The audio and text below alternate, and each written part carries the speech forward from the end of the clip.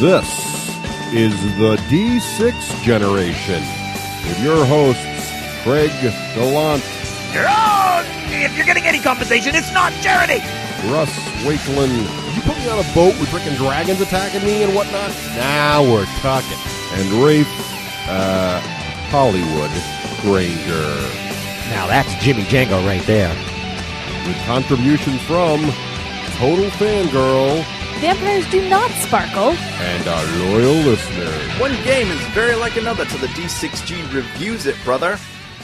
Welcome to another edition of Rapid Fire, the roundtable discussion of all things gaming, coming at you with the speed of a lethal plot twist, wiping out swaths of primary characters in a single blow. This edition is brought to you by Elan in Toronto. To the D6 generation listeners all across the net, here's hoping that this show has helped you find that special agri-connection to a game you enjoy. And to Corvus Belli for Infinity, his current game of choice. I'm Geekly McNerdigan, your host. Today, as always, our panelists are Russ Walder Frey Wakeland and Rafe Gregor Clegane Granger. And as a special guest, we have Fantasy Flight game designer Rob Kevin Lannister Kouba. Let's begin. Issue number 1. Heraldry is the profession, study, or art of devising, granting, and emblazoning of coats of arms, a distinctive design painted on a shield unique to a person, family, corporation, or state. Throughout history, heraldry has been used to honor or differentiate important people of various achievements and allegiances. When one describes a coat of arms, one usually describes the item or items on the shield and then the color of the field or shield itself. As an example, a lion rampant on a red field.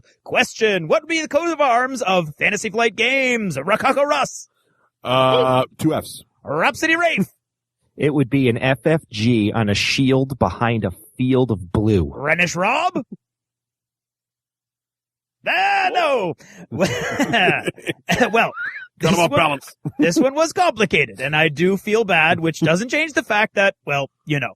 The answer clearly would be 2 polyhedrons above a fan of Cory cards on a field of alternating teal and turquoise stripes. Issue number 2. Cory cards. In all military endeavors, a force desperately needs someone to give the formation's unity of action and intent. These individuals, whether they are officers, NCOs, nobles, or what have you, all go by the name of commanders on the battlefield. How to deal with commanders in war games is one of the most widely varying areas of game design, running the gamut from order delivery only to the central heroic figures of most fantasy-based games. Question: what is the correct balance of heroism versus practicality that best serves the gritty realism of George R.R. Martin's fantasy epic, A Song of Ice and Fire? Renly Baratheon Rafe. Watch out, your commander's going to lose his head at any time. Ramsay Snow Russ. He does one heroic act, then dies. Rickard Stark Rob. Sheer practicality and limited heroism. Again, this one was sort of confusing. Rob came the closest, which unfortunately in no way impinges upon the nature of your answers insofar as their correctness or lack thereof. The answer is 6 parts to 5. What? Issue number 3. Grief is a multifaceted response to loss, particularly to the loss of someone or something to which a bond was formed. Although most often used to describe the emotional response to losing a real person, sometimes people feel grief for dying characters in movies or books, or maybe even an MMORPG character. Yeah. Question! On a scale of 1 through 10, with 1 being the passing of a feed cricket and 10 being the loss of a spouse or parent, how would you rate your emotional reaction to the first surprise death in the novel A Game of Thrones? Robert B. Russ. 6.5. Robbie S. Rafe. 5. Rhaegar T. Rob. 8. Wow, you guys were way more attached to that random Night's Watch guy than I was. I would have said like 2 or 3 at most. Well, you thought I meant, oh, never mind. Well, of course you're still, well, you know. Issue number 4. Spoiler is slang for any element of any summary or description of any piece of fiction that reveals any plot element which will give away the outcome of a dramatic episode within the work of fiction or the conclusion of the entire work. There is a special hell reserved for those who spoil the greatest works of fiction for their friends, family, or intrepid listeners. Question: what happens to people sent to that special hell? Rabbit's Rafe. Oh, you stumped me. It's like Dante's Inferno. Rotationally Ralphing Russ. They're constantly spoiled what's coming next. Rapid Roulette Rob. He took my answer. Wrong! wrong! They know everything. They are forced to watch in rotation all of M. Night Shyamalan's movies except The Sixth Sense for all eternity. Oh, and once every 100 years, they have to watch all the Twilight movies interspersed with teaser trailers only of True Blood and other real vampire shows and movies that actually contain surprises. That's all we've got for this episode. Thanks for listening and good night.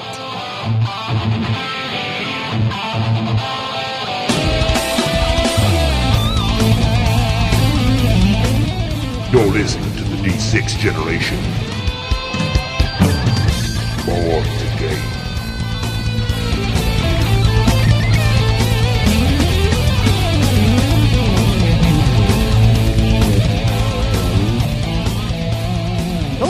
Hello. Yo, what's up? Oh, God. And welcome to episode 60. 60. Holy cow. of That the is we are D6 almost generation. ready to start taking Social Security. I know, we're almost ready for federal benefits. Yeah. I am Russ Wakeland. I am Craig Gallant. And I am Rafe Hollywood Granger. Now, this is a very special episode 60. Just for this episode, Yeah. Why? we have set up a new high-tech studio here. Yes, Craig, we have. We've got multiple video screens now. Oh, yes. We got I a feel bigger like I'm in the table. Batcave. We're in Now like, I know why. yeah, I was it's going to come down, Russ, and he told me no. Yeah, because I didn't want to share my table space with you. awesome. Craig's even got a pillow on his chair. I do. I totally have a What pillow. the? I have a pillow I'm still beneath not my even out of my buttocks. work clothes. Yeah, well. Oh, we're That's okay lounging, to baby. keep an eye. We're lounging. I know This how is you awesome. feel, man. I haven't been in my work clothes for a month. Oh, you mean out? Oh, got it. Right. Well, so what are we going to do on today's show, guys? Today, we are going to visit Westeros, the land of the Seven Kingdoms. We are, and we're going to just pretty much the entire show. Yep. Westeros all the time. We're going to If have you a don't nice... know what Westeros is, A, shame on you. Right, Shame. And B, you will by the end of the show. right. And we're going to interview Rob from Kouba, Fantasy Flight Games. The designer of the Battles new of hotness. Westeros. Yes, and we'll talk about that, and we'll also give a detailed review of the game itself. Yep. As well as listen later from a contest to win your own game. Maybe there is. Maybe we've embedded it foolishly within the middle of the show. Before we can get to all that, though, Yeah. we need to thank our sponsors. We should. Who should we thank first? Rafe. We should thank Dan from Myriad Games on behalf of all friendly professional gaming stores everywhere and in outer space. And now on the space station. Right. Recently resupplied with food. And I tweeted earlier this week a picture of the new Myriad Very game parlor. nice. And we got some nice responses saying, "Oh, I want that to be in my Manchester." This gentleman lived in Manchester, in England, of England, course. yes. I explained to him it's the new Manchester in the new England. That's right. The So, new Manchester. right. So check that out if you want There's to a see. new New England? Well, the New England. Oh, got it. Right. Right. Yeah. Right. I get it. The new through you. Yeah. I get it. All right. So, and who else should we thank, Rafe? What minute? Well, yeah, what about Craig? What about me? Why don't you do it back to back? Impress us. Show us your mad skills, Granger. Do two back to back. Well, I guess it would have to be Battle Foam. What do you guys got to say about that? I want to say, listen, let me say about this. I solved my Battle Foam problem. You did finally. Oh, yeah? How did you... That's how awesome Battle Foam is. Let me tell you how awesome it is. Okay. I took the trays from my War Machine, special ordered War Machine kit, right? Yep. Yep. And they fit perfectly in just the right size in my Flames of War. Ah. So because I have the two special editions, if you would, because I am, of course, Hollywood and I am special. And The two fit so perfectly. many different ways. So that is a tip for you listeners out there. If you get the special editions, just be aware that the foam trays are a slightly different size than your quote standard Battle Foam But tray. they fit with each other. Yes, Is what you're they saying. totally. Yes, Interesting. I That didn't is know so my interesting. my War Machine foam trays fit perfectly in my smaller Flames of War case. Now, Nice. I am going to actually throw Rafe under the bus right now. Nice. And I'm Go. going to describe to the listeners a typical Rafe event. Uh-oh. Wait. There's Yeah. a caveat to this. No, but there go isn't. ahead. No, there isn't. God. Yes, there is. So Matt of New England Epic Tournament Championship fame Yes. shows up yesterday with his Battle Foam Flames of War case. I He's like, saw oh, that, I'm all yeah. excited. Rafe and I are going to play Flames of War. And I Oh, was yes. all excited for Rafe because, he's been He's been looking talking about forever, Flames of War Flames forever. of War. It's all been Flames of War. So in comes Rafe. He's got his Flames of War case. And I, all innocent, just wanting to share a little joy with my friend, go, oh, Rafe, it's awesome that you're going to finally get your game in of Flames of War. What?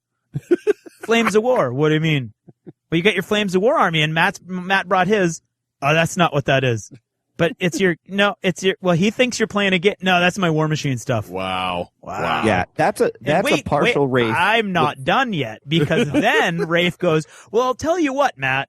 I've already agreed to play a War Machine game with Dave. Later on, I'll play Flames of War with you. And then, awesome. You weren't there. And then I said, oh, Rafe, I'm sorry, Dave's playing Descent. And then Rafe goes, oh, crap, because I lied and didn't actually bring my Flames of War stuff. So he was trying to trying to bamboozle. Wow. All wrong. Wow. All wrong. Total shenanigans. Not wrong at all. Last Tuesday, Dave Farr says to me, now, hey, you want to play War As Machine? a lawyer, you should know that I'm not wrong. Everything I just said is factually true. You're No, saying it's not. It is factually true. No, All right, it's not let's move factually along. true. You biffed a fact. Sadly, we have to move on. We should move on. I love it when they do that in talk radio. Sorry, but we're going to have to move on. We're up against a hard break. I can sum this up. Okay. Dave promises me. Not promises. Hey, Rafe, I'll play War Machine Tuesday. Great. Last Tuesday, I say, Matt, maybe we can play Flames of Worms after that. Yes. I was going to play my U.S. Air Cav. But I'm lazy, and this is where Craig is correct. I'm lazy, and I don't get my Air Cav done, and I never email Matt or tell him. Right. I then switch cases. I show up. Dave completely forgets it's Descent. Yeah. I show up with a pre-scheduled Dave, so to be good Rafe and not wimp out on people, I'm supposed to play Dave.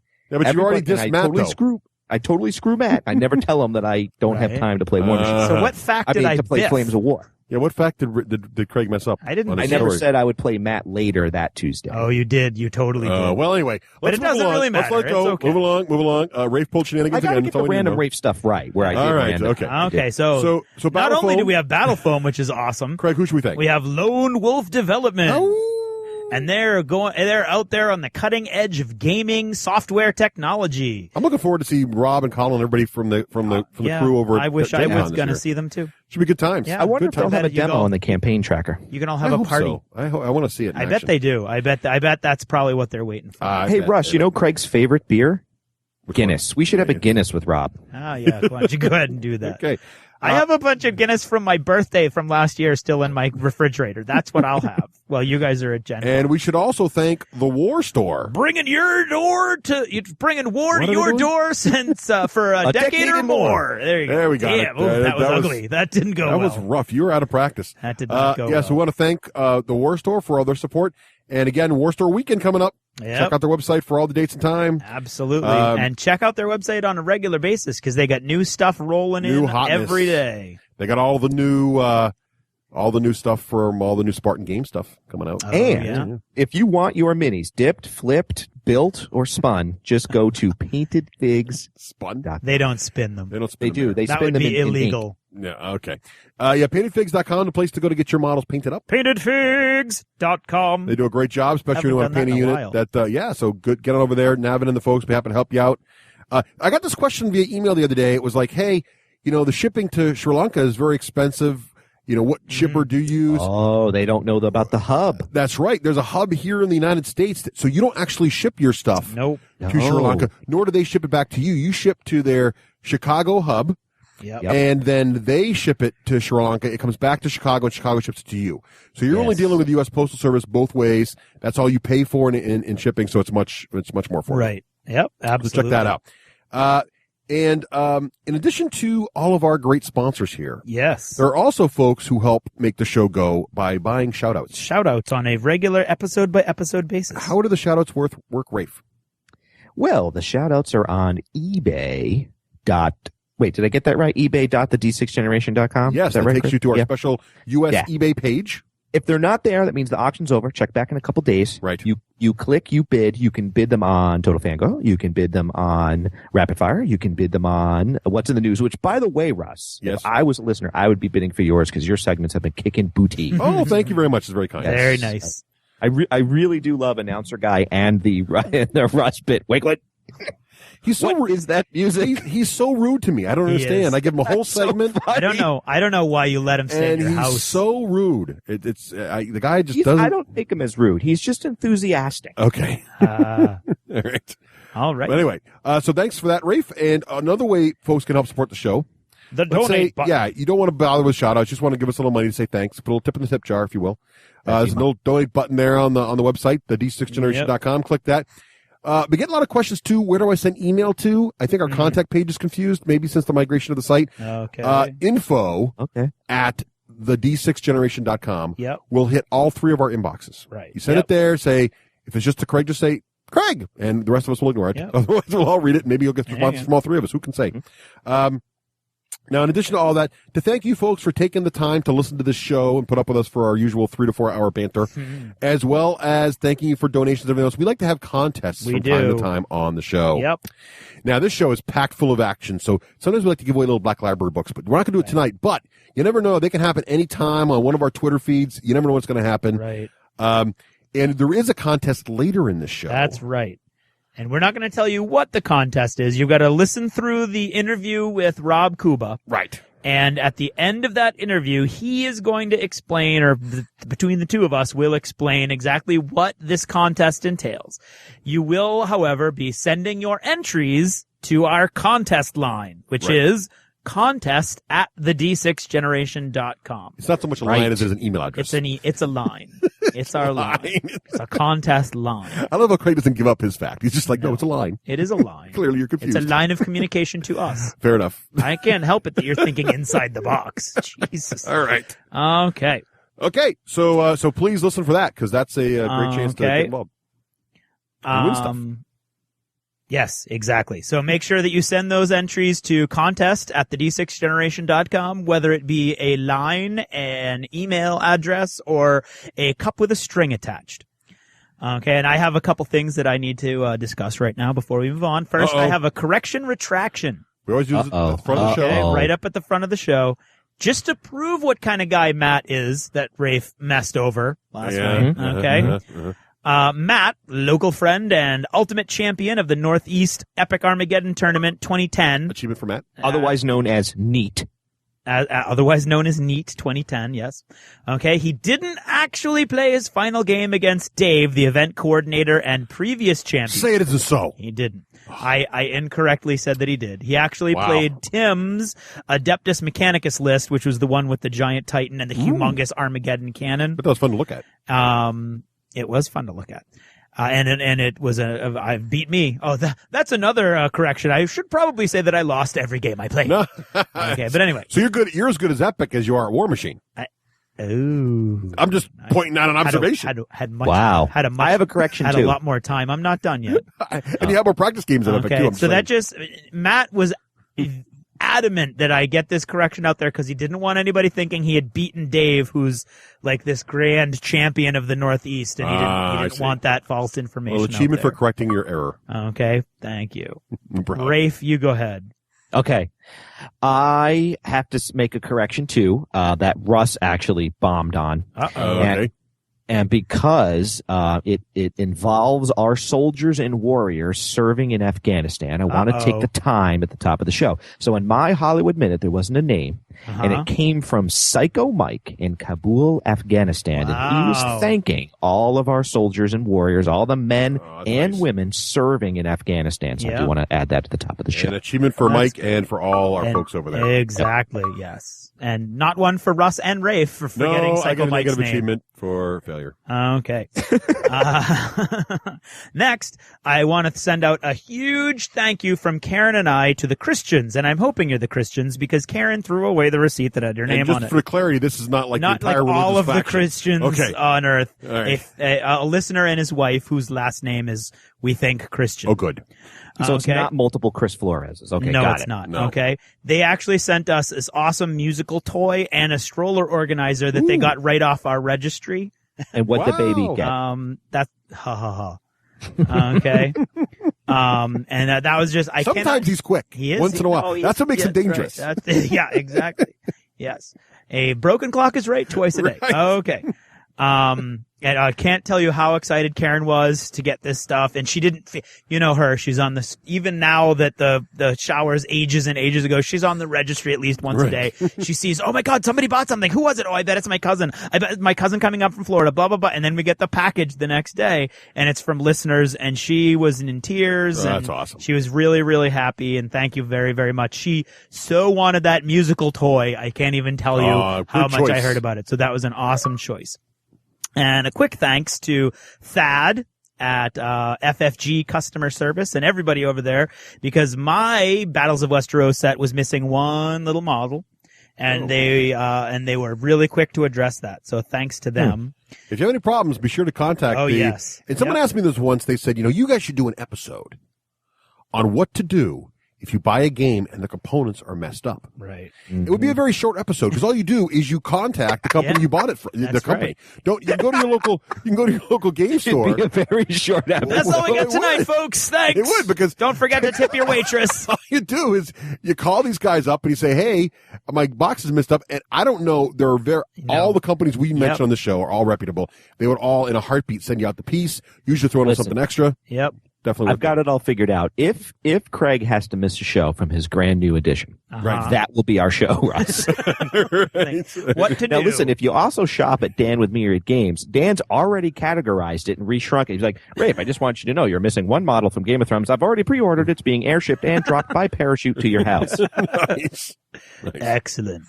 And then I do have a big self-serving announcement. Nice. I'm going to do a big eBay auction. Ooh. Wow. I got to clear some room in my house. Got to fund this new kid. Oh, my Lord. Guys, this is going to be huge. Okay. Dude, you understand, this is not self-serving. This is opportunity knocking for anyone who's into miniature gaming. These guys have no idea I was doing this. Because Craig owns more, I want to use the word crap here, but more amazing stuff that he would now consider crap. No, I'm seriously. It's like piles of stuff. If he just sells a fraction of what's down there, it is like a gold mine. It's we're looking at entire armies. Wow. Yep. That Chaos Army. I'm going to sell the Chaos Army that I made. Chaos Bike Army? Yeah. Ooh, that's 32 Chaos bikes, Cornate bikes out there. All customized, all painted up. And we should talk to make sure we handle the links properly so you get full exposure. That would be good. Yes. But yes, that'd be awesome. Okay. And my entire SWAT army is going. Okay. These are some. You've held these close to your heart. Army is an amazing conversion job. These are iconic armies too. They are. So and there's tons of pictures. And there'll be a bunch of other stuff up there too. But so it's almost like buying for charity because you're helping out a new a new set of parents. That's right. A new child coming into the world and getting cool miniatures at the same time. That's right. Did you shed a little tear over this, or are you just sort of ready? Not yet. I'm just ready. I'll probably cry once I start pressing those execute buttons. Mm-hmm. Just think to yourself, 4 years from now, when the kids are a little older, I'll have more room for games. That's true. That's a very good point. I think it's liberating, man. Go for it. I have never done it myself, so we're gonna see. So anyway, I wanted to make that announcement, so you guys go check that out, and hopefully I'll be able to work with Russ, and we'll get it all twitted and we'll make sure everything goes up with plenty of notice. Put it on the Twitter. So, and we would be remiss if we didn't remind everybody about our big live Gen Con event, right, Rafe? Yes, sir. Yeah, we're very excited. We got to get our heads together about that. Oh, I got it all figured out. Don't you worry about that. Okay, good. I'll go over it with you, of course. But we got a big plan for, if we're to play by email for RPG games, this is play by mob. And, it'll be good fun. And, so most of the event will be that. And then also there in the end, you'll be question and answers. And all three of the D6G attendees, the contributors from the show, Rafe, myself, and Nicole, Total Fangirl, will be there. And I'll also there's like a meet event earlier on Thursday, I think, for the Pulp Gamer Network I'll be at, and there's a Saturday night thing, so we'll be around. But the one on Friday is the big one. Check that out, and it's filling up. I think there's only 3 slots left last time I checked. Really? So sign up. I won't be there. I don't know if I made this announcement. I'm due to my new job designation. I will be flying out Friday. Right. So I will get there around noonish. Right. So he'll be there for the 6 o'clock thing, which is Russ will tweet it. He'll say the eagle has landed. I will. Yeah. So you see that Hollywood is in his house when you see that. Yeah. So Craig will actually just have to sign up a Twitter account to follow us for the 6 event. I'll just be on the D6 Generation website and I'll watch it update from there directly. So Craig, what's the time for now? Achievements in gaming.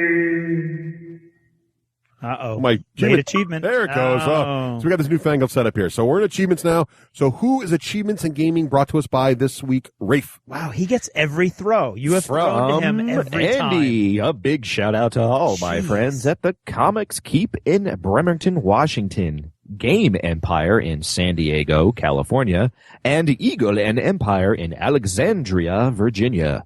3 years, 3 professional local game stores, countless great games, and even better memories. Thanks, guys.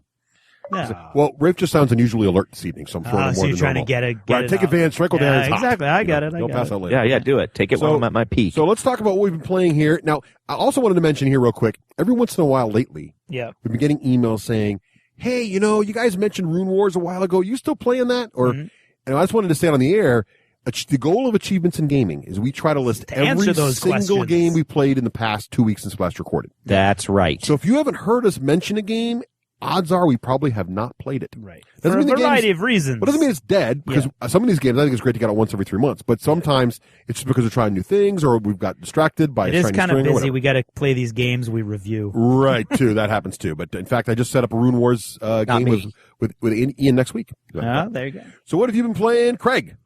What have I been playing? Oh, you threw it to me. Thanks. Okay. Actually, Karen appears several times in my achievements this week because we played Battlestar Galactica in the game parlor. I saw that. It was the first time she's ever played a game in a game store. So that was yes, absolutely. Yep. Huh.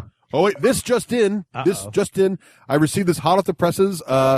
I've said we are now sold out at Gen Con, according to our press person, and we are getting requests for a larger room. Wow. We'll see what we can do. We'll have to, I don't know if we're going to be able to actually get a larger room. We'll see what happens. Wow. So anyway, but try to show up anyway. People will know show. That's right. Standing room only. Standing room only. Thank you to our press person for that. Stand in the back. Sorry, Craig, didn't mean to interrupt you. That's Go ahead, okay. So Battlestar Galactica, which was fun. You know what stinks though is when you get the Cylon card.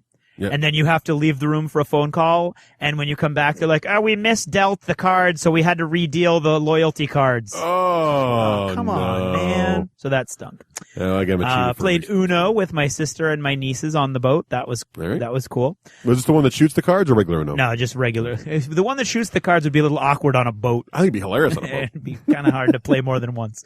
Oh, what off there you go. I already said that. Battles of Westeros, I've played 6 times. Nice. Wow. Holy cow. I have played that game an awful lot. I'd say he likes it. Because Karen loves it, which is huge. Weird. Wow. And it's harder core than Battlelore. I'm surprised. It is much harder than Battlelore. Yeah. Well, more involved. Yes. It's more involved. More fiddly. Yes. More war game-ish. Yes. But don't tell Karen that or she won't play. Okay, but she's loving Karen, it. if you're listening, it's a light fun romp. That's right. It's very casual. And she created a new verb when she was complaining to me later on. She's like, I can't believe I like that game. I'm being betrayal on House on the Hill again. Did you know that's been re-released? It's coming out. It's a big news on Board Game Geek, so that's coming back. Exciting. Karen's favorite. So she feels like she's being once again tricked into playing gamer games, which is kind of true. I played Shogun again. Love that game. That is a solid game. That game sticks with me. That's a good game. The Lojog Sea of Blood. My heroes have made a bit of a comeback this last week, despite an entry-only accident in the Descent campaign tracker. Yeah, I have to ask because there's some listeners noticed that issue. Yes, that was. Thank you guys for keeping up on that. You were not actually dealing two silver monsters at copper level. I was not cheating. No, not only that, but I lost that. Oh, good. So, hey, they're ahead. Who would you find to fill the extra chairs? Nobody.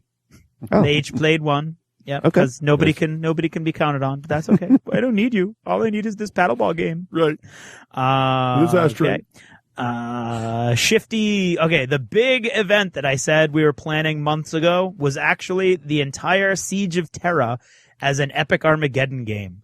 Wow. So this is the Horus Heresy board game played with Epic 40 Armageddon. On a table that was 8 feet by 12 feet. Wow. That's a giant table. Now that is truly epic. And Shifty and I, Will and I, were planning it for a while, and I was shouldering about half the work, and then all of a sudden I just couldn't do it anymore. I had so much other stuff that came and landed on my plate, and so Will did all of it, and it was awesome. Lots of models. It was about 12,000 points aside. Yep. Wow. So it was a giant epic game, and we had a blast. So thanks to Will for that. And then yesterday, I played a test game with the Sherpa of Last Days Zombie Apocalypse. We play tested the rules. Lots of zombies in games lately. Lots of zombie games. They're the big thrill right now. Yeah. Mm-hmm. So I liked it. There's a lot of balance issues. It's a play test, so you got to assume that there's going to be some. I love his terrain. Jeremy did a great job of the print and assemble terrain, print and play. Called? The World something. Yeah, it's paper. Cardboard. I tweeted some pictures of it on the check out our Twitter feed. Awesome. It looks great, and it's printed paper. Yeah. Speaking of zombies, I checked out our friends at Flying Frog Productions. Yeah. Because we go out there for Gen Con. Yep. And their new game is Outer Space game. Aliens. Yeah, aliens. We interviewed about last from outer year. space. Yep. Attacking carnival folk. Yes. Yeah. So Carnies. It's like, always good. Very exciting. All right, Russ. So tell us what you've been playing. All right. Well, also, as Craig mentioned, I've been playing Battle of Westeros as well. I played about 3 times. My total play count is, I think, up to like maybe 4 or 5. So it's going pretty well. Achievement for that. And then also, I have been playing our Sea of Blood campaign is still going strong. And my heroes, sadly, Rafe, have sunk my ghost ship. Oh, I heard some sort of tremulations about that. Yeah. They, note to self, don't pick a map. I have this ability now where I can pick which sort of naval area the combat's going to happen in. And I picked one with all these extra rocks on it, thinking I'd be really clever and have the heroes smash into rocks. And those sneaky heroes, they've got swimming abilities, and now they can fly also, some of them. So they flew into my ghost ship, grabbed the wheel, and smashed me into my own rocks. So very crafty. But that somehow doesn't seem right. Well, it's the way it is. And it came to a die roll. I had reduced their ship to only 10 wounds left. And now, I heard the heroes, and maybe this comes originally from Board Game Geek, that it's kind of hard to finish the campaign at this session because, like you, so are you essentially beaten out of the game? Oh, no. So I've heard that either happens to the heroes or happens to the Overlord, and then people don't want to finish out the last 4 games. I'm still 30 points up on them. Oh, okay. Conquest-wise. So I'm still well ahead of them. And I'm still very confident that I'm in a good space for the final battle. What I've lost, though, is the ability to put any pressure on them during the campaign because I have no lieutenants. So now, basically, I'm just sitting here, taking them out in the dungeons and making sure I get enough conquest to make sure everything's upgraded properly at the end battle. But, it's a tough... So you haven't heard that gripe on Board Game Geek? No, I have heard that the heroes can get really powerful near the end game. But, to be honest, I think the lieutenants are tricky and you need to practice with them to do well with them. And I think it's a little slanted against the lieutenants. I think you're kind of supposed to run, and I've been trying to fight with them, and it's not going well. So, but it's all right. So what do you think? You're supposed to try to take a couple heroes out and then run? Maybe. I had a chance. I almost sunk them with my ghost ship, but and if I had picked a different terrain piece, I'd have been okay. Mm-hmm. And I had this ability now to choose, so it was kind of my fault. It was a tough battle, but they did a good job. And if they hadn't had the exact combo abilities either, it would have been a better fight for me. One has swim and one has fly now, so they both could go right into my ship.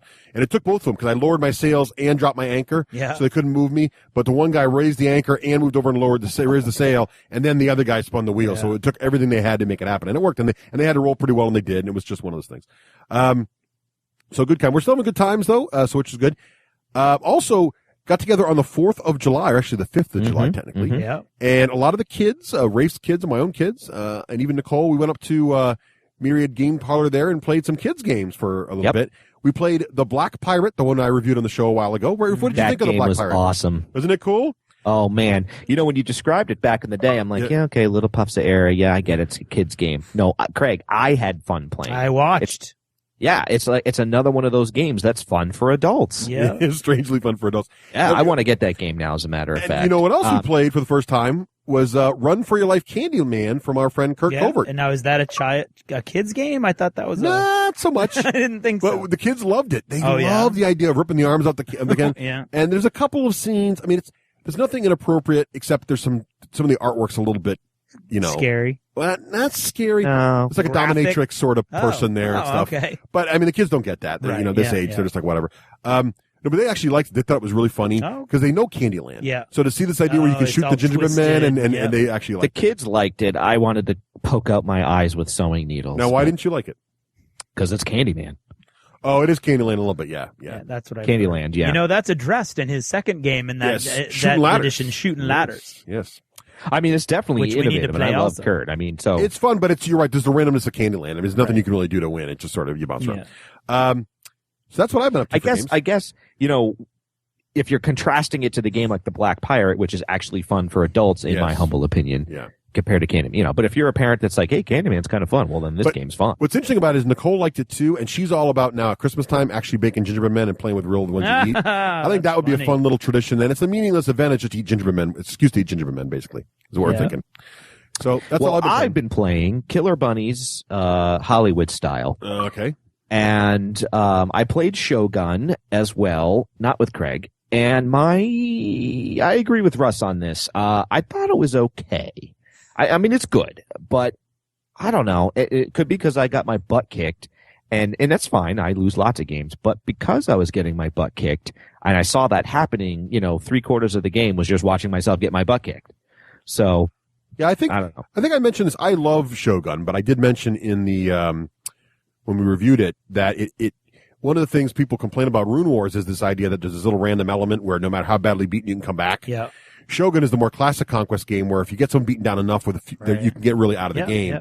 And I think that's what you're seeing here. So it's a balancing act. If that's frustrating for you, then Rune Wars is more your game. But if you want that more pure combat element, Shogun's more your game. I think they both have a place in the collection. I really like Shogun a lot, but it is a little more hardcore and you do have to make those alliances. Yeah. But at the same time, I love it because it doesn't burn your brain. No, it's not a brain burner. Doesn't. Yeah. It's fun. It's fun. I'd play it again, but I wouldn't put it in my favorites.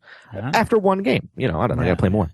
Then there's the people are doing these new magic things. I don't know. They're fighting these big monsters on these big cards, and then they're doing these new 5-way battles where everybody plays a color of a deck. So you have white, green, red, black, blue. I don't know if I missed one. And then you play opposite in some sort of fashion. So anyway, they're like, hey, Rafe, want to play a blue magic deck? I'm like, sure, why not? So I played, and that was fun to throw cards around again. I played War Machine for 100 days straight with Andy last week. Yeah, that's what it seemed like. It's funny because even Andy, because I mentioned I played a 3-hour game with Andy and Chris, and Andy mentioned in emails like, you know what, I think I need a chess clock. I'm just too slow at this. Yeah, he's slow. And he admits it himself. Yeah, he does. Yeah. He's not slow because he's dumb. He's slow because he's thinking of all the combos. Right. And he plays pirates, which have a lot of solos. A lot of infantry, yep. So, he should have my army, basically. Right. But we had a blast. He pulled out a nice win, a very fair win. I'm playing a new caster. I'm playing Irusk, and I played with my new Assault Commandos, and that was fun. Cool. And then I picked up, Michelle at Myriad Games was kind enough to, the new catacomb the new mold-free catacomb pieces aren't coming in. They're back ordered or whatever. So she just ammonia'd mine so I could finally play the game. I played that with Lou. You're talking about the Catacombs game. You flick the pieces. Game. Yeah. The flick game. Yeah. Right. I got to tell you, Russ, you're going to be surprised by this. It's fun. And I played about 3-4 games. And I even played with Dave. Dave played the heroes too. Yeah. I like Black Pirate better. Yeah? Yeah. I do. Well, Catacombs is only flicking. Right. I mean, that is the game is flicking. And there's positioning and there's some little pool. So, I don't know. It's not like I got into it, but like Black Pirate, for whatever reason, I kind of got into like, I'm going to steal your gold or, Yeah. Well, I think Black Pirate has the component thing going for it too. The components are so beautiful. Yeah. The board on Black Pirate's beautiful. Yeah. What do you think between Catacombs and Black Pirate? I think they're different games. I think, Catacombs is a little more deeper tactically, I think, but I think Black Pirate is a more, approachable game because the pirate's just cooler. I'll tell you what, Catacombs would be so funny. We'd play like Russ, Craig, Joel, get your really good friends together and play Catacombs. Oh man, you have a blast. Right. And then I played Wings of War, Craig. Wow. Well, Remember you played that in Italy? Yep. Yeah. I played that with Lou. Lou loves it. Yeah, it's a great game for that age. Oh man, we're playing. It's a great game, period. One planes. Yep. It is. He just really loves it. And then, what we do is we play it on that green GW battle mat. Yeah. Oh, yeah. So it looks like we're just flying over grass. And he loves it. I need some, if I can crowdsource this, we're looking for some scenario. So it's not always just head on head. I just have the basic rule book. I don't have any other planes than what comes in the basic set. So I don't know if there's some scenarios. We played another downplane and we had to fly over it and take pictures of it. Mm-hmm. So I didn't know if anybody created scenarios, but there should be scenarios in the back of the rule book. Okay. Cool. So that's it for me. Nice little achievement for Wings of War. Okay, wait. I'll wait until we get into modeling for them. All right, well, let's go to modeling. My crowdsourcing. All right, I'll start off. I actually painted, my goal was to have all the heroes from Battles of Westeros painted by last night. I got all but 2 finished, and here's a tip. Well, I thought I was going to get them all done, but 2 of the heroes don't actually appear in the pre-made scenarios. They're only for skirmish games. Yeah. And I picked the wrong 2. More on that later. So more on that later. But anyway, I painted, and what was really flattering was I painted a couple up to try it out, and I took a picture of the 2 infantry heroes with one of my painted Battlelore guys. Yeah. And I tweeted it, but I also posted it on Board Game Geek. It is now on the front page of Board Game Geek as one of the hottest photos on the website. Famous. Wow. So I was like, that's really flattering. So thank you for everybody Board Game Geek for checking it out. I checked him out. You rocked the one guy. Thank you. Beautiful. Thank you. And they How'd you get the flesh on him? It's perfect. Which one? The Battlelore one in the middle? Yeah. It's all inking. It's all inking. It's really good. I actually like ink at that size. Another thing about that is the Lannister guys, or in particular, all the Westeros guys, they have a lot of fine detail that's carved into their tabards and stuff that you could never, or at least I could never, paint with a brush. Right. So what I just do is like on the Hound's tabard, he's normally yellow, so I painted it yellow. The mountain. The Hound comes out later this month, or later this summer. Gregor, the mountain, his brother, the mountain. He wears a yellow tabard with these little dogs on it. And I just painted it yellow, and then I inked it with a dark brown flesh wash, which A, makes the tabard look dirty, but B, fills in those little crevices. Same with the flesh on the archer's face. Painted a light flesh color, then just ink it, and you get that nice little doopy thing. So good fun, and it was really fun. I'm having a great time with those. 2 more to go, and all my heroes are painted. And I think it's a game you can get away with just painting the heroes if you want to. I don't think you have to paint anybody if you want. Well, no, you don't have to, but I mean, it wouldn't look out of place with just the heroes painted because they sort of jump out at you, and then you get your reds and your whites. You need them to jump out too. They're important. But I mean, your though, as we'll talk about in a minute, yours look phenomenal. All painted up. Thank you. I've painted all my Stark models. Yeah, they look great. I've been staying up way too late, many nights in a row, and it's good training for you. Yes, that's what I hear. Yeah, actually, I would recommend getting sleep now. I think what Russ said, and I wish what Rafe said. Yeah, sleep's like a battery. Charge them up. Right. But yeah, so and the models are great. They're very nice models. They really quality are. Of the casting. Are. Some of the pieces are very thin, and so they're going to bend no matter how much you boil them and freeze them, because I tried. And if you are wondering about the scales between Battlelore and this game, check out that picture of mine, because it's really close. You can see the difference. Yep. And the base sizes are identical, but the figures on Battlelore, it's like they're the same scale, but they're not. There's like this little smidge of a scale difference. I think the Battle of Westeros guys are a little more true to nature in their ratios. It's almost like the cartoon GW look versus the more historical. With the old Battlelore being kind of cartoony. Right. Yeah, so I did all that. I found and built a couple more epic buildings. I was very excited. N-scale railroad stuff works great. I found a prison. I found a state prison that looks awesome. It's going to be my Inquisition headquarters. Nice. And another building. And I would like to crowdsource. If you know where I can get really good modern U.S. soldier miniatures, 28 millimeter. I want modern. I'm looking for marine, I know Black Scorpion has some Marines that look really good. What about that whole failed thing that Mongoose did a while ago? Those could be modern Battlefield very Commander hard to, modern I can't, Combat or whatever. I can't remember, but Battlefield Evolution. That's the one. Very hard to find though. Oh. And actually, I did find some, and they don't look very nice. I'd like to paint some up. Last year, they were dirt cheap at Gen Con. Yes, they were. Yes. But yeah, so I'm looking for some of those. I found some awesome ones that are in hazmat outfits, and I can't find them again. That's good for that ET diorama. Yeah, exactly. Yeah, the ET diorama. They've all got machine guns. It's good for the zombie game that I enjoyed immensely. That Jeremy played with me last night. So so that's what I'm looking for. That's all I got. All right, I got some stuff, and this is true. You guys aren't even going to believe it. It's so true. I don't believe it.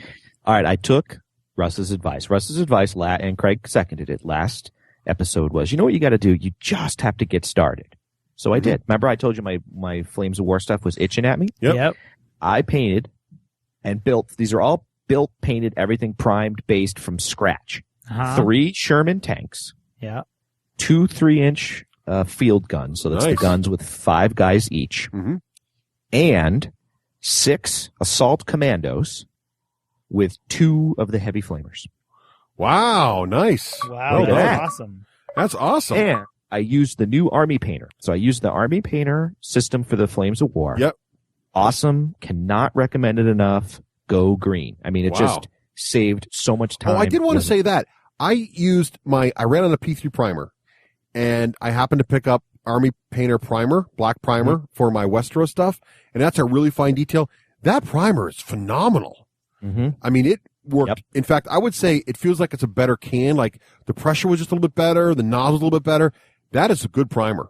Yeah, I don't know. Really? It's like the color primer. Yes, and it's cheaper, isn't it? I think it's like $1 more than the P3, or maybe bucks. one. Oh yeah, but P3 is like 10. So they're basically the same price. Yeah. I would go with either, but if you had a choice, I might lean towards the Army Painter now. I really like it, and they have a lot more colors. I did learn my lesson because having people really comment on my Flames of War army. They look great, and it's just because they're hand painted. What I mean by that is they're not spray painted. Right. So And what that means is you can kind of tell because of the green. It's a little different green that I use. Right. So when these came out, I was like, oh, these look like the spray painted ones. I'm not going to get the ooh-ah factor. But it was very easy for me to quickly upshade them to the proper color of green by dry brushing and stuff like that. Or if it's cheating for that. Great. I can't wait to see those next week. If you put them in your Flames of War case, we'll actually see them. Yeah. Exactly. Well, you're not going to. Well, you can't see him because he's got to find somebody else to. Yeah. All right. Now, let me give you a little warning, though. Uh-oh. The red for my Assault Commandos, oh my God, awesome, with awesome sauce. Loved it. No headaches of painting the red in multiple colors. It just went on like butter. Oh, cool. But the problem, Craig, this drove me insane. Yeah. So this time I primed him black, then I primed him red to get the right shade of red. Mm-hmm. Okay, no problem. The bases were red. Yeah. And I've painted them black, I've inked them, the bases. If you turn the model a certain way, it looks like it's getting uplighted by red. Black didn't work? Because I don't know, it's like the little cracks and nooks and crannies. I can't get the freaking red out. Huh. Really? It's driving me insane. Wow. Yeah, I think you got to use more It's probably paint. my fussy level. Rafe, paint it white, then black. Yeah? That'll kill it. All right. Guarantee. And then red? P3 white. Yeah. P3 white, then black. Would you want it red, or do you want it? What color do you want? He's priming it with the red spray. But I thought he wanted his base not to be red. I don't. Right, but how are you going to prime the model and not hit the base with the did you prime? already base the model? Yeah, already based it. Oh, there's your problem. Yep. So I'm either going to have to go the reverse method or somehow mask the base with the red. So sorry, I misunderstood. Hey, I have an idea. Yeah. I have a motion. In the interest of time, so we have enough. Do we want to skip other? No, we're going forward. Wait. Sell no wine. One thing. No, we're going forward all through other. Which will be fast. Speed it up. You ready? Speed it. Ready, go. All right, here we go. I've been playing some video games. I played Crackdown 2. Good fun. It's just a good popcorn game with friends. It's only good online with friends. Don't bother playing it by yourself. If you have no one else to play with, don't get it. But if you have friends to play with, get it. It's good. Got Lego Harry Potter for the Xbox. The girls love it, and it inspired them to watch the Harry Potter movies. We had a really bad hot weekend up here. The girls watched all the Harry Potter movies back to back, had a blast. We're getting excited for the new Deadly Hallows stuff coming out. You don't think that's going to be scary? Well, it is going to be scary. Yeah, it's going to be a problem. They're excited about it. Our news division disagrees with you and says it's going to be scary. Yes, and you're going to have a problem. Probably. And the news division would know. Yes. Now, the news division keeps nodding. Well, very vehemently. They and as it gets darker, they're getting more scared. Both sides happens. Well, it gets pretty darn We dark. did take them to see Karate Kid, and they both loved it. Yeah. Big success. Jackie Chan is phenomenal, and Will Smith's son does a great job. Yeah, that's what I hear. I want to see that so bad. I have to give props to Nicole's Taekwondo school and Rose's Taekwondo school, because the last final move he does in the movie, I thought was impossible due to physics. Yeah. And they assured me that, yes, it can be done, and he probably did it, because it turns out Will Smith's son is an excellent karate wow, that's master. awesome. So, so it's interesting. So, great movie. Worth seeing, a very quality remake of a classic. Very cool. And lastly, and big news, kind of exciting, there's a magazine called Unseen Lurker, Lerker, misspelled on purpose. Unseen Lurker, and they are primarily a Warhammer Fantasy Battle magazine, but they also cover other things, and they are a real print magazine. They're on issue number 4, and they were kind enough to ask me to write an article for them, and it's coming out in this current issue. Awesome. So I did email out a little link in my Twitter feed today. There's a little preview thing. I'm very excited about it. So hopefully, and my article even has a little blurb on the cover. I got the cover comment on it. Although it's some strange language I can't really understand. Hey, congrats. It's fun to do, isn't it? It is fun. I had a great time with it. So hopefully people like it. Language you don't understand? Yeah, you have to see it to understand it. So take a look at it. But let me know what you think. Please email me or comment. Or how do we get one? I think if you go to their website, you can check it out, or and they can tell you how to do it. You can order them. They're in most stores. I think and overseas they're in a lot of places. I don't know how to get them exactly to ask them, but yeah, they I don't actually know. I have to find out about that. I'll tweet or post on it. I have no idea how they get it. They just show up at my doorstep. That's all I know. So, but yeah, they're very nice, and they're great people over there, and I do enjoy the magazine. So we'll see how it works. Cool. Very cool. That's my other. My other is almost as important and momentous as that. I saw Hot Tub Time Machine. Ooh, I kind of want to see that. How was it? Which was hilarious. If you like those old cheesy 80s movies, this is like a totally twisted version of that. Nice. There's some horrifically disgusting moments, like there's something about Mary level disgusting moments, Nice. if not maybe a little worse. But You're referring to something about Mary? There's something about Mary. Okay. Yeah. Isn't that what so. I said? I think you did, yes. You said there's some Mary moments, I thought. Okay. And so I thought it was really funny. And then favorite TV show of the summer, again, has to be Wipeout. Oh, God. I can't give you an achievement for that. I'm sorry. Please. If you haven't seen it, you've got to check it out. Is that a surf movie? I laughed. No, it's a TV show. It's an obstacle course where the color commentary is worth the price of admission, and it's just a bunch of people. They are mean. They're cruel, these beautiful. people. What is like American Idol. Japanese style American shows now? It's not even close. No, it's like the entire obstacle course is in foam padding, so you can't get hurt. Just mean to and these people. poor people are like, they're not mean. It's all in good fun, and they're all voluntary. I know. Karen, knowing how much I enjoy the show, looked into how I would get on the show, and it's not easy to get on the show. I watch. Yeah, see, you want Wipeout? I would watch. I would love to watch that. But if you have access to Wipeout, you need to do yourself a favor, not listen to Russ, and give Japanese one shows episode. Yeah, but this is not Japanese. This is just I hilarious. know, but it's based on that style. No, maybe a little bit. I don't think so. Okay, and that's all my other. Okay. Rafe, you got anything for other? I got nothing. Okay. That's achievements.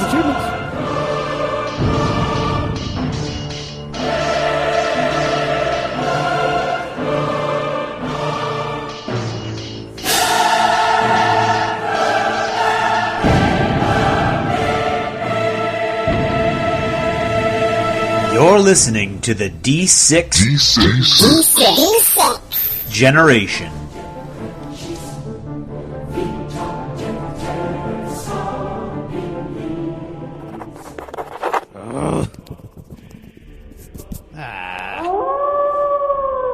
Tired of pen and paper? Take your game to the next level with Army Builder and Hero Lab from Lone Wolf Development. Army Builder has been the standard for Army construction software for miniature gamers since 1998. And coming out in July 2009, Army Builder 3.2 includes PDF support, streamlined user interface, mobile device output, and lots more. And for RPG players, Hero Lab is the award-winning character creation and management software for players and GMs alike. Hero Lab supports all the major RPGs from D&D to World of Darkness. With Army Builder and Hero Lab, point-and-click simplicity lets you spend less time prepping and more time playing. Download a free demo from our website, www.wolflair.com. Discover for yourself why 100,000 gamers have chosen Lone Wolf Development. And now, what's in the news? With the shout-out, Adler Hobby would like to say hello to the Malifaux players that meet Tuesdays at the store, and to the Flames of War Yahoo group that Adler Hobby plans events for. Look for Adler Hobby at some of the big gaming conventions like TotalCon and West Point. Adler Hobby, cool games and a place to play them. Sounds cool, and we love Malifaux here on the D6 generation. And now, the news. Hey, tell them about Assassin's Creed. Oh, baby, I can't wait for that. Wakeland, I thought you already played Assassin's Creed 2. Yeah, but there's new downloadable content. It's not even new. Just tell them. Okay, well, if you like Wakeland and you've just finished Transformers, no playing any inserts here, you just finished Transformers and you're now looking for something else to get. Well, the Assassin's Creed 2 downloadable content is the deal of the week this week on Xbox Live. I believe Wakeland will be picking it up because he's yet to finish Assassin's Creed 2, and now he can add on some new stuff to not finish, apparently. In other news, board game news, as Craig would like to say, Fantasy Flight Games will now be publishing Dust Tactics and Cadwallon City of Thieves. These two anticipated titles have come now under the Fantasy Flight banner. If you want to check these things out, check out the Fantasy Flight website for more information. And if you happen to be attending Gen Con, look for these games at the Fantasy Flight demo booth and Fantasy Flight gaming areas accordingly. More news from Days of Wonder, or should I say, some news from Days of Wonder. Days of Wonder does a great job of releasing very few but very high-quality board games, and Small World was no exception. Now Days of Wonder releases the first full-on expansion pack for It's a Small World. The expansion includes 54 large-format event cards, one current event and one upcoming event card, one game rules set and one variant card, and 2 blank cards to write new rules on. So check out this if you want to really change and shake up your Small World game beyond just adding new races and abilities. And other new releases, big news for August coming from Weird Miniatures. And keep an eye on a Gen Con if you're going to be attending, because I'm sure there's lots of stuff there. But even if you're not going to Gen Con, These releases will be coming out shortly, including the Malifaux expansion book, Rising Power. Rising Power, targeted at $35, will have lots of new stories for Malifaux and new characters for every faction, including the Guild, Resurrectionists, Anarchists, Neverborn, and Outcasts, and includes a look at the new Gremlin Kin, a group of special forces. These look to be Goblin-style, because there's lots of new Goblin-style releases coming out. So if you like Goblins, take a look. But even bigger news from Weird Miniatures isn't the expansion to Malifaux. Oh no, it's actually the deal they've got going on now with WorldWorks Games. They're releasing a new product called Terraclips, and this new combined venture between Weird Miniatures and WorldWorks Games is going to be releasing terrain packs at about $50 a pack. This is a 3D modular sort of cardboard, but very, very high quality and color-printed terrain system that will be able to interlock and assemble and disassemble easily and create all kinds of really interesting buildings. I have to say, the pictures online look amazing, and the D6 generation can't wait to get these things in hand and take a closer look. Now, the show has been receiving some requests to allow Wakeland to have his own individual segment. I think we can all agree that that's probably not a good idea. However, we have agreed to allow Mr. Wakeland the ability to come on here on the news occasionally with a new segment called Russ's Rant. Russ? Okay, I'm ready to... Why does my voice sound like this? You got to fix my mic over here. All right, thank you. Well, and today on Russ's Rant, we're going to talk about Battlelore and how Fantasy Flight Games can keep it alive. Now, the rest of the show is all dedicated to Battles of Westeros, which is a great game, as you're going to find out more later. However, Battlelore is a core game. It's a great, high-quality product, and we want to see it keep going. Or at least I do, and this is my part of the show, so I can say whatever I want. First of all, don't let Battlelore die. Now, here's what I think should happen. Fantasy Flight Games has stated on their forums that Battlelore, as it was originally produced by Days of Wonder, is simply too expensive to produce in that format. That's fine. We all get it. That's a problem. Here's what I think we should do. Release the game in parts, miniature war game style. Sell the board separately. Sell the rulebook separately. Sell each possible faction you can play in the game separately. Make a new 100 Years expansion that's just the humans. Make a Goblin expansion called Hordes. Oh, you already did that. Make a cool expansion for the Dwarves and what other races you want. And people can buy them piecemeal. That way current owners of this quality product Battlelore can expand their set if they missed something that came out in the past, and new users can hop right in, get the book they want, get the armies they want, and play other people. Turn it into a miniature war game. Keep it alive. We already like the creatures, the heroes, the dragons. They're all great. So please, Fantasy Flight Games, keep Battlelore alive. Make it so new people can still get into the game. And that's my rant today. Okay, thanks. Why does my voice get like this? All right, Wakeland, your segment is over. I'm not sure how I feel about that. Please let us know what you think about the Russ's Rant segment. I'm not even sure you could define that as a rant. It's more of a pep rally, really. Anyway, that's what's in the news. Are you having trouble fitting your whole army into one carrying case? Ever had your heavy centerpiece models break through the sides of their foam tray to scrape against their neighbors? You'll never have to worry about any of this again with Battle Foam. The trays from Battle Foam will hold over 30% more models than any standard tray, and they make foam to fit any box, including all manufacturers' carrying cases. What's more, they will custom cut your foam trays to fit any miniature. The boys at BattleFoam.com can even personalize each tray by etching Army logos, personal text, or images right onto the foam. So go to BattleFoam.com right now and pick up the best foam on the market. You've spent more time and money than anyone wants to think about on your models. Shouldn't they be as safe as you can make them? BattleFoam.com. Hooah! And welcome back. We have a extra special treat this episode. We're going to be talking to Rob Kouba. Do you say it Kouba, Rob?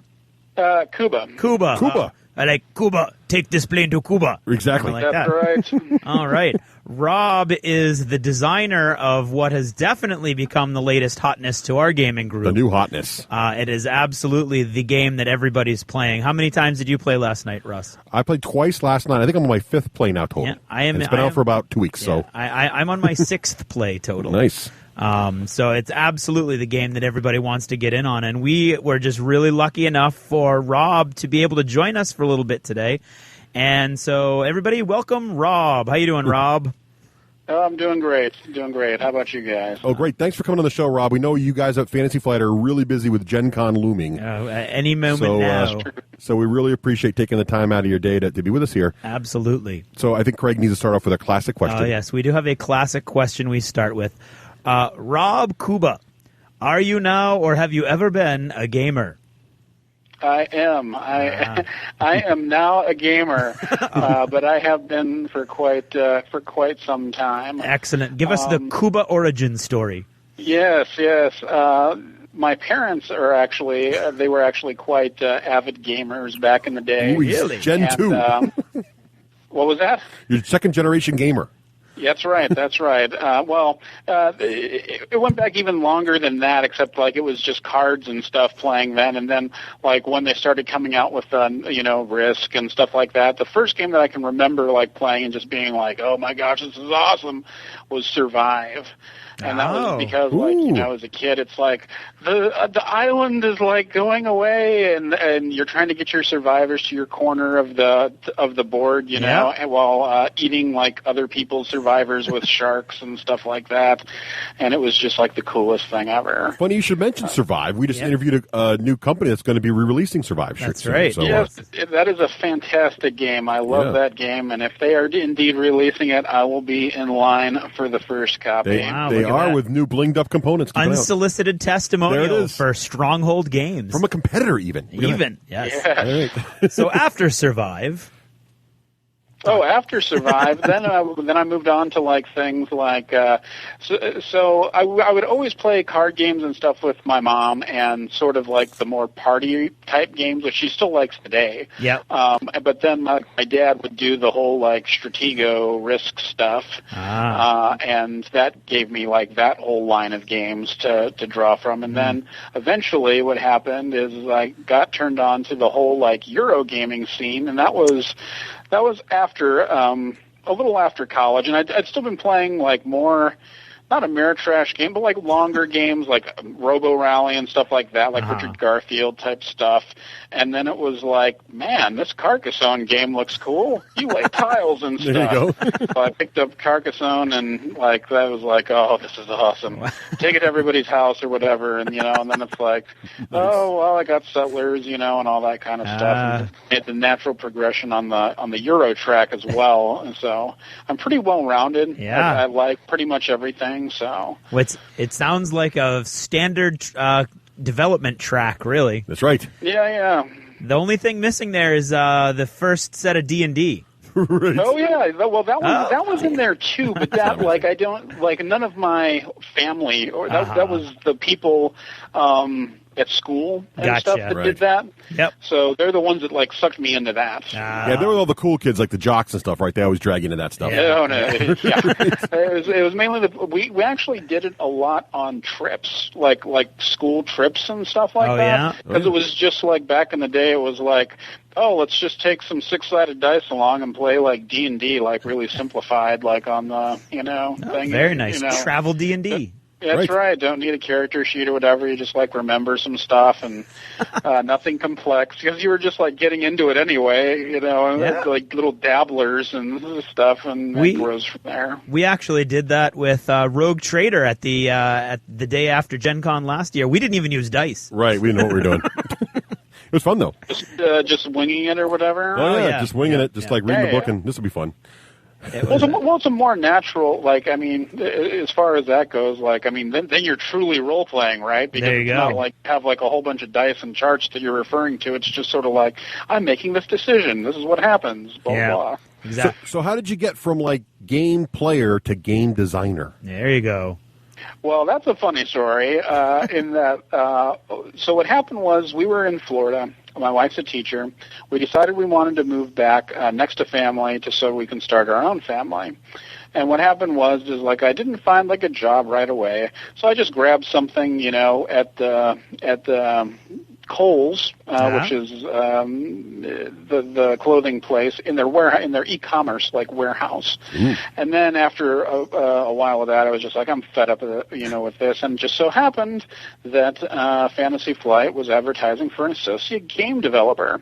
And so I put the thing in, and mine was actually, it's funny that it was actually a little late. And it was just past the cutoff point, and like Chris actually emailed me back and was like, well, if you get it to us by, today, then we'll still consider you, because they had taken off even the posting or whatever. So I turned it in that day, and it was they liked me for the first thing, and they sent me the test, which is, or at the time was, make the rules for rock, paper, scissors. Oh, neat. So I did that, and they liked that, and I got called in for a face-to-face. Cool. Wow. Now, let me ask you this. What do you think on your resume got you into the door? I mean, what did you have prior to that made them look twice at you and go, this guy might be the one to send the rock, paper, scissors test to? Well, it's funny that we sometimes joke about that around the office, about how, well, nothing academically has prepared me for the job that I have right now, or whatever, But I have a communications degree, which is, while broad, it does help you in a lot of skill areas, and has helped me with a lot of jobs along the way. And some of those jobs happen to have been a playtester for various electronic gaming things, and as well as board gaming companies that have had me play test stuff, and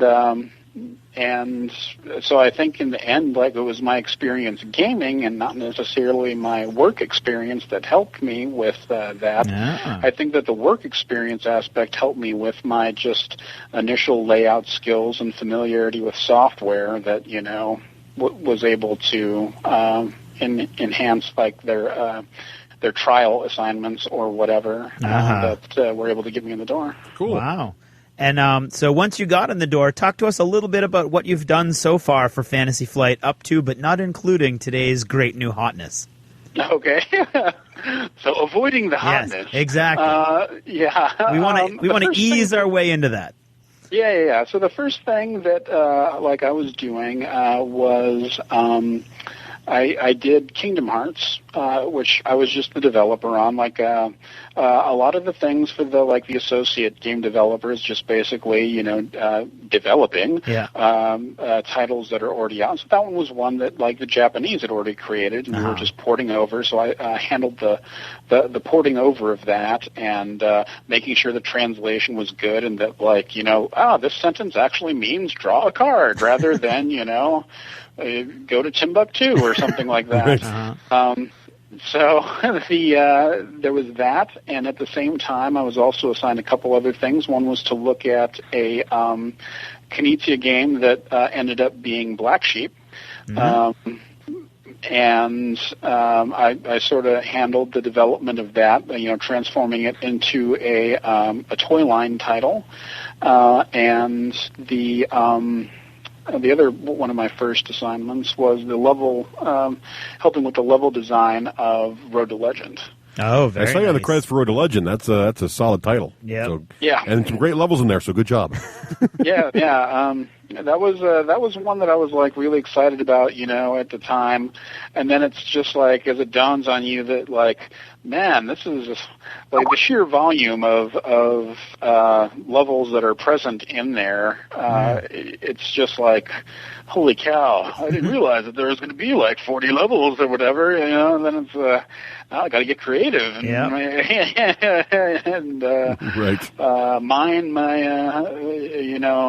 my innermost thoughts for level inspiration. Wow. Well, you did a great job. Oh, thank you. You're very welcome. And another one of the big things that I know you did, Rob, was you were involved with Battlelore when it came on to Fantasy Flight, right? That's correct. We obtained Battlelore from Days of Wonder, and I was assigned to be the producer, and I still am, actually, for the stuff that we're putting out for it. Horrific Horde just came out./ I have questions for him later then. Remind me.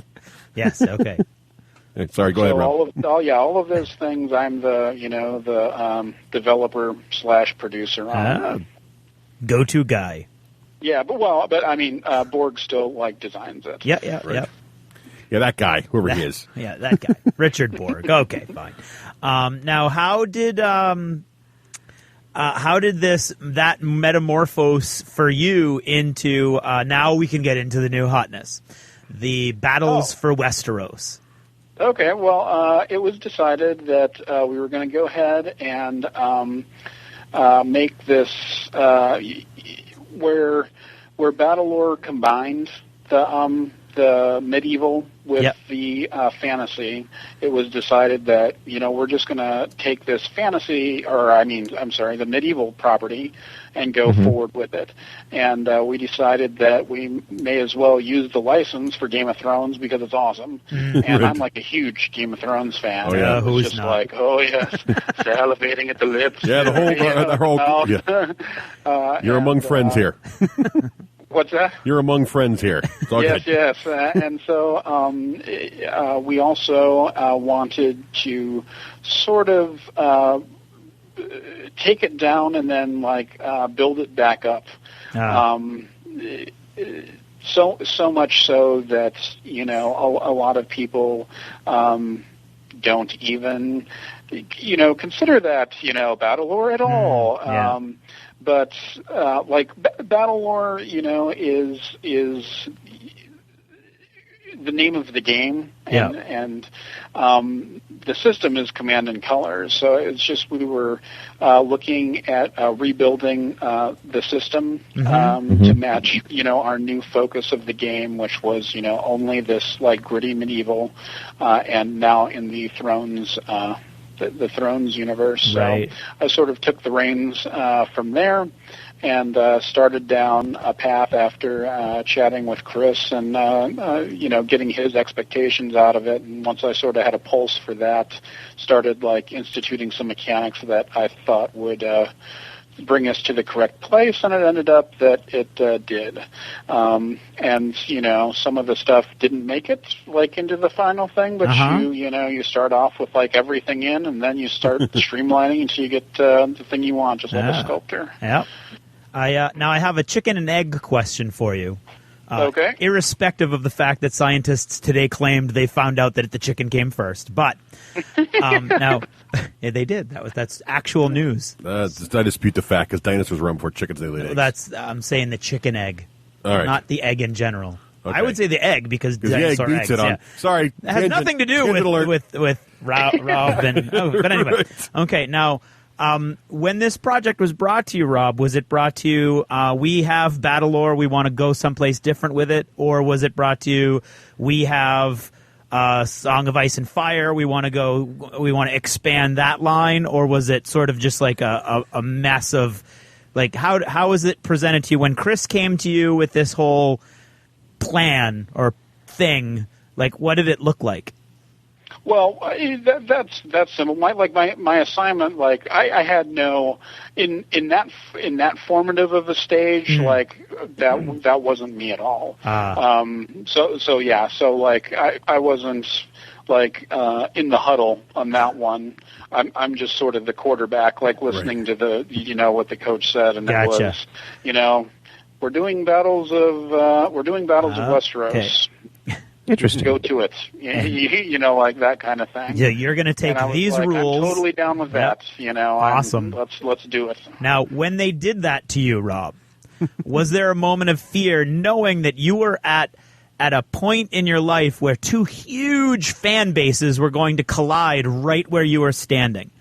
Well, it's funny that you asked that because I would say absolutely not. And the only reason is because, I watched the entire thing of Jay with Whiffrip 3rd edition, and it was well, surely it can't be as bad, as people giving them stuff for that. So I was keeping that in perspective, and it's well, this isn't unfamiliar territory, and I'm expecting less backlash from this because there are things that I did try to keep. Yeah. And the reason that I kept certain things most of the time was, so that people coming in would have the toeholds in certain areas that they could use to their advantage as far as learning. And so it wouldn't be as steep a learning curve. Very nice. And so watching the horror that erupted from Warhammer Fantasy Battles gave you peace of mind, knowing that the fans of both Song of Ice and Fire and of Battlelore couldn't nearly be half as rabid as those Warhammer guys. Well, that's what I was hoping anyway. So I was sort of hedging my bets that that was going to be the case, and it was giving me comfort. So even if good. it was even if the worst would have happened, and I would have, they were, the barbarians were at the gates or whatever, I was keeping in my mind that hopefully they weren't as bad as before. We weathered, that storm, and well, that's good. Any port in a storm. Yep. What's it been like so far, Rob? Has it been pretty good with the fans? I mean, yeah, I think it's gone in stages. If you go back and you read the posts, or you've been following it or whatever, the initial thing wasn't necessarily they didn't look forward to the game. It was a lot of people, wondering about the future of Battlelore itself. Classic Battlelore. Oh, okay, right. Or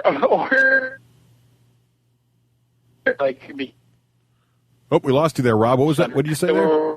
Disappointment that it wasn't man, I was really hoping a Tide of Iron expansion, or whatever. But right. Disregarding those people, and we're just talking about the Battlelore community. Yeah, I think that the biggest concern was, where is this going to land with classic Battlelore? Yeah. And once it was made known, that we are still supporting that, then it's then it was on to, well, how much are they going to support it, and and so it gradually went down, and as soon as the game was released and reviews that were started coming in, then it was it definitely quieted down any, a lot of the naysayers. Well, that's good. I mean, it's been extremely well received around here. Right. In fact, I think the only human being on this side of the country that hasn't played it is Rafe. That's probably right. That's true. That is true. That is actually true. When you were designing it, did you have because we'll talk a lot about it later in the show, but there's an awful lot of the Song of Ice and Fire books in here in this game, whether it's the characters or the houses and how they fight.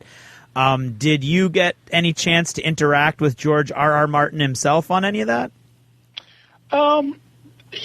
Not a little bit. The thing was that the things that's I wouldn't question him about mechanics or anything.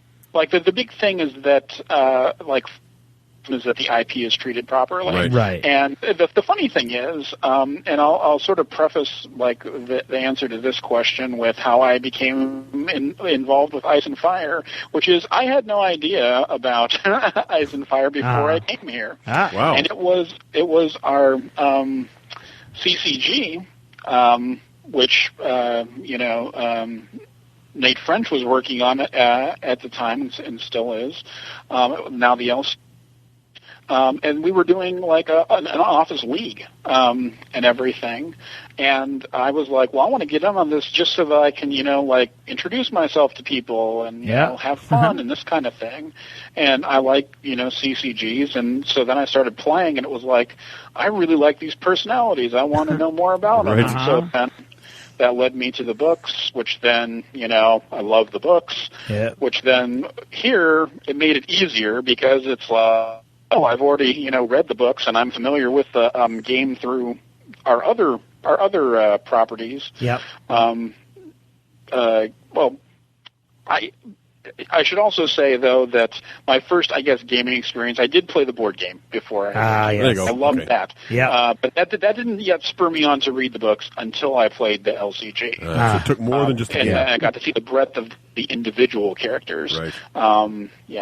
And so then I I love all of our Game of Thrones games, and so it was just like, well, I obviously have to make this great just so that it feels at home with all these other great games that we have, and I have to pay attention to the books and make sure I don't do something to tick someone off, least of all people around the office who love, So, like, anything that I'm even, like, shaky on, I have a handful of people that I can just run it by and be like, does this offend you? Does this offend your sensibilities about this character? And I can get an honest opinion about it without having to go to Martin. And there's been a couple things that I wanted to make sure that he was, like, kosher with, or just as far as, like, what are these people armed with, or, that kind of thing. But by and large, like, we've been able to handle it in-house. Okay. Cool. Can you give us one example of something you went to him for that found a presence in the game that we would recognize? The biggest thing, it's mainly sweeping things. It's usually not individual things. And the biggest thing was, and I'll go ahead and talk a little bit about the game here just so that people that that haven't played yet are familiar with it. But previous Battlelore players will know that the way that you figure out how your unit functions is you have, like, your unit card, which has your racial or whatever on it, but then you also add in your weapons card. And in Westeros, I decided to go the route of just, you have this one card, and it may say Warhost of the North, but Warhost of the North is a group of people with various weapons. So the things that are on there, the dice that they roll and everything, is more about their training as, like, a region or something of that nature.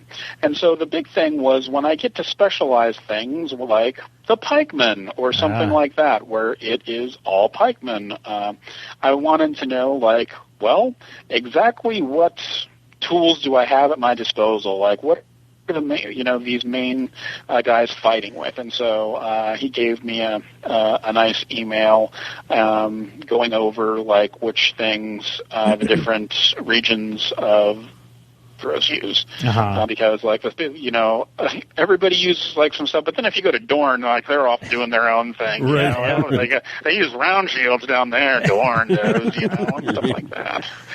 That's cool. Now, that was all important facts to have, when you're making it. Because then if I, look at this round-shielded Stark guy, it's like, well, that's not a Stark guy, that's a Dorne guy.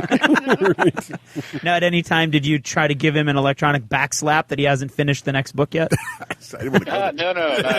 No. You didn't want to burn that bridge. It's understandable. We still have, like, I'm not too worried about it just because I have a lot more to mine as far as stuff before, like, we're even up to that to that point. Okay. But like, in case people don't know, I believe he's going to be here. Yes, he is. For the Days of Ice and Fire. Yep. Cool. If you wanted to come, you could.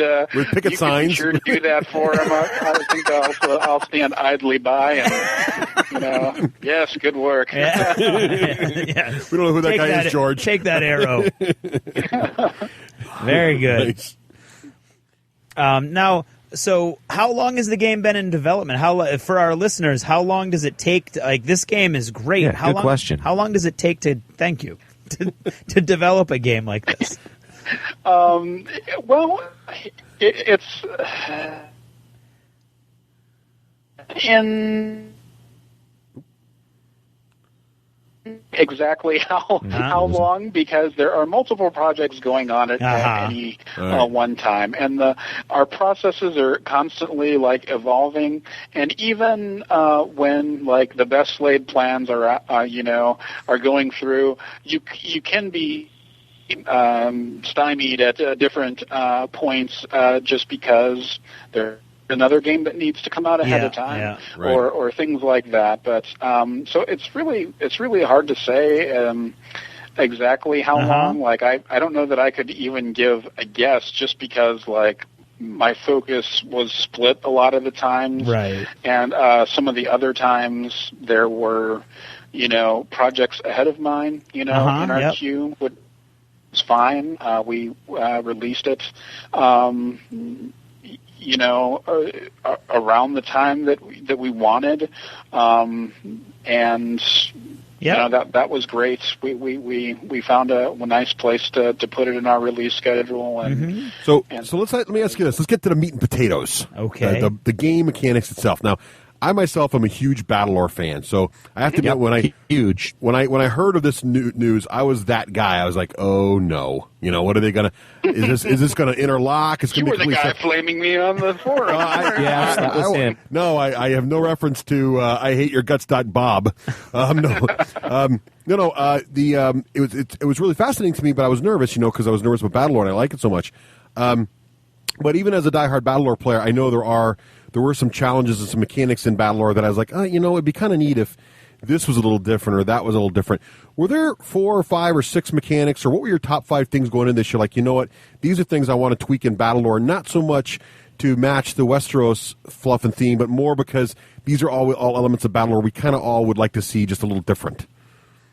Well, the way I approached it was it was more along the theme lines, actually, before I decided what I wanted to go in it.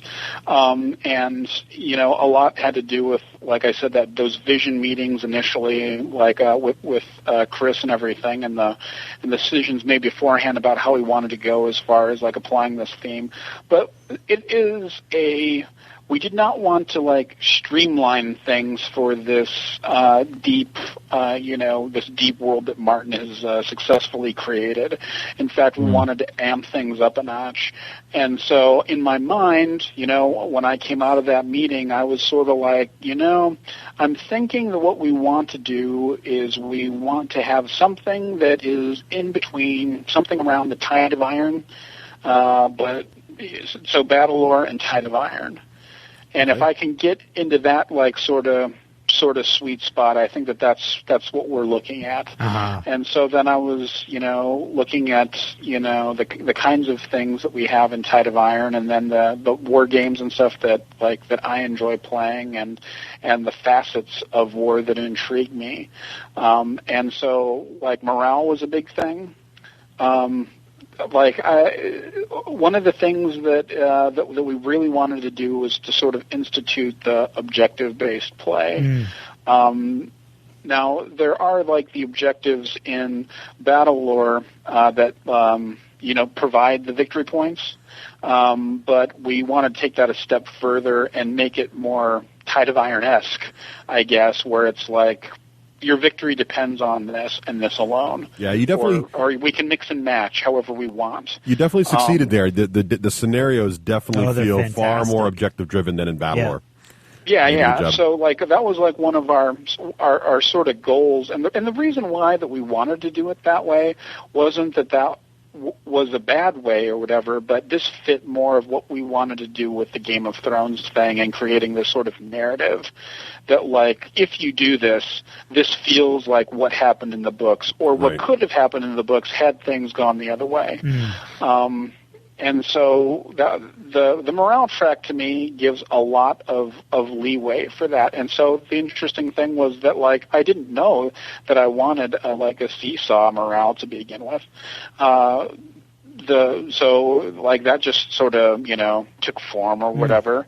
So the morale, we did the we wanted the whole army to move, and there was various ideas on how that happened. There was 3 or 4 ideas on how to get everybody in the game. Now there's still you guys have played. You're still going to leave that one guy behind maybe. Yeah, right. Right. But there's a lot more movement going on across the entire board. Yeah. And that's due to just the activation thing, which is a tried and true mechanism in a lot of war games. But we decided to use it here, and I think it's to great effect for what we wanted to portray on the battlefield. Let me think of the other. I really wanted, because the thing that we're quote unquote losing is magic. Yeah. And so it's we're divorcing ourselves from magic, and it's are we going to appeal to the magic, the magic-loving people? I think yes. Of course, there are fantasy elements, and they will make their, or they may make their appearance.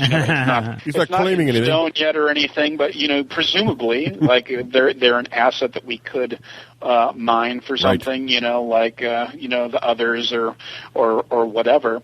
But I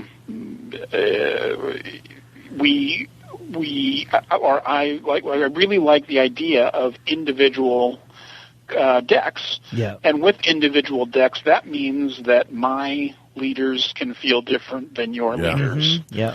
Because if we decided to do a communal deck, then you have to be more generic with your leaders and just say, well, your general can sort of do this, and it doesn't matter if it's Tywin or Rob or Eddard or whoever. And so I thought that was a good decision. And that was one of the first things that I wanted to do. And then it was like, well, how do I get this deck formed? Is it just going to be 60 cards? And then I'm like, well, there's no reason to have it 60 cards if, because we're just taking, I believe it's 60 cards in original Battlelore. Yeah.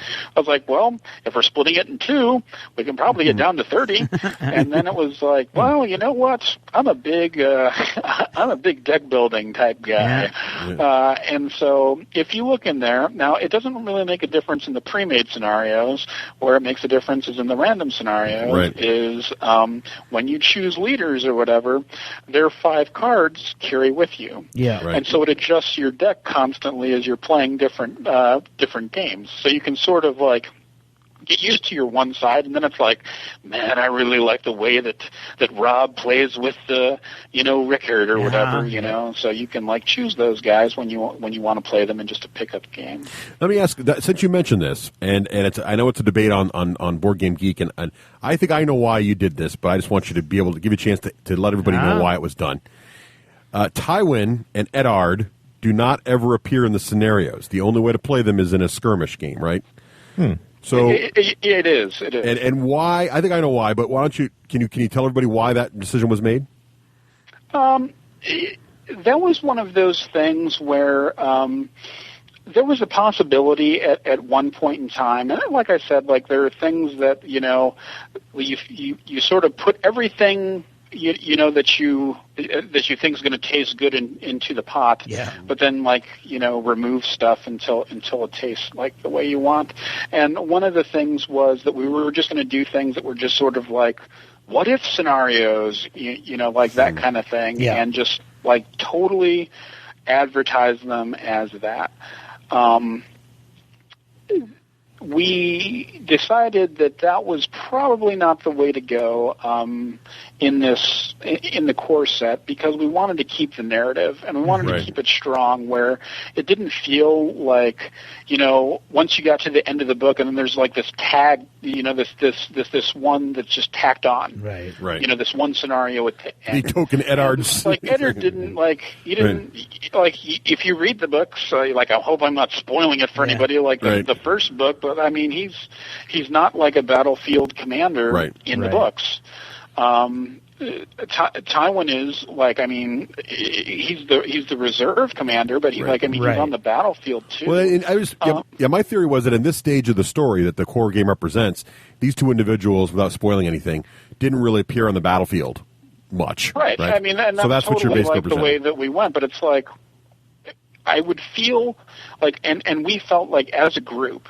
And it was a decision that that I had to make, but it was an early one, and it was a relatively easy one, but I wanted to make sure, and I ran it by the office people, like I mentioned before, and it was the general consensus that I'm playing House Stark. Eddard is the Lord of House Stark, so it's he should be around just to see his stats. He's the Lord of Winterfell. He would feel there would be an absence. There would be a hole there in my forces if he was not. If he was not there, and he was not an integral part to my to my forces. So even though he's not used in a pre-made scenario, that does not mean he won't be used in the future. Yeah. Okay. We can still do a lot of stuff with that. We can, if there are I mean, that's the main thing. Is that just because like he's not used now doesn't mean he won't be used ever. Right. Well, he's still there for skirmish. That's part of the fun too. Yep. Right. I think it's totally, and that was totally planned as well. That like you could use everybody in skirmish because the skirmish is what you want. Right. Like the thing that you make may never. Like the landforms and stuff that you make in skirmish mode could occur nowhere in the land, but that's not going to detract from your fun. Right. That's part of the strategy, and it's part of the thing of saying like this scenario is mine. Right. Now, speaking of the heroes that you've got in the books, I mean in the game. I think Russ and I were talking about this yesterday. We love the way that they work both as commanders but also as fighting units on their own, which is very different from the original Battlelore and then even, I believe, how the later Battlelore heroes work. How did that come about exactly? And, like, what are you trying to do with there? And I mean, we feel like you succeeded greatly. Are you happy with the way that worked out? Oh yeah. Well, the funniest one that I've seen of late was people comparing them to Dynasty Warriors, which I thought was hysterical. It's just like, yes, my guy's just like going through like the entire army of the opponent or whatever. Which I have to say that like it has never like happened. Like some people are strong, and you can pretty much like Gregor. Yeah, I don't think he's going to get off the battlefield unless you get like some lucky rolling going on. But like you can do things to minimize damage from him and stuff like that. But to answer your question, the first thing that I did was we sort of decided like that the leaders were going to be part of a unit. Rather than a supplement to a unit. I had gone back and forth and like Chris felt that it should be that way, and I was like, okay, let's do it that way. Yeah. And I was just deciding at the time, like, how am I going to make these guys, like, what's going to differentiate them from another guy? And so I was, like, going through the different ways in my head, and I was like, well, the first thing is I have to decide if they're going to die just as easy. And so then it was like, I'm rereading the passages in the books and stuff, and almost, in every battle, it's like they're rattling off, like, which dudes they captured. Mm-hmm. That's the whole capture rating thing came from. And, like, that may, like, that opens more design possibilities down the road of, like, what you can do with captured leaders. Right now, it's just essentially how to get them off the board. In that way, I can say, as your protection, dwindles or whatever, now you want to focus in on that leader, and get to him. And then I started, assigning those numbers based on their performance in the book. Mm-hmm. And I think that those all worked out well. I also was like, I need these guys to have abilities. And so I was deciding how to do, like, abilities, whether they should just be, like, these one-off things or passives or whatever, because there's also going to be these abilities on these cards that I already made, to sort of fill this void of, like, magic and whatever, that there's these strategies and stuff that these people are, like, adopting. And so it was like, how do I do it with these commanders? And it's like, well, this commander is going to sort of imbue this unit with this unit ability. Right. But then he's going to have this one-off that makes him super special. Yeah. That it's going to be different from like anybody else, and that in the people that are very iconic in our minds, that will be the one that is like, oh yeah, I remember him from the books. Oh yeah. So you look at Rob, and it's like. You look at his Young Wolf one, the version Young Wolf with, if people don't know, some of them have different versions. And it's interesting because at the very beginning, like when I was first like conceiving this, they all had two versions. Oh, really? Yeah, but it was just like, why make those things when you can't fully support them? Like I wanted people to explore like their experiences with like particular leaders. Yeah.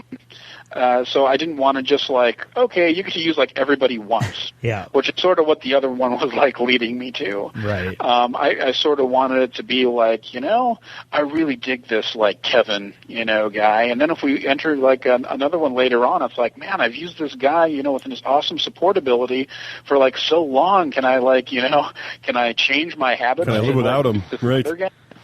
Well, I think you really succeeded in a way. And one of the things that really strikes me about this game, and I know when Battlelore was envisioned originally by Days of Wonder and Richard, they kind of talked about the idea that, it was miniature wargaming on a board. And what really strikes me about the Westeros version you guys have come up with is it feels even more that way. Yeah. Especially one of my favorite miniature wargames right now is War Machine. And one of the things in that game is your leaders are so central. They're a powerful piece. They imbue your nearby units with very strong abilities.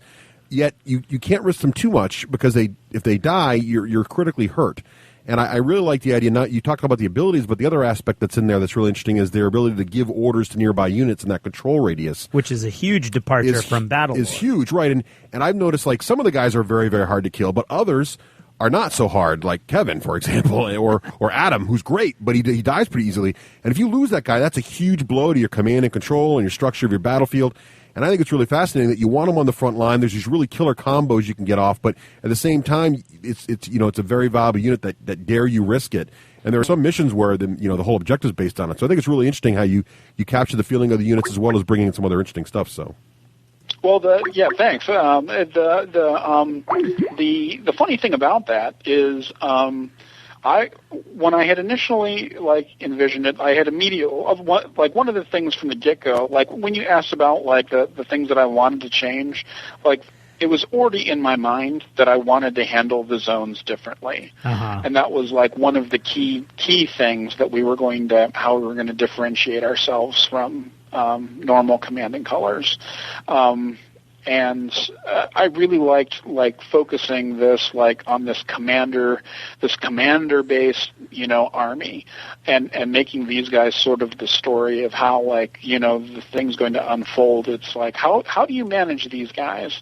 Because how you manage these guys is how they're going to manage your army for you, and so.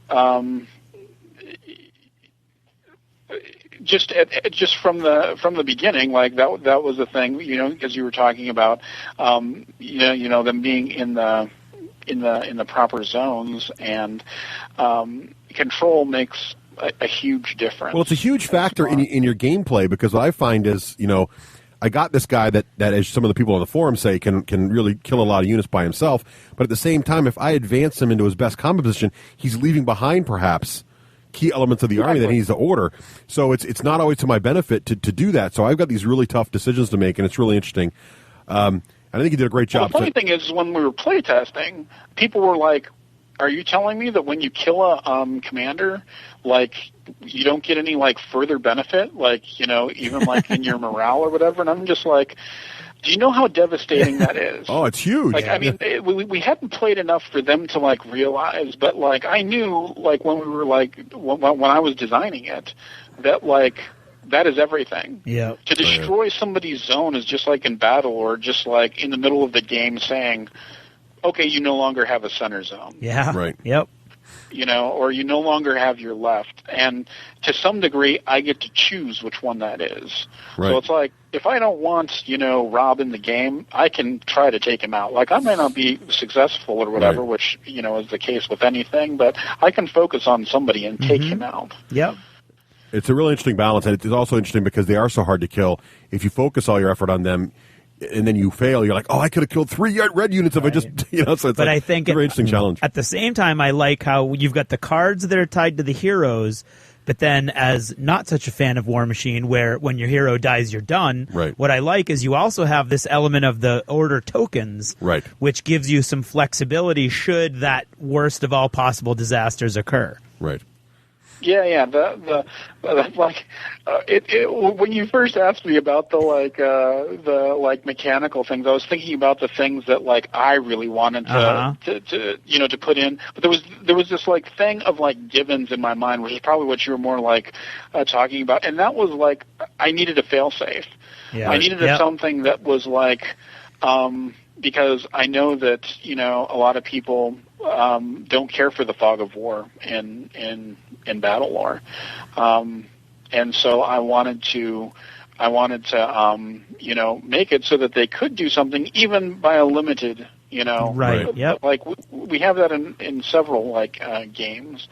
And a lot of people do, where it's like, well, you can do anything you want. You can either go the scenic route, though, or you can do it the most efficient way possible. Yep. Right. And there's a good thing for rewarding efficiency, but there's also advantages to doing it the long way. Right. Especially in a thing where you're bouncing back and forth and you're waiting for somebody to pass. Yep. Because if you can get into a position where they pass before you and then you can do something, then you can, launch your nuke and they can't do anything about it. They can't retaliate. Yeah, absolutely. And I love that, because that was one of the reasons that I wasn't such a big Battlelore fan. Was I think in my first couple of games I had bad hands of cards and I was hamstrung. And in this game, even when you maybe get a bad hand of cards at one point, you've still got these tokens that allow you to maybe regroup and rearrange your units a little bit, so that with the next pull of the cards you can pull it out of the fire. I like that a lot. Thanks. That's what I was totally going for with those things. In fact, it was sort of funny when I was making the cards, and this sort of stems to using the tokens with cards. Because in case people don't know, some of the special abilities on the cards depend on your order pool, and your order pool, the tokens we're talking about, which if you use them too early, they can really screw over your possibility, essentially, of using a good power later on. Yep.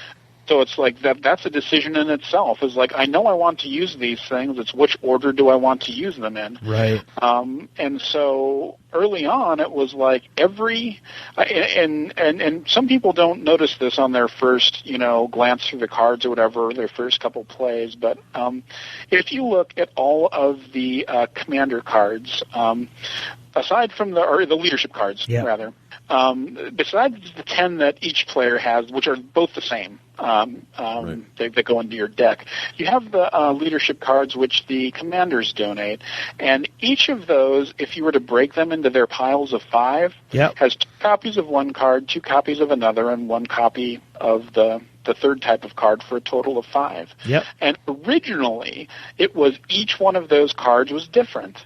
And then each of the tactics, which is at the bottom of those cards, was different. Oh, wow. And I was this was in the whole time when I was like, I think that familiarity with your assets at hand, and this was the whole thing where at the same time, I decided to cut those additional copies of the characters of the leaders that weren't seeing their day. It was just if I know that this tactic needs this, then that's so much better for me, knowing that if I see this guy's card again, that I can kick it off instead of just it being this random thing from the order pool, and if I happen to draw this card, then I can get it. But instead, that leader's, all of his 5 cards, they do the same thing at the bottom, so that you can sort of get into the mode of, well, I have this guy's leader, and he needs to have the enemy's morale in the green, or he needs X and Y order token, so I can save up for that, and I can get those to come off, and I can maybe use 3 cards in a single round that have the same trigger to do this devastating chain, right? And that was where that was sort of born. You tickled my memory all of a sudden on a subtle tactic that I was trying to figure out the other day from the rule book, because there's this. For everybody who doesn't know, there's this idea of momentum in the game, right? And one side is based on the scenario is assigned momentum. And basically momentum is whoever gets to act first each round. But there's a way to you mentioned before that there's this idea of trying to draw your opponent into passing first.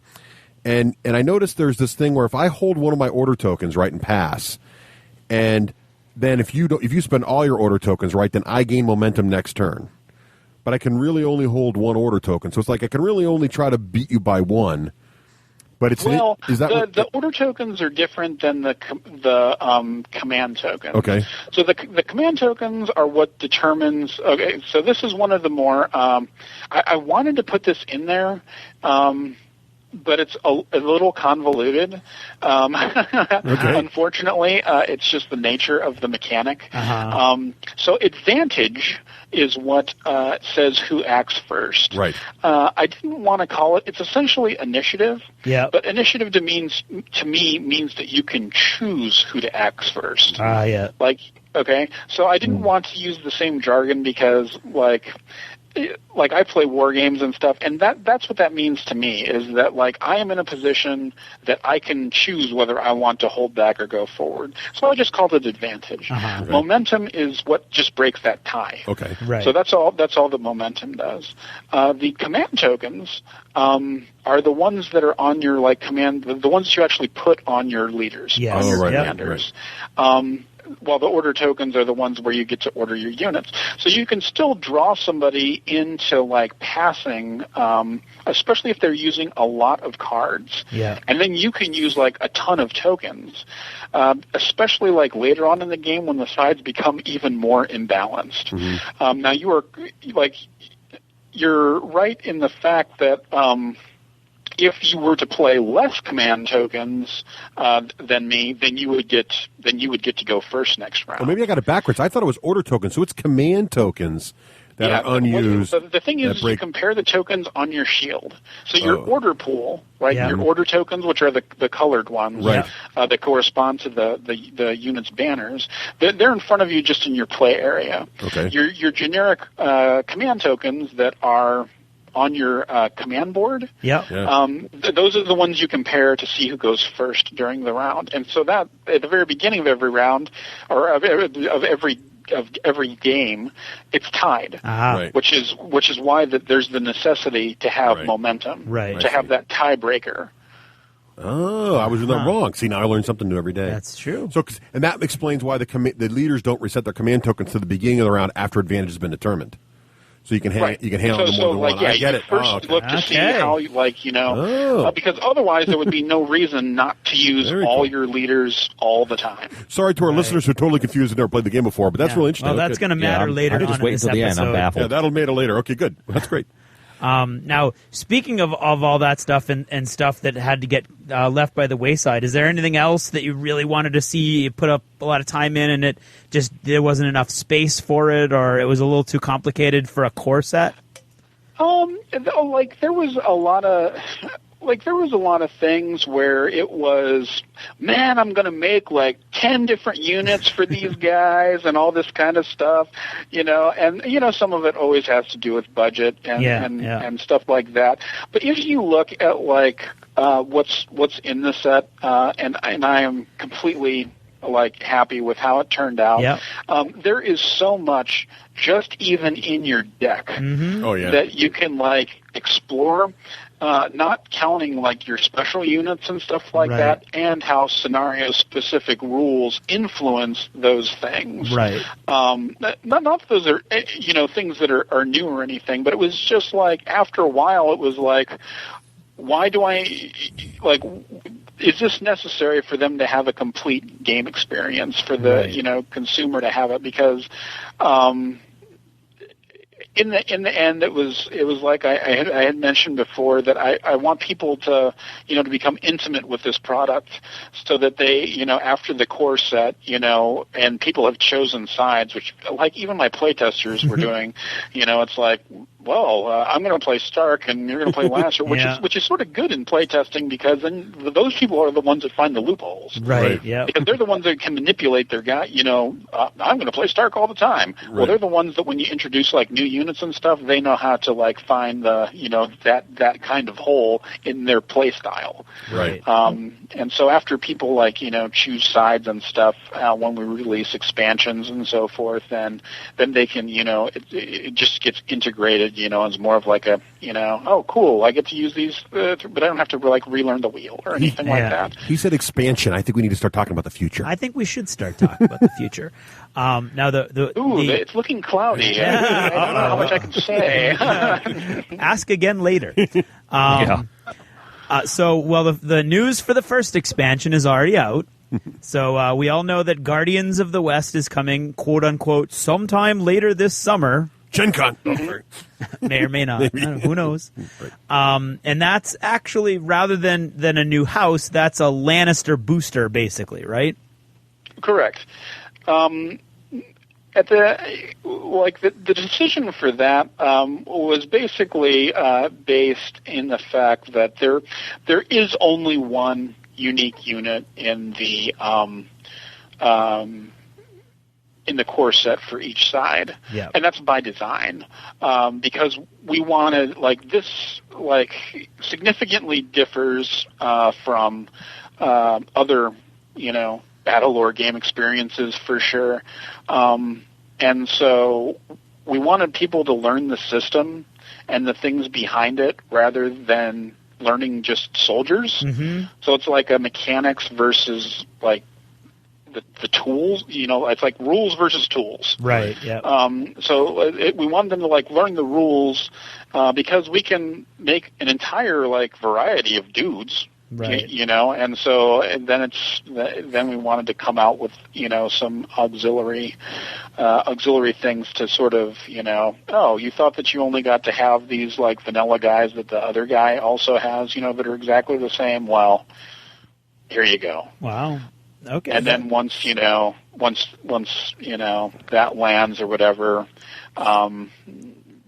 Now that may not be our formula for every everything that we come out with or whatever. But what about your playtesters who all picked Stark?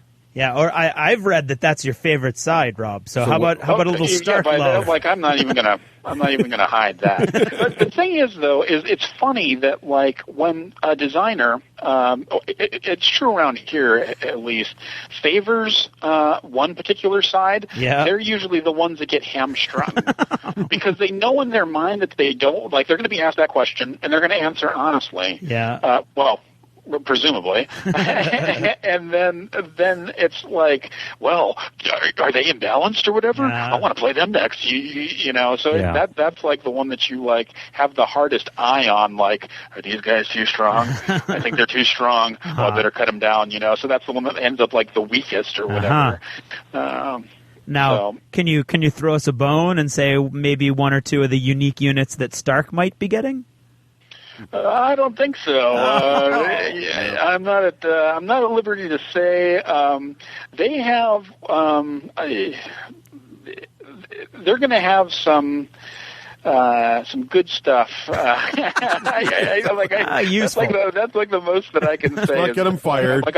I'm proud of the the designs that I have. I mean, that's the same.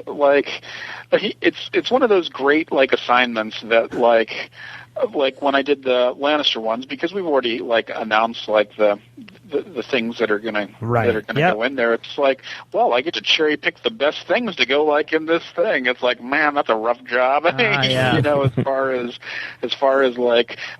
it's an IP I love, and I have to decide which of these things that of the best or whatever have to go in here. Now, so it must have been tricky though designing a Lannister only expansion.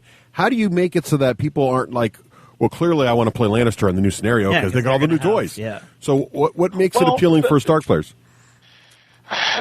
The thing with that is the only you know what you're getting into when you buy it, right? Right. So you know that this is going to give the Lannister player new toys, but then on the flip side, the scenarios that we put in there are pre-made, so that they're going to be balanced. And the only way that you're going to feel maybe you have a shorter end of the stick or whatever is maybe in skirmish. Okay. If you happen to draw into all of your new units. Skirmish cards, right? Yeah.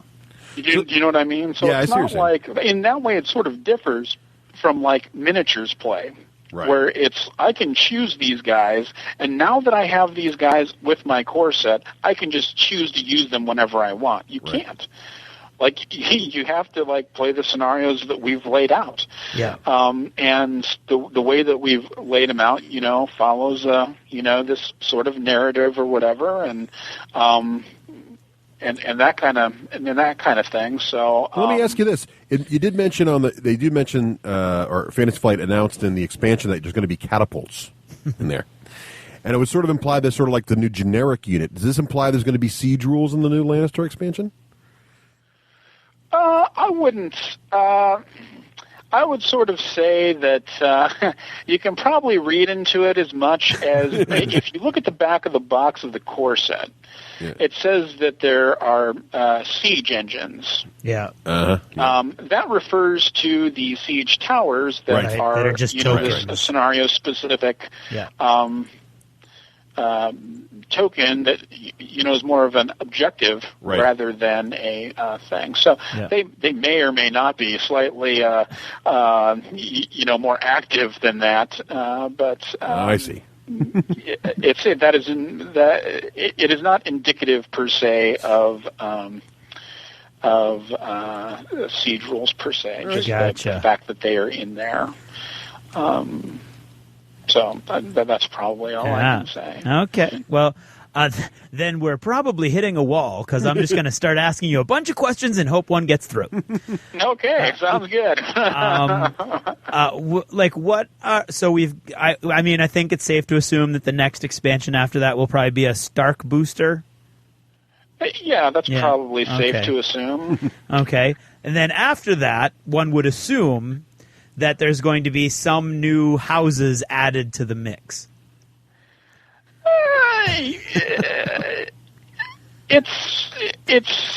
That could be a safe assumption. Okay. I don't really want to go into speculation about that far ahead. Okay. Because the stuff that we have planned may still, of course, flip-flop. So I don't want to, say yes. Well, this is definitely da-da-da-da-da. Yep. And then our schedule will change because we've decided to go a different way. So I am sensing that I'm not yet. I have a question here on my bullets, and then right under that I say, if you can't tell us, I'm going to give you my theory. So I'm just going to jump right to my theory. That sounds good. Okay. Say if you're crazy or not. Exactly. When you look at the core set, actually, because I had this struck me like a lightning bolt out of the blue last night, and I started going through my core set specifically because of this lightning bolt.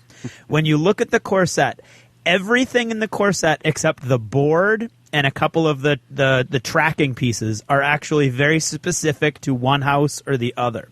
So in order to add another house, because the cards are specific, the morale tracks are specific. You'd need a new core set. You would need a new what would basically count maybe as two other houses in it. Now, for instance, yeah, exactly. So my theory, and this is only a theory. Right. We have the guy who could answer it, but he's not gonna. So I would right up there now. It's just a theory. Rob, we're gonna ignore you for a second. Okay. So sounds good. Okay. So you'd have a new set. Now the only thing that would change the price point would be a board and a couple of cardboard pieces, and who cares about the cardboard pieces? But what if the boards were specific to maybe special missions that keyed to those houses? Like epic level for instance, House Greyjoy, which would almost need to have some water on the board because they're reavers. Wow.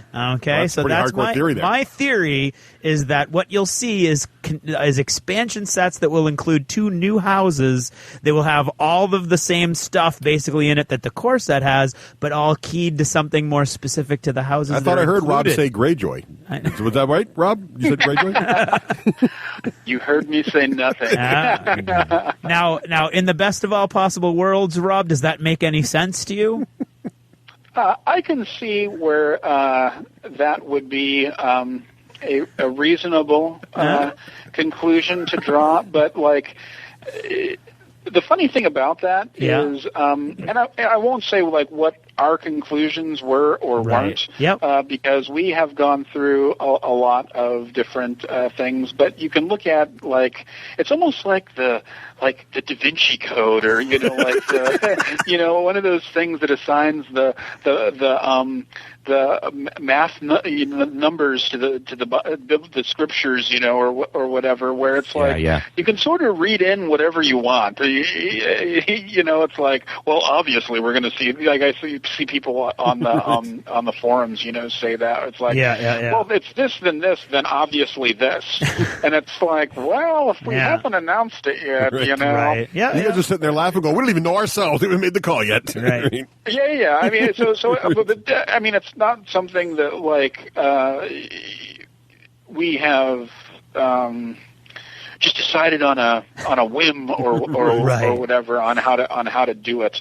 However, like the things that like may lead you to one conclusion or another, it may be true or it may be false. Like that's the like I'm responding more to like in my mind the people that are online rather than to your specific rather than scenario me because right I was correct. Well, speaking of online people. Yes. There is one community out there that's a little nervous. It's the Battlelore folks still. Yes, that's true. And the reason, and I don't know, since you mentioned... Why are they nervous? Well, let me help you out. So what it turns out is there's all kinds of rumors going on right now about what's going to happen to Battlelore. And I know that Fantasy Flights has made some really cool releases recently, a lot of great stuff added to the game. But I think also it's been stated by some folks here and there online that the original printing of Battlelore was a deal Days of Wonder got, and Fantasy Flight's having a hard time getting at that price point again. And what can you, I mean, as someone who's obviously involved, you mentioned you were in charge of the whole Battlelore thing, what can you say to put people's mind at ease that is Fantasy Flight still committed to Battlelore? Is Westeros the new direction? Are they both parallel games? Or how do you, and what about that rumor that it's too expensive to reprint Battlelore? Well, I believe that like Chris addressed that personally in the forums that it is by far as they did it. Yeah. It cannot be done for the same price point. Now, does that make it like too expensive to reprint? Well, yeah, if we want to keep it at like the $80 price point, you know what I mean? So it's what we wanted, We decided that this was the price point that we wanted it at, and what can we fit in? I'm sort of talking like I'm mishmashing like Westeros and that together. But he did definitely say that like that is too expensive, and I think that one of the things just like at the time is that plastic costs were cheaper, and I think that they had the factory probably, wanted their business because they were making like a lot of stuff and got some, deals on certain things like maybe the plastic inserts and stuff, the things that hold your figures and stuff like that, which are, they're decent, like those cost. Right. So, but we are committed to it, and at the same time that as Battlelore was released, Westeros, the horrific horde went on the shelves too. Mm-hmm. Yeah, and you can make the same speculations, as far as what we did with the the Lannister progression, into with that, because they definitely have realms to explore as well. So with that, I'm not as tightly tied because I'm working on the Westeros stuff, but as Borg is designing stuff, I will develop it and put it out, and it is up to the people on high, just as it is with Westeros, on how long this line lives. It's it's the whole thing of we are a business, and it's any that is the question that you always ask is this still economically viable?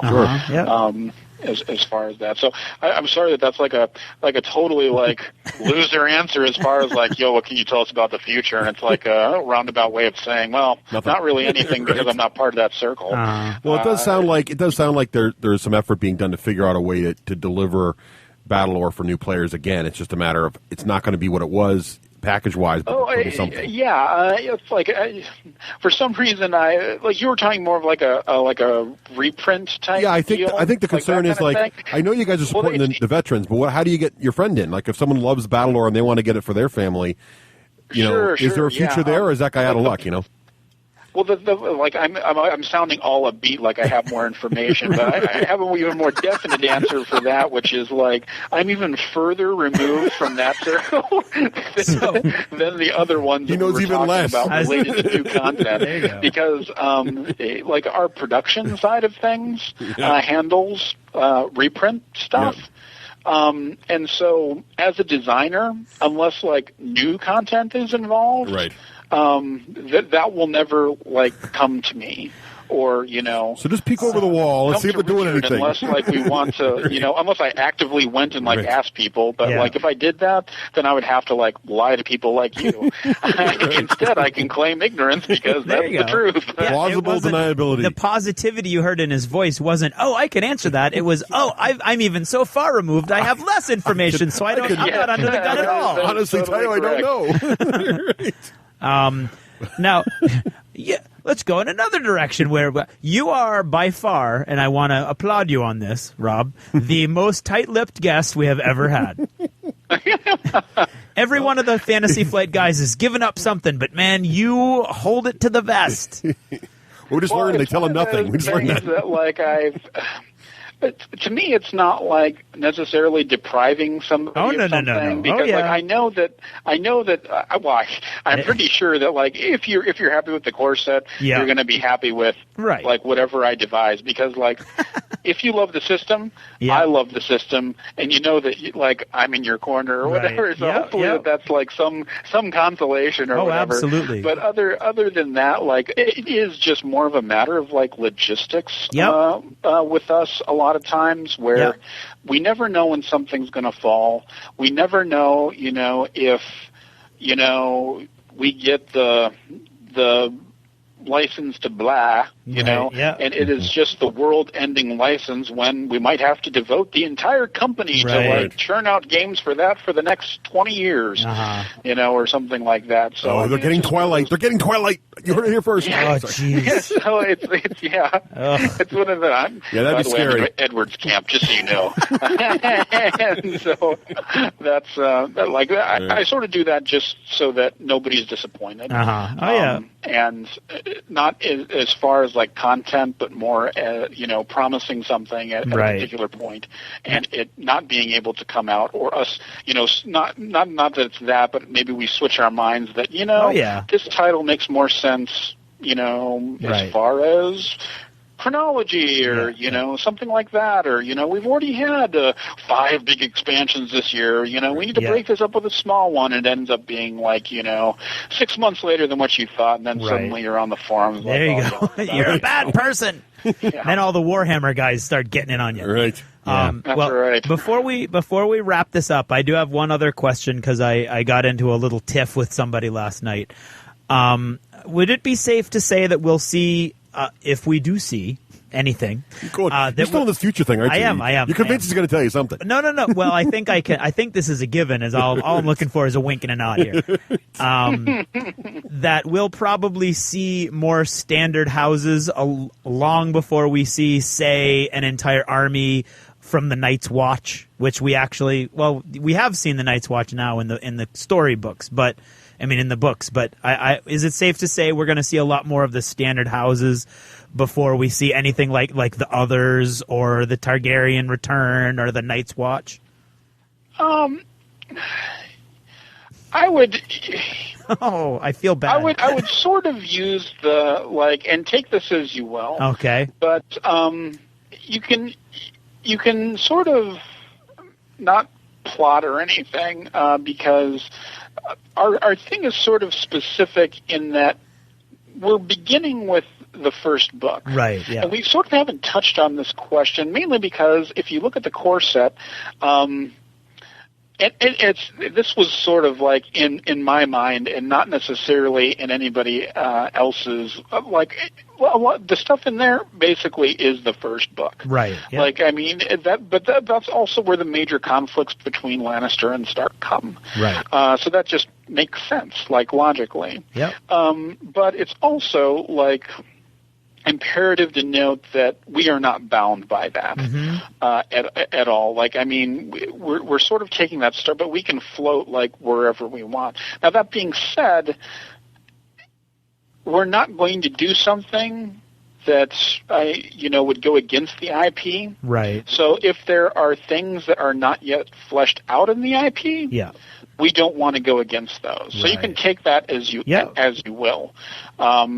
And I think that just makes logical sense as far as us respecting. Like we don't want to just start making like rash judgments on like this particular character or that particular character, and then like have it written out that oh well, that's totally not what happened, and this guy is totally wasted, and we have to reissue another version of him immediately.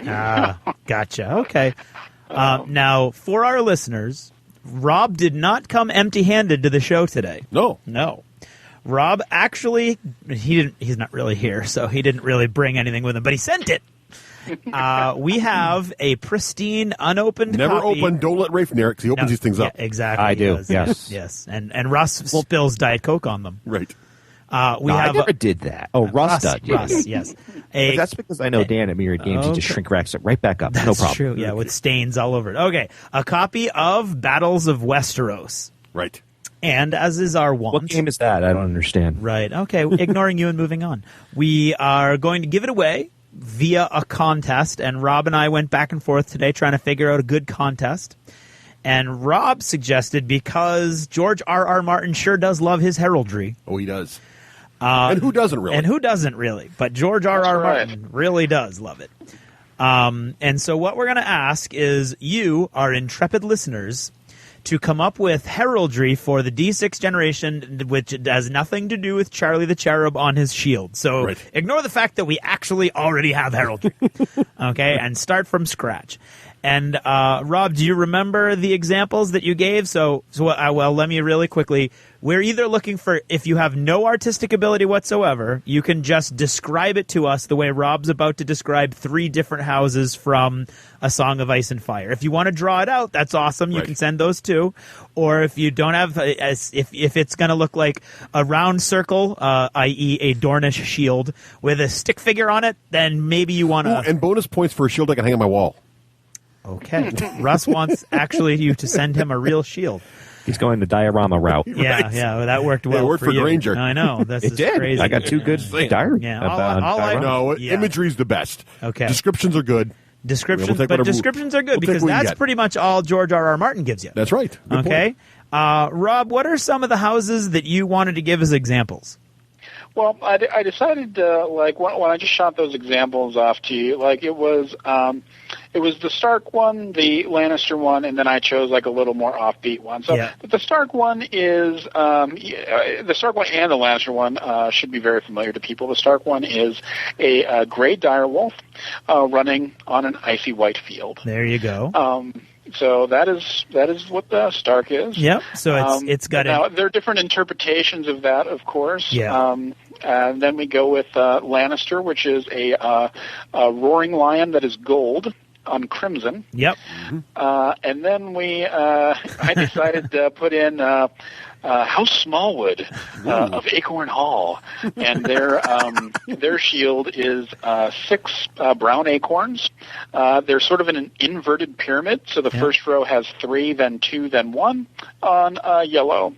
Yeah. So whenever they say field, of course, if you were to like look up the other heraldry and stuff, that's just the background. The background color. Not necessarily like little things not like grass wheat. Yeah. in the background like this plane. A little heraldry lesson here on the D6 generation.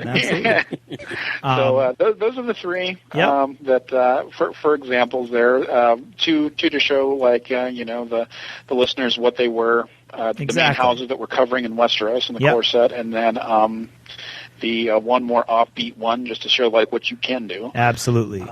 And that's the structure that we're looking for if you're going to describe it, is you describe the thing that's on the shield, and then you describe the color that you want, the field that you want behind it. Right. Okay? They've got it. They'll figure it out. So do we want two up? We're going to give them two? That's after Gen Con. That's okay. Okay. They need time. Okay. This is going to be some cool heraldry. They need time to get this together. Russ actually wants something that he's going to make the Wakeland coat of arms. We're going to hang it here in the Palatius D6G recording studio. Oh, that's right. Or whatever. Or tabards. We could all wear Gen Con. Three tabards we could wear would be Never also mind excellent. Bowling shirts. Next year, Gen Con, we're all going to have tabards. It's never done before. Beautiful. I like it. Oh, great. All right, good. It should be comfy, too. Yes.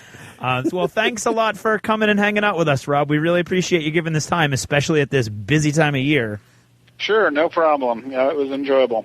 Awesome. Thanks. And we will check in with you as there are updates that you can talk about. Right, exactly. Yep, sounds great. Awesome. As soon as the walls are broken down, then I will be happy to talk about it. Awesome. Excellent. Okay. Thanks for a great lot, game, Rob.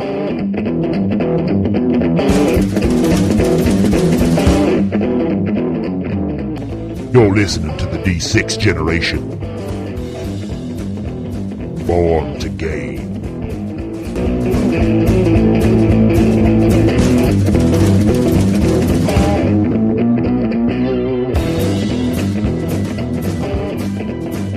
TheWarStore.com, bringing war to your door since 1999. The War Store offers the best prices on the net and features such products as Games Workshop, Privateer Press, Sable Designs, Flames of War, and many, many more. Order at TheWarStore.com, that's TheWarStore.com, or call 631-765-0047. That's 631-765-0047.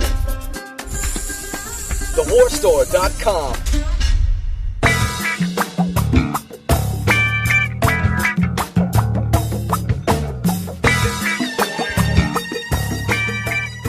I'm Rafe Hollywood Granger, and this is the Hollywood Minute.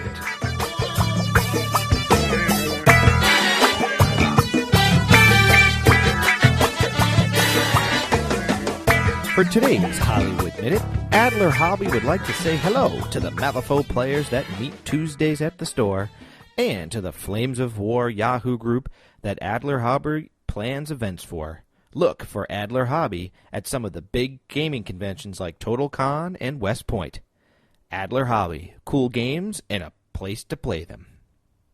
For episode 60, we need to go back to our regularly scheduled Hollywood Minute.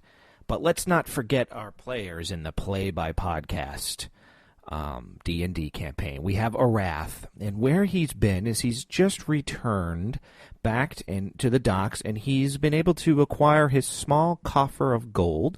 In the same time, he's learned that he was connected in some way to Susanna in his party from the total party kill, except for himself. He will learn more about that as he travels on. He's also picked up another traveling companion that we will learn more about, a certain purple and white-haired gnome. Stay tuned for their next adventure. Now, one of the reasons why we're going to a regularly scheduled Hollywood Minute is, or I should say a more regular Hollywood Minute, is I'm reading Name of the Wind right now, and boy, is that book awesome. And that is so pervading my mind that I'm afraid that his work will leak over into my dungeon, and I don't want that to happen. So I'm looking forward. This is the looking forward to Hollywood Minute. I'm looking forward to finishing up that book because it's a good book. I'm going to be a little bit sad when it's over. Here's what else I'm looking forward to. I'm looking forward to getting back to my comic store.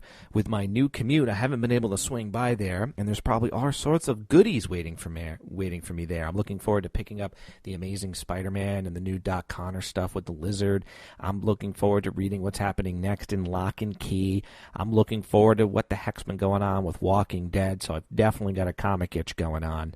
What else am I looking forward to in episode 60? Oh, yeah, of course. I'm looking forward to Gen Con. I want to see what's going on with Matt Wilson. What is he going to tell us this year around? What kind of new previews, if any models, what might they have for Hordes? Because Hordes will be out by then. I am looking forward to see how his video game is going. I'm actually looking forward to see how the Monster Apocalypse and the Voltron stuff looks, too. I'm looking forward to seeing what the new hotness is going to be this year, the new undiscovered hotness, like Malifaux from last year. I have very fond memories of discovering that game, and also looking forward to Eric Johnson, see what they've got new coming out. I love looking at his painted models in the case. Can't wait for that. I'm hoping to catch Richard Borg. I had a nice chat with him last time. He didn't know me as Hollywood from the D6 generation, but maybe this time I'll have my recorder, and we can see what he's up to. He designed Memoir 44 and Battlelore. I am looking forward to see what the new Sultans of Gaming tables, do they have any new products for us to see? And I'm wondering what will be the new hotness this year. What game is not on our radar that'll be out there? I'm looking forward to getting the trilogy of signed books by Ross Watson, this year's Death Watch and Space Marines. I'm kind of wondering if I'm going to sign up for a role-playing Space Marine event. That would be cool. I'm looking forward to seeing all of our listeners that come out and say hi. Really looking forward to that. And looking forward to hanging out with Greg Silberman and also Doc Rain, who was kind enough to get me a ticket for TerrorWorks, which is the modern-day version of True Dungeon, from what I've told. No True Dungeon for me because of the change of flights due to the new job.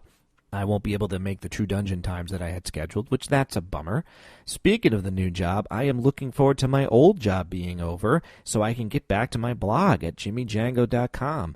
What's happening there, folks, is every time I have a spare moment at the computer, it's work, put the kids to bed, and then rush to the computer to try to tie up some loose ends at the law firm. Every time I think it's going to take 15 minutes, it ends up taking 2 hours and 15 minutes. It's very frustrating. It's taking a lot longer than I thought. So I'm looking forward to getting my time back so I can go back to tweeting and going back to doing some blog entries. I am looking forward to just basically kind of kicking back and having a few drinks, playing a few games with my buds. Looking forward to seeing some movies. Looking forward to seeing Karate Kid, the new one. Lou has seen it, but I haven't seen it. I'm looking forward to seeing Despicable Me. Oh, and I'm looking forward to seeing True Romance. We had Andy's 40th birthday party over there at Andapalooza, and it was fun. And we started talking about Quentin Tarantino movies, and I've never seen True Romance, which I guess is the only Quentin Tarantino movie that has been written by him and not directed by him. I'm looking forward to that. And lastly, I think I'm looking forward to seeing if Craig and Karen are going to have a boy or a girl. I wish them many luck and happiness going forward here as the weeks wind down. And I'm wondering what name they've picked. I mean, Craig with his literary background and his gaming background, and of course the fair-haired Karen. I wonder what they'll pick. I guess we'll just have to wait and see. Well, as they say, adios and vaya con Dios. And now for a taste of things to come. An even playing field. A clear set of rules. And a good roll of the dice. Dice are our vice. We are the D6 generation. Need to add a big unit to your current force and don't feel like painting that many grunts? Or maybe you want to start a new army and really don't have time to paint it up.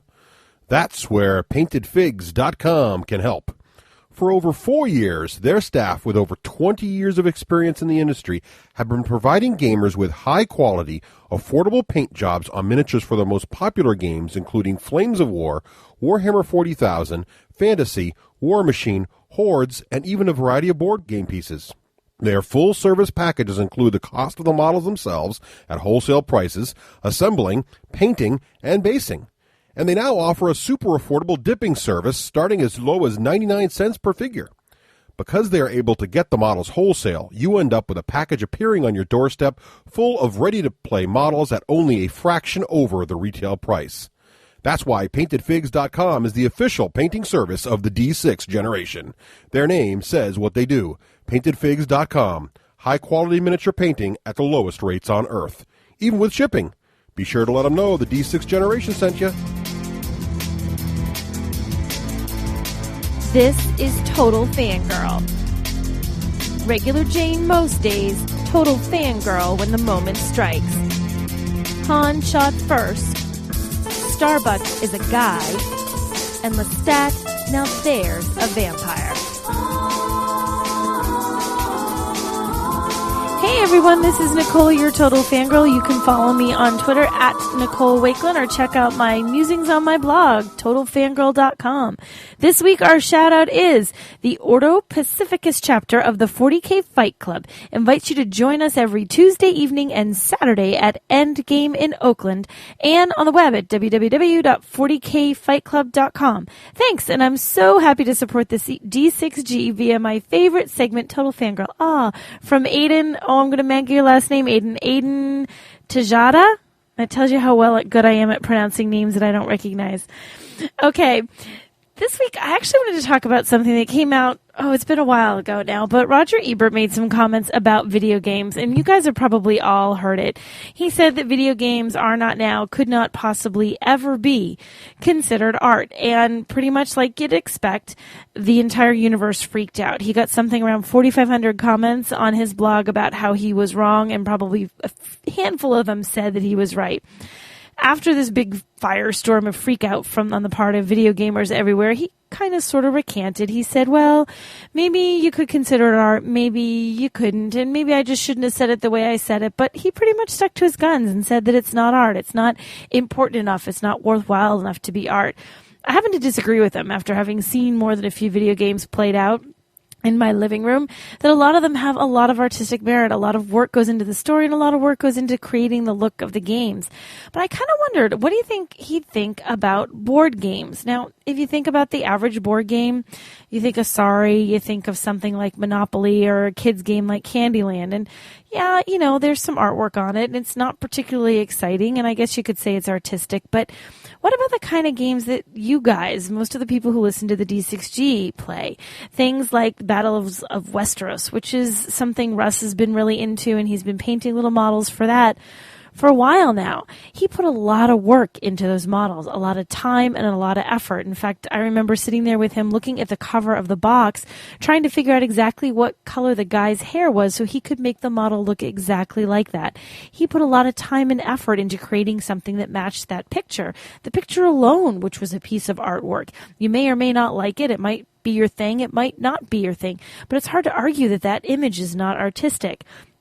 So he's not only playing a game that has artistic merit in the cover of the book and in the cover of the box and in all the artwork that's in the rule book, but he's creating more art as he starts playing. He's creating models, he's painting them, he's making them something unique and different that wasn't what it was before he started. Now, people might tend to pick on gamers, tease you about the fact that you might play with little metal men and you play board games and it's not that important. Really, it's nothing more than a distraction. And there'll be more than a few people out there that say, yeah, that's really all it is. It's just a game. It's nothing important. But I think there's something more to games than that. There's a lot of time and a lot of heart that goes into creating them. People use every talent that they have to create the images in the book, to create the stories that make the games intriguing enough that you actually want to immerse yourself in that universe and play them.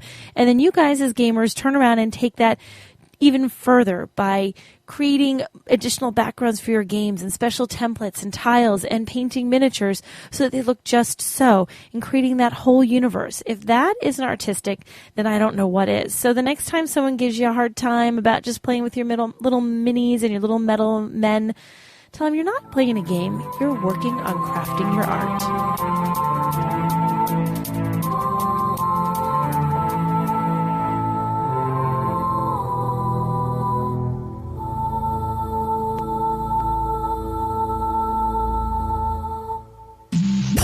Gamer.com. If you've got sheep, we've got wood. Greetings from Myriad Games, your friendly professional game store. We offer a wide variety of family fun for everyone.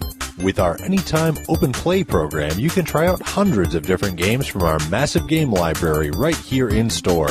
And coming this year, our new Game Share program, which works a lot like Netflix, but for all your favorite unplugged games. Our MVPs will have an opportunity to participate in an alpha test of Game Share. So if you're interested in trying it out, sign up today. We've expanded our MVP program, offering steel, bronze, silver, gold, platinum, and titanium MVP memberships. MVPs receive a wide variety of benefits, including bonus Myriad money, access to our new achievements program, complimentary open play passes, free shipping, and much more. The higher your level, the more bonuses you'll receive. For more details, visit myriadgames.com/MVP. Thanks for shopping Myriad Games, your friendly professional game store.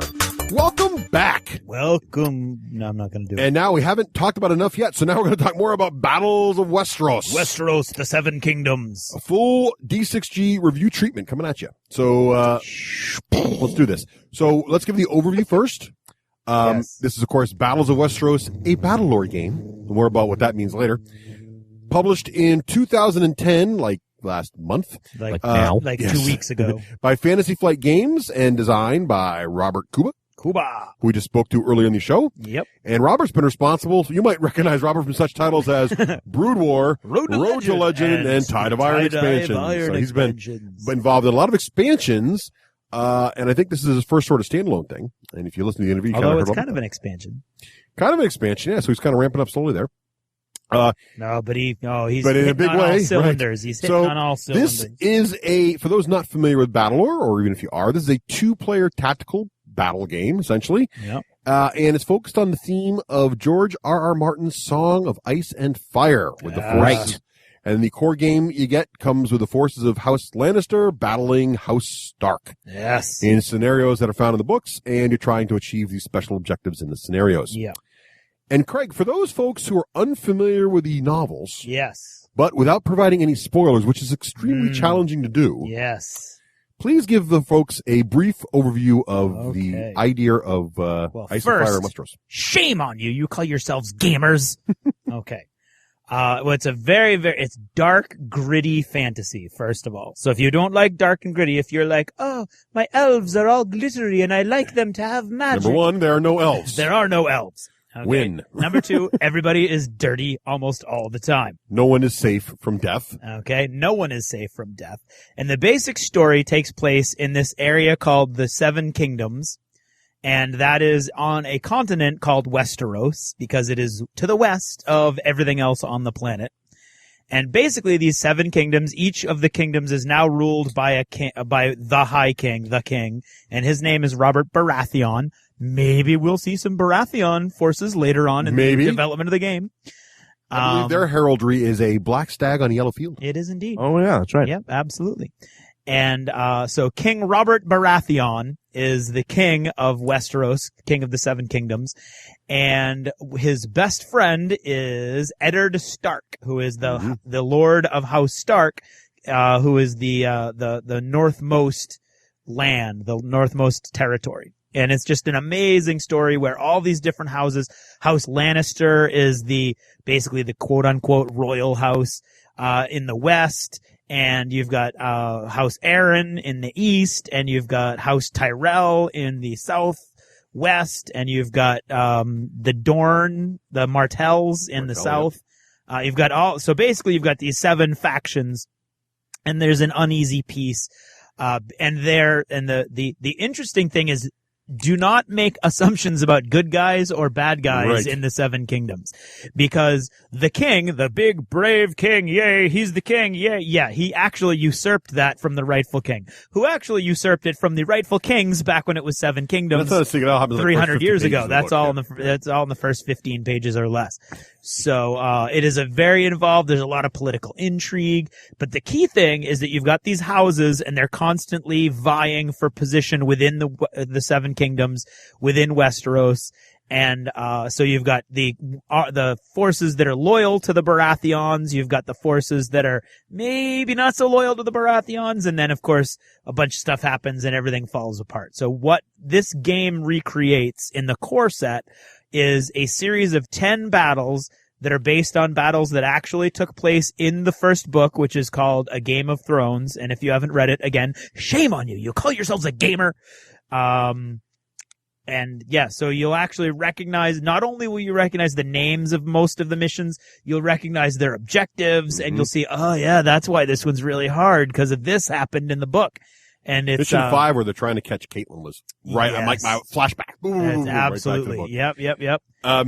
And as Craig said, they introduce you to this realm of 7 of houses in the books through the intricacies and the interactions in the first book, primarily between Stark and Lannister. Right. And so and as you heard in the interview, they talk about the first core game which obviously they're thinking of series or a bunch of expansions, is focused on the first book, and that's why it's focused on Lannister and Stark. Correct.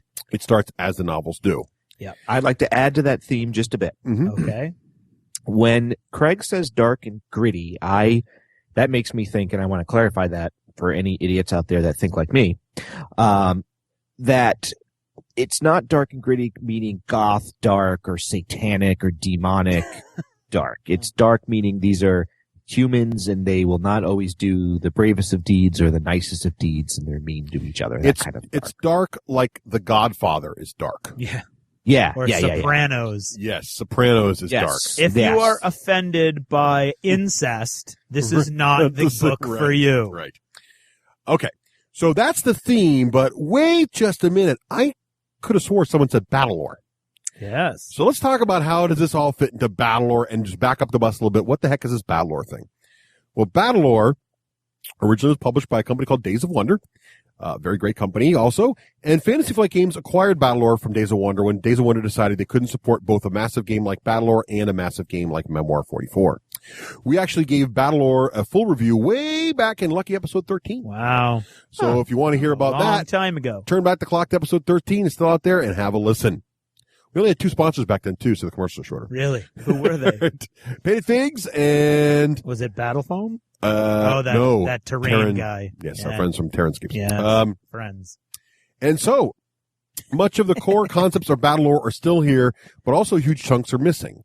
And I'll get more into as we go through, but the basic core part of what makes Battlelore and Memoir 44 seem the same is this idea of a hand of cards, and you're ordering the units in the flanks. And that comes from this original game by Richard Boyd called Command and Colors. That part of the system has actually been radically changed. You're not really ordering units on flanks anymore, so it's a much, much different. So if that was a turnoff to you in Battlelore, don't turn off to this game because that part is totally different. However, if you really like that part in Battlelore, know that this part of the game is quite a bit different. Yeah. And we'll comment on the rest of the similarities and differences as well. And I just for full disclosure, I'm a huge Battlelore fan coming into this. Yeah. And I was nervous about this, but You did a whole XCAM. I did do a whole XCAM about it. I really like Battlelore. I still like Battlelore. But this is a worthy addition to my board game collection, and I'll go into it more in a minute. Question. Yes. Query. Yes. So is saying this is Battle of Westeros a Battlelore game, is that now not synonymous because it sounds like Command and Colors has changed, but are they trying to let people know this is a Command and Colors game, even though Command and Colors is the wrong term? No, I think they're trying to say that it's similar to a lot of the mechanics from Battlelore. I mean, when you look at the map and the way the grid works and the way the terrain works, that's all the same as Battlelore. It looks very much like Battlelore. And the table looks like Battlelore, and the banners, 4 models and a banner and all that stuff looks very similar. The dice, although the different numbers of sides on the dice, the idea that you're looking for the colors on the dice to do damage, all that's the same. So there's when you play this, there's no mistake that it's hardcore based on Battlelore. It's just there's also some fundamental changes as well.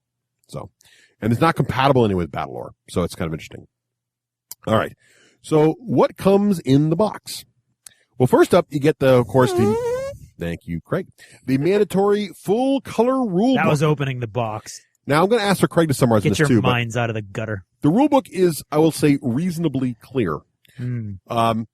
Now, just for people who are familiar with Battlelore, the Battlelore book is phenomenal, both in clarity, print quality, binding, colors, examples, and everything else. It's not that level of book, but it's much nicer. It's very good. It's much nicer than most books you'll read, but it's not as depth as the Battlelore book. It's 32 pages.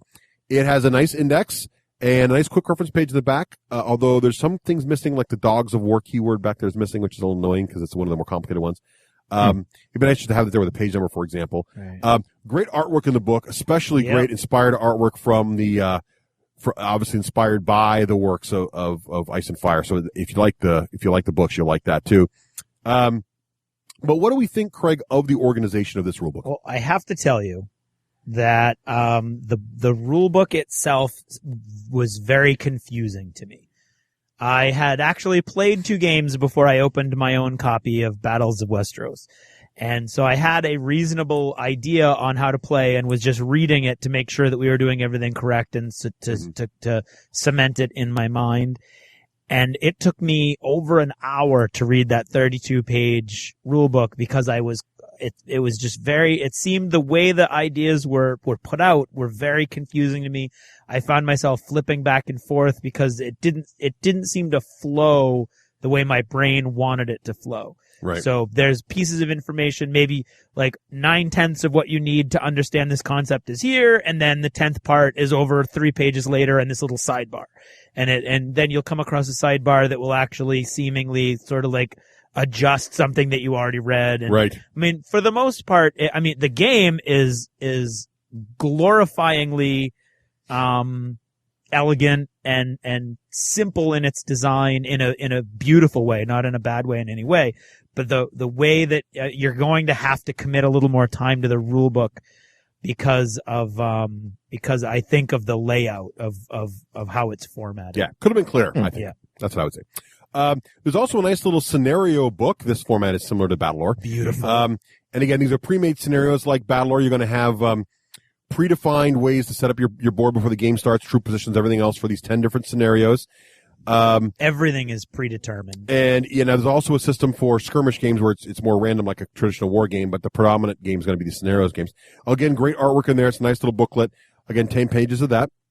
And those battles are taken from the books in progression of the plot of the book. Right. And I should mention earlier, this is an MSRP game, suggested retail price of $80. Yeah.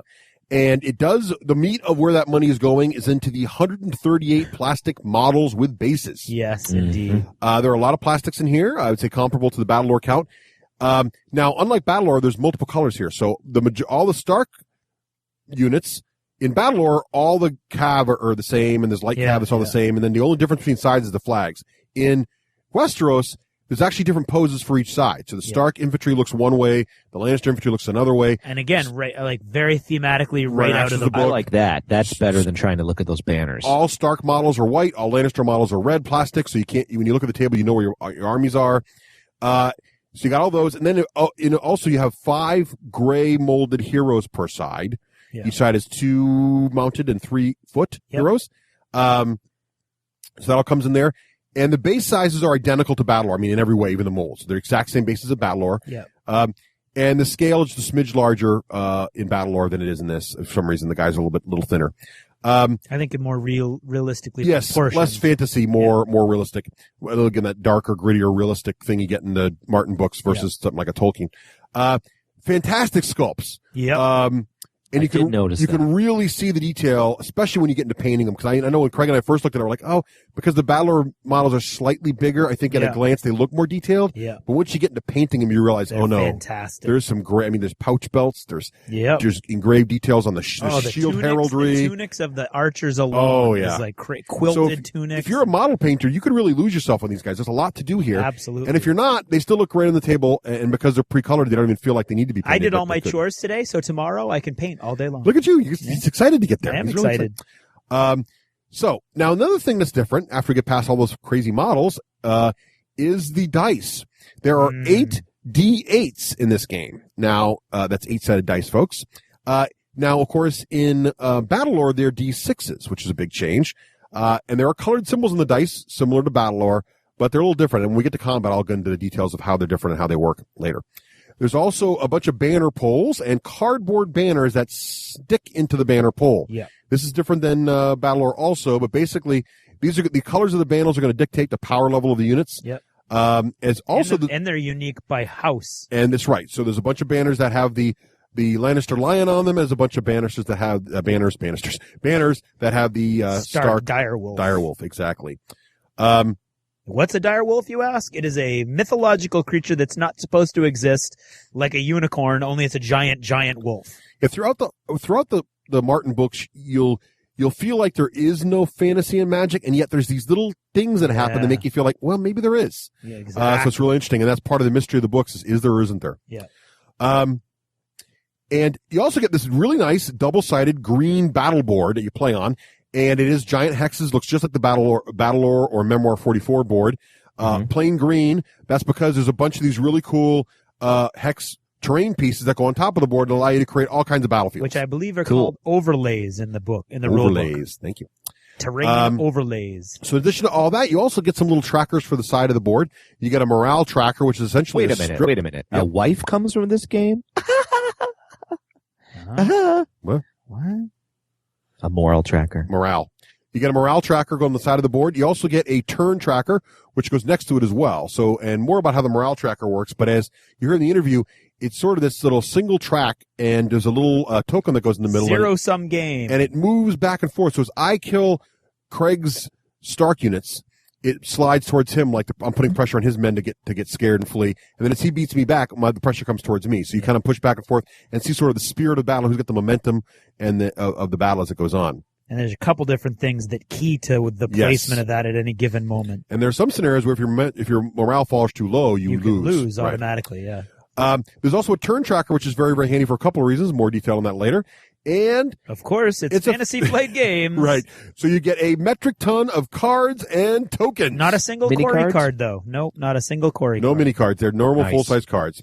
Actually, and do you get are the trackers the wheels? No. No they're wheels. all just like strips of cardboard with little tokens. And with the scenarios, Craig, you said they go in the order of the books. Yep. In your opinion, is the game fun if you haven't read the books? Oh, excellent question, Rafe, and absolutely yes. Okay. However, I will warn you now, if your gaming group is like ours and made up mostly of people who have read the books and a few people who haven't, the people who haven't and want to are desperately reading, trying to catch up with us before they get something spoiled. Craig and I are trying so hard. We are desperate not. Anybody who knows Craig and I, when we play, we always blurt out taunts to each other in the game. Right. So like if you're playing a Star Wars game, it'll be like, Luke, I'm going to cut your hand off again, just like I did at Bespin. Right, That'd be the kind of thing we say. And there's things we want to say in this game so many times because there's so many moments like that. And you can't because there's people sitting next to you don't know. So it was interesting because on Tuesday we got to start before other people came. We're like, there's nobody here. We can start talking about it. And it was awesome. It was great. We just cut loose. For God's sakes, read the books, people. Yeah. Before you go into how it plays, what I'm really looking forward to is I do have the Memoir 44 game. Now, I only have the base set, so I do not intend to be insulting anybody, but I being a miniature gamer, look at that game as a game I play with my son because it's, more simplistic. And I know you love Battlelore, and then you've said this one's even a little bit more complex in a good way. So I am really curious to see, would that make me want to sit down and play one of these games? Because I kind of look at them as I'd rather just play a mini game. No, this is more complex. I would say Battlelore is a bit more complex than Memoir, and this is more complex than Battlelore by a good bit.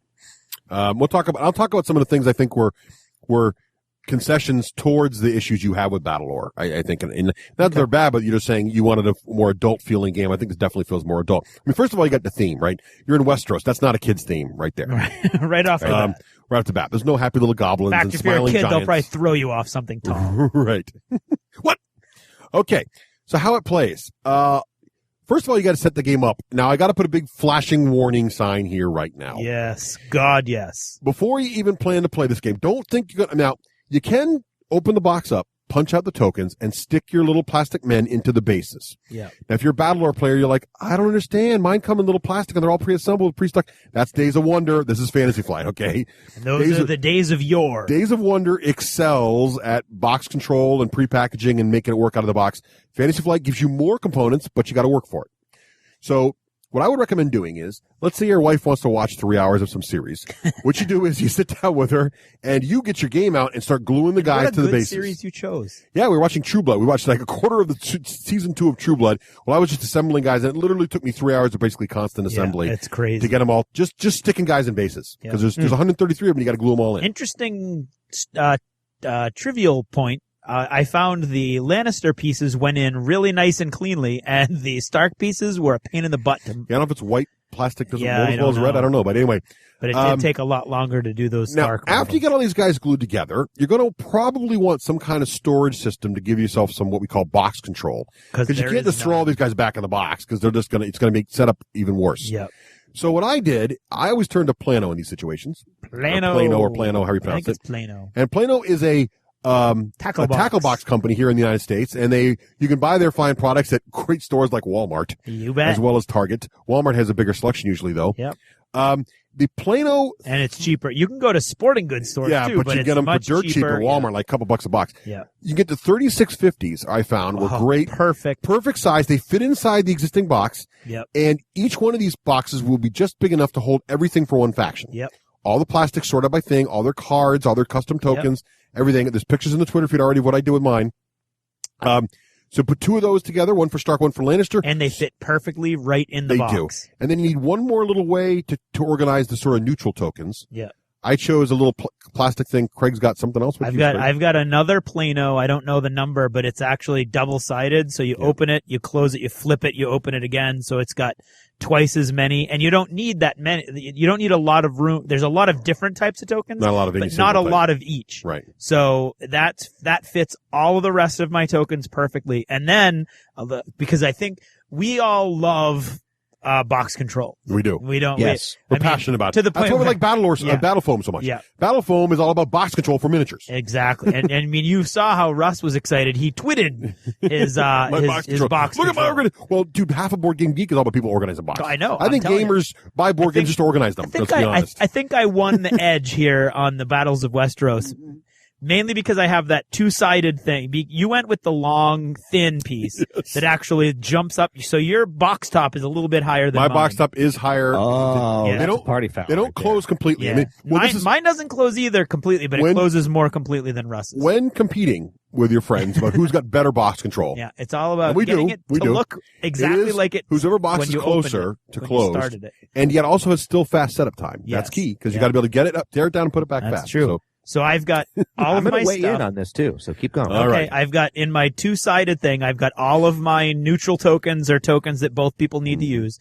And then there are these things for bead, like jewelry makers at Walmart, the little bead containers, and it looks like a compact almost. But it's a tower of them. There's 4 of them. You buy 4 of them for $2, and they screw into each other. Right. So that's one tower, and the overlays, the hexagonal terrain pieces, fit perfectly in those. So I have all of mine in one container that I can screw open and get to. All the river pieces are at one level, all the road pieces are another level, all the hill and forest pieces are at another level, and then there's a random level there's a couple things that don't fit into that breakdown, like very buildings snazzy. and stuff.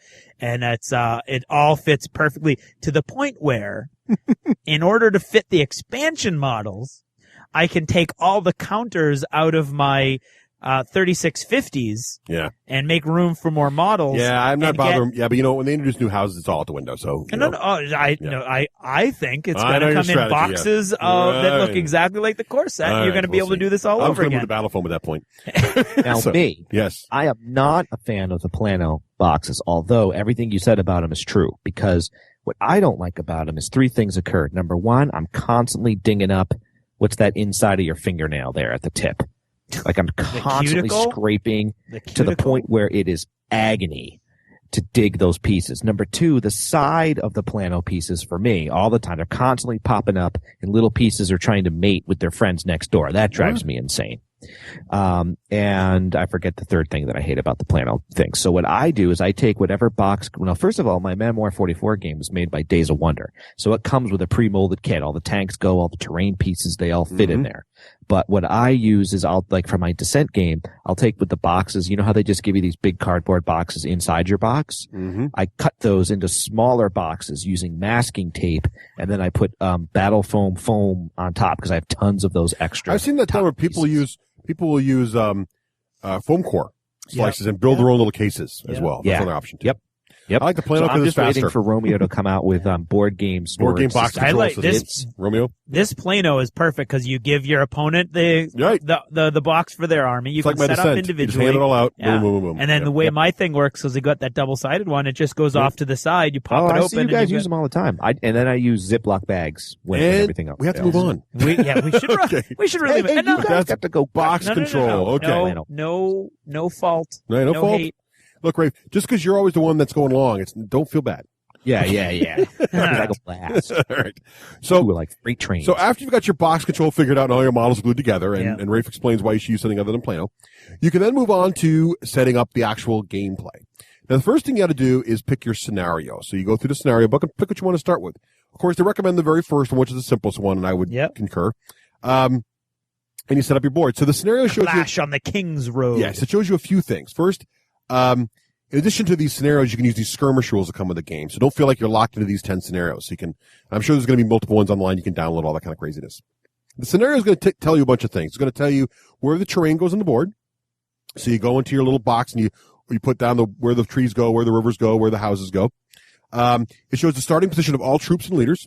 It shows you the flag color of the troops. Now this is interesting because remember in Battlelore, all troop types of a certain type are the same colored flag. So in other words, all heavy cav, have the heavy cav logo on their flag, and it's a red flag. And so therefore that model is always heavy cav. But in Westeros, the flags can change from time to time. So not all archers are green. Some archers are blue. Some archers could be red. Some heavy cav is red. Some cav is blue. Some cav is green. Yeah. So it really can change up from scenario to scenario. A lot more diversity in your troop types. And your scenario covers all I like that already. Now, there's also the morale track put on the side of the board, and the scenario is going to dictate whether or not the morale track goes to 11 for your side or goes to death for your side. Right. And it's a reversible thing, and you just set it up according to the scenario.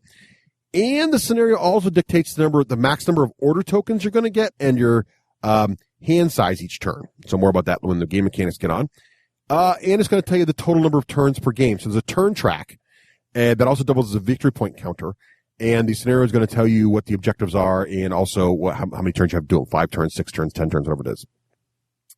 So you get that all figured out, you get your board set up. That's the longest part. Once you've got you've done your initial one-time setup of gluing all the guys together and organizing your box, setting up the scenario and getting everybody on the board is probably the biggest part of the setup. But if you've got all organized going in, it doesn't take that long, maybe 15 minutes. Yeah.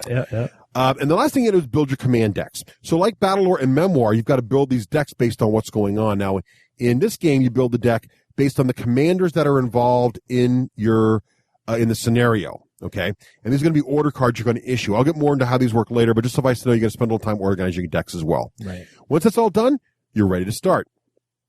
Okay, so let's get into our turn. I'll go through quickly the overview of how the turn feels, and then we'll get into some more of the nitty gritty a little bit. The turn is integrated. We like our integrated turns. Epic is integrated. Battlelore integrated? Battlelore is integrated. Battlelore and Memoir are even more integrated than this. This is integrated still, but it's integrated in a way that you can probably get more guys to move per integration sometimes. And units are locked down longer. It's kind of changing. And I think as you hear how this works, you'll kind of understand what I'm trying to say. So the very first phase is simple. Most of these are very quickly. So first there's the rally phase. This is really, really simple. You're going to determine who's got the advantage. What does advantage mean? Advantage is basically who gets to get the first activation in our integrated turn. So if Craig has advantage, he will get to move one of his or order something first, and then I will order, then he will order, then I will order. We'll both order until we have to pass, okay? So first we're going to figure out who's got advantage. It's very simple. Basically, the scenario dictates who's got the momentum to get advantage in case it ties. Otherwise, you look at the number of command tokens you got left from the prior turn. Who's ever got the most has advantage. Because basically that's the person who did the least, theoretically. Yeah, right. You then refresh commanders, which clears all their tokens so they're ready to give orders again this turn. More about how they work a little later. You're then going to rally all units. Let's define what rallying is, because this is the rally phase. This is the primary goal of the phase. All rallying means is that if you look at the banners that come in the game, in addition to the color of the banner, like in Battlelore, Memoir, well, I don't know if Memoir has banners, but in Battlelore, there's a banner color like blue, red, or green, and this dictates the power of the unit. The same is true in Westeros. However, in addition to the color of the banner, there's also a logo of your faction on the banner, a lion or a direwolf, right? But on one side, the lion or direwolf is on a white field, on the other side, it's on a black field, okay? So rallying just means flipping your banner around for every unit so that the correct color of the logo is facing you for this turn. So the first turn, a white logo facing you means that unit has not activated yet and can go this turn. If it's a black logo, it means it is already activated and can't go again. Next turn, the colors will switch. So if you've activated most of your units, you just got to flip the ones that haven't activated this turn. Does that make sense, Rafe? Well, you had me until you said then they'll switch. Right. So imagine. I guess I'll see it in play, and then I can do it. The color of the turn, Turn 1 is a white turn. Yes. Turn 2 is a black turn. Okay. So basically, this turn 1, you can just look at the board and at a glance you can tell who's moved and who's hasn't on your side because any white banner, any banner that's white facing you, is eligible to move. Once you move it, you turn it so it's black, so you know it's not eligible anymore. Right. Okay. And at the beginning of the next turn, when it's a black turn, you have to reset everything so all the banners are black. So if you didn't activate a unit last turn, its banner will still be white. You just simply in the rally phase turn it so that it's black. Oh, okay. Yeah, the primary goal of the rally phase is to make sure everybody is ready to activate this turn and is matching the color. And the great thing is the turn tracker alternates from white to black and white to black. So by glancing at the turn tracker, you can always tell is it a white turn or a black turn. Oh, that's good. Okay. The only confusing part for me is trying to remember that for my opponent, I'm looking at the opposite color. Right. To try because at a glance you can tell what he's activated and what he hasn't. It's a really slick mechanic. It's great. Now, next up is the marshalling phase. This is another really quick phase. And basically, now that we've got all units ready to go, we got to figure out what kind of orders we have access to. Okay. So this works the following way. First of all, you're going to receive order tokens. So you roll a number of these 8-sided dice, depending what the scenario says. Most scenarios are 4. Yeah. So Craig rolls 4 dice. I roll 4 dice. You're going to put a number of order tokens on each player's got a little mat that's basically their house crest. So I'll have a house crest that looks like a Lannister lion, and Craig has one with a dire wolf of Stark. Right. He rolls 4 dice. Let's say he rolls 2 blue shields, a red shield, and a flag. He reaches into the token piles, pulls out 2 blue shields, a red shield, and a flag, and he puts them on top of his little crest. I roll my dice. Whatever I roll, I put those tokens on top of my crest. Have you gone over the symbols on the dice? Not yet, no. Okay. So we'll go over this later. So what those, what these symbols, what these all do then is these orders will let me order units that match whatever is on the things. I'll get into orders in a bit. So these are going to be orders I can play in the turn. So they take the place of the memoir cards. Partially, yes. Partially, yes. Partially, okay. They take place of the idea of the cards that would order things by a flank or center, kind of. Yep. But then also, the other half of that is you also get to draw leadership cards up to your hand size. This is also dictated by the scenario. So most scenarios, it's 3 or 4. So you're going to draw up to 3 or 4 cards. Now, these cards can be played essentially on leaders that lets you order units near them in lieu of playing one of those order tokens, right? So you can either move units and activate units one of 2 ways. You can play order tokens off of your crest shield, or you can play leadership cards out of your hand, but there's more complexity to that, and I'll get to that in a little bit. All right. So all the marshaling phase does, remember, we've done 2 phases so far. We check to see who's got advantage. We made sure all of our units' banners are facing the right way. Now we're in the marshaling phase. We roll a number of dice. We get that many tokens on our shield, and we make sure our hand size is back to full. Boom. Right. Done. Easy. Done. Now comes to the meat of the game, the command phase. Mm-hmm. This is the phase we actually issue orders to our units. Okay? Let me define what an order means. All an order means that an ordered unit gets to move and attack, and afterwards you flip its banner to the other inactive side, right? So this is parts like Battlelore and Memoir. So you pick a unit, you say, I'm going to activate this guy. I move him whatever his movement's indicated on his card, his maximum speed is.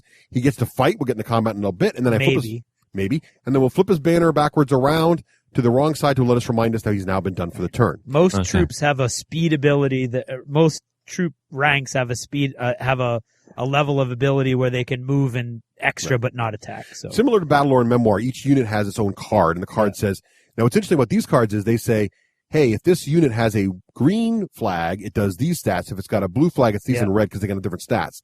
And it'll say a green infantry model can move to an attack, but a red infantry model can only move 1 an attack.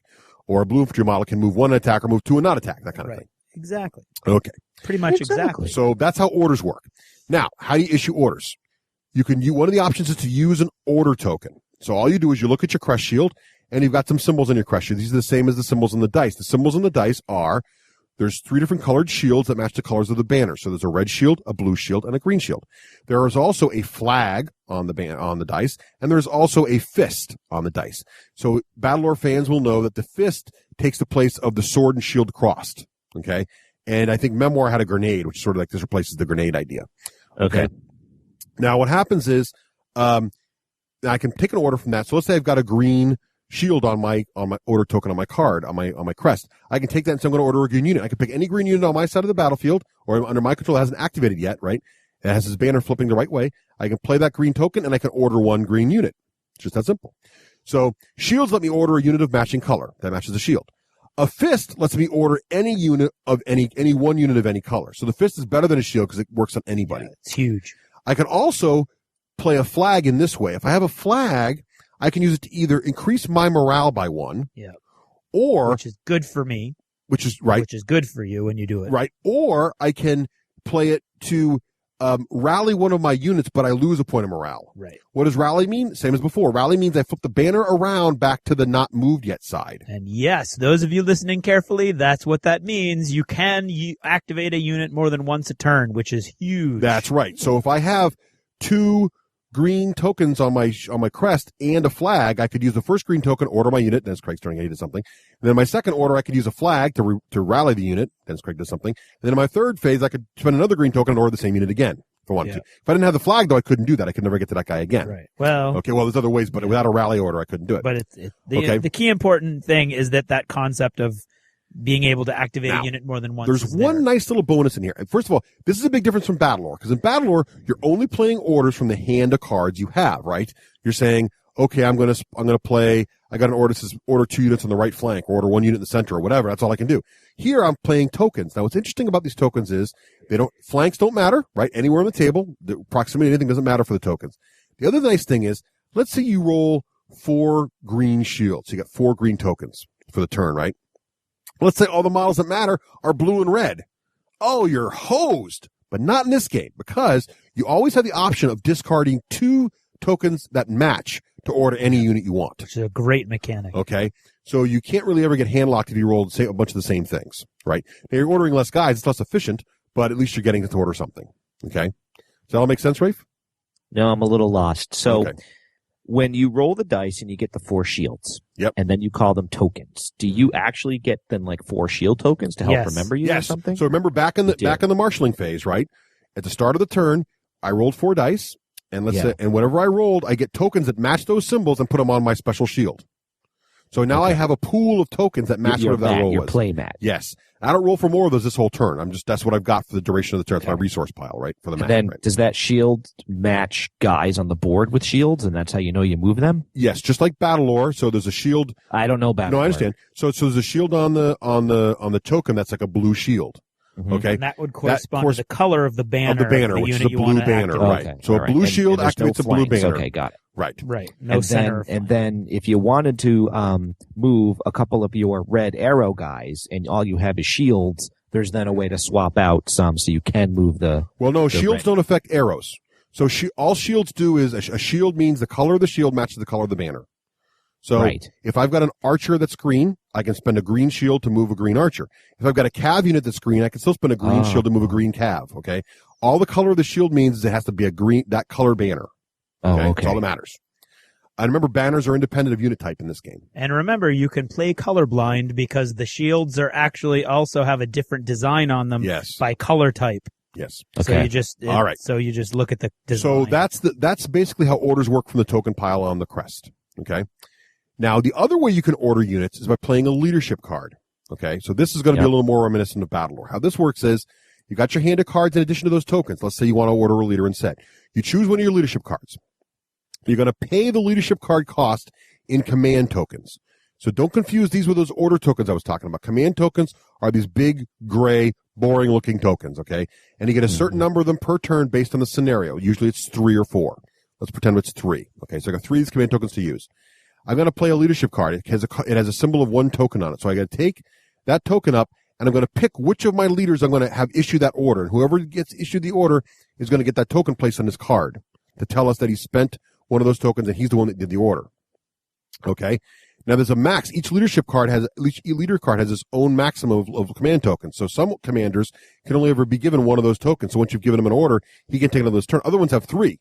Do you get to order these commanders? You have to still order a commander with an order token? They don't get to activate on their own because they're commanders? Well, nope. Forget about order tokens for a minute. We're just playing a leadership card.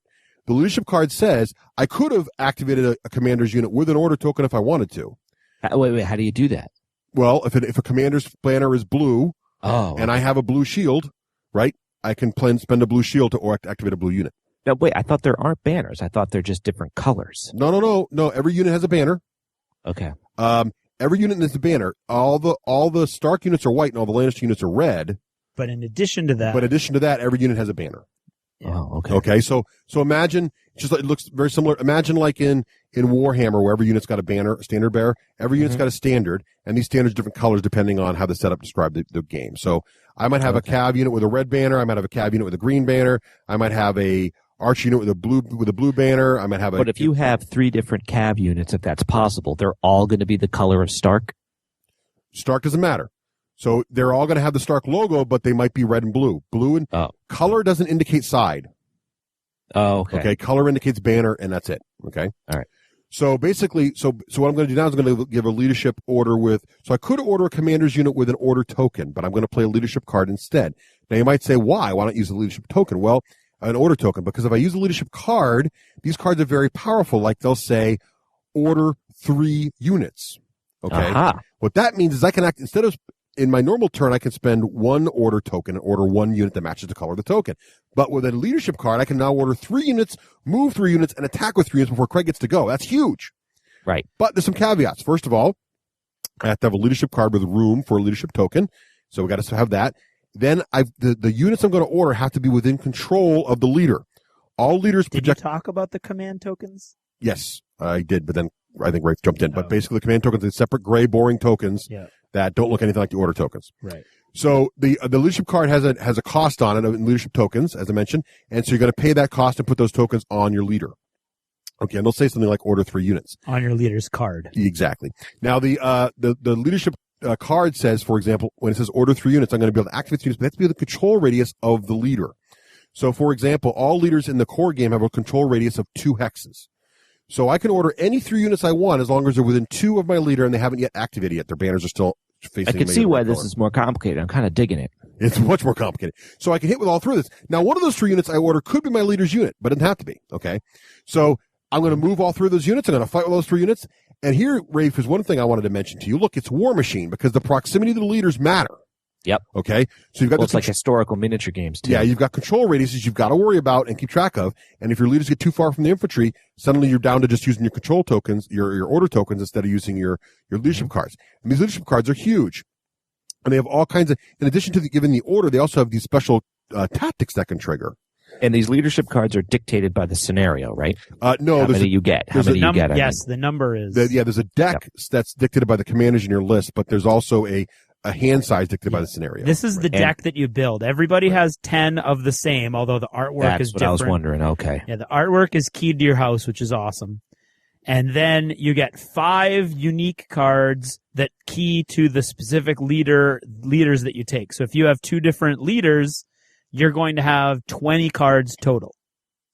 Wow. Because you're going to have the 10 generics, and then you're going to have 5 for one leader and 5 for the other. Right. When you say 10 generics, they're still Stark generics, but Lannister has the same. They have the same. Different artwork. Yeah. Different artwork, the same orders. Yeah, that's really so important. I mean, it's interesting, but what really matters is you have this deck.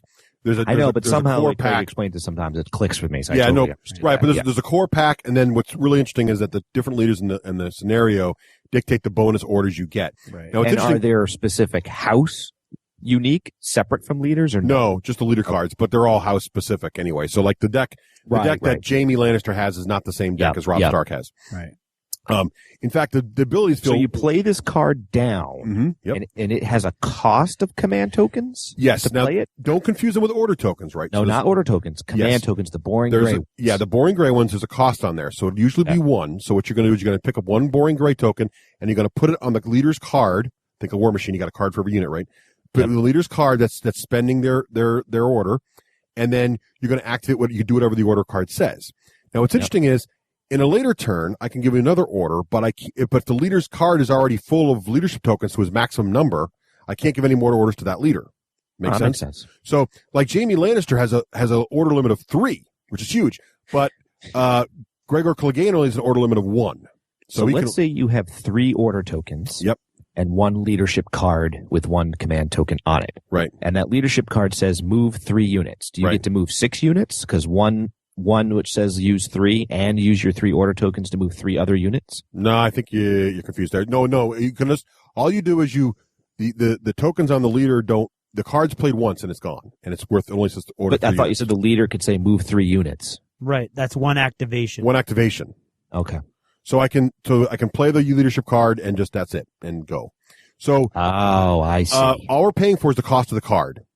It's real simple. Yep, so Craig answered it. Yeah, got it. So we order the 3 units and they go. So that's pretty much it. Remember, when you order, you move and attack. So that's the leadership card. And some examples of the leadership cards, in addition to just being able to attack, is like there'll be some cards that give you bonus. You rally automatically after you fight. Crazy things. They do some crazy stuff. So that's it. So back up a little bit. The command phase is really pretty simple. Okay, you can either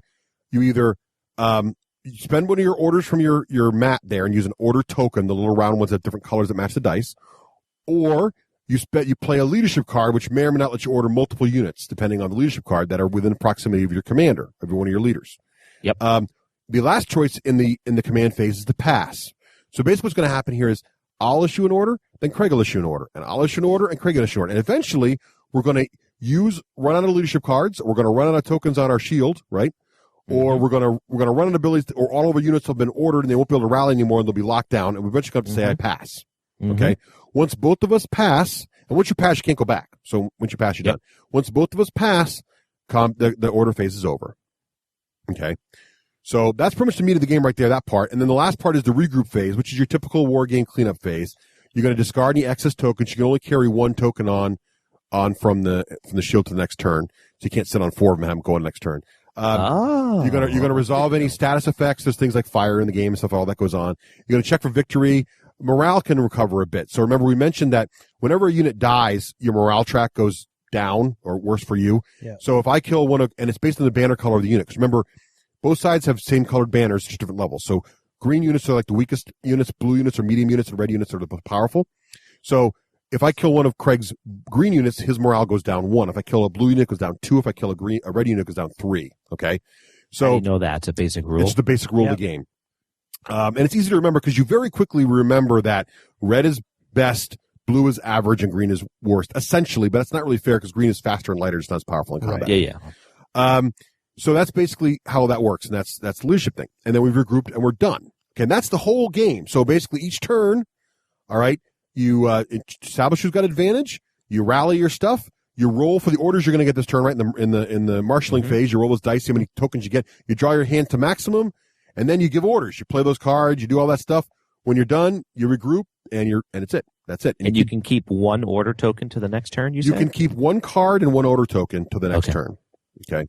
Which means you can end up with, in a game where you're rolling 5 dice for order tokens, 4 dice, you can end up with 5 tokens. Right, you keep one, yeah. Because you can keep one, and then you always roll 4 dice, but you can only ever have 3 cards if 3 is the hand limit. Right. So you can carry the card over, but then you're only picking 2. Right. Okay. Now that's the meat of the game, but we didn't talk about how you actually fight, which is part of the fun. Yeah, how do you fight stuff? And there's some differences here. So the fighting is similar. You're going to sense some similarities to Memoir and Battlelore here, but there's also some subtle differences. So combat.